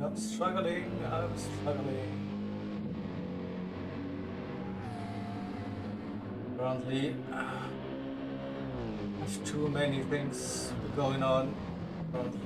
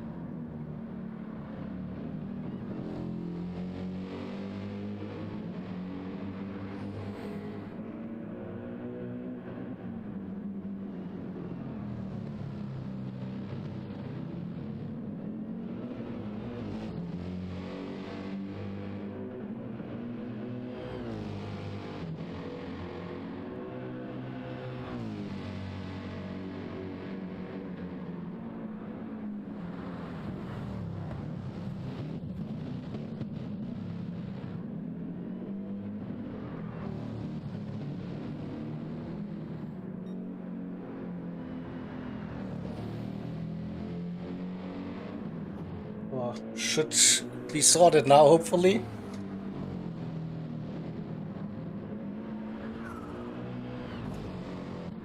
Trick King now leads the race. We missed that on intermediates. Damage for Sikam at the front arrow and suspension. Barry in P3 on intermediates. Nikolai on racing softs again.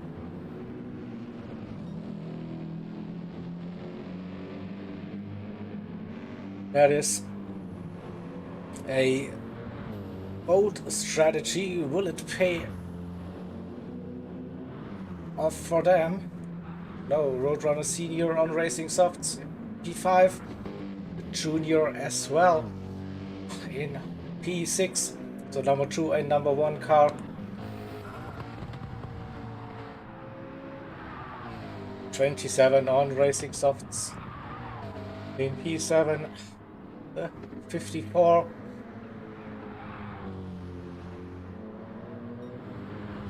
on intermediates. Not sure about that decision, to be honest. It's pretty much dry here currently. 66 on racing softs in P9. We have GTMA in P10 also on the racing softs.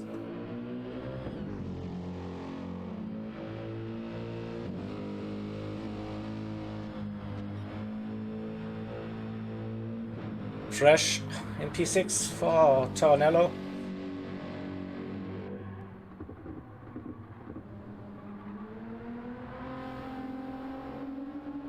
In P16, number 16 in P12.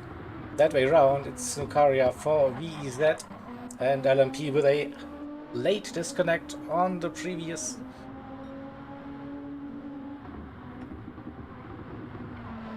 stint. Back running. I think they will be awarded some time.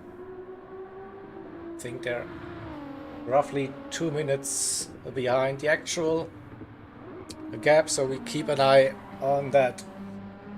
And we saw the leaders, the top 3, they pitted. They were on those intermediate tires. And I have to stop this part of the broadcast now. We will continue with part 3, less than a minute. So see you there, hopefully in less than a minute on part 3. The link is pinned as a comment in the stream chat. So, quick break here, and we'll be back with part 3 very soon.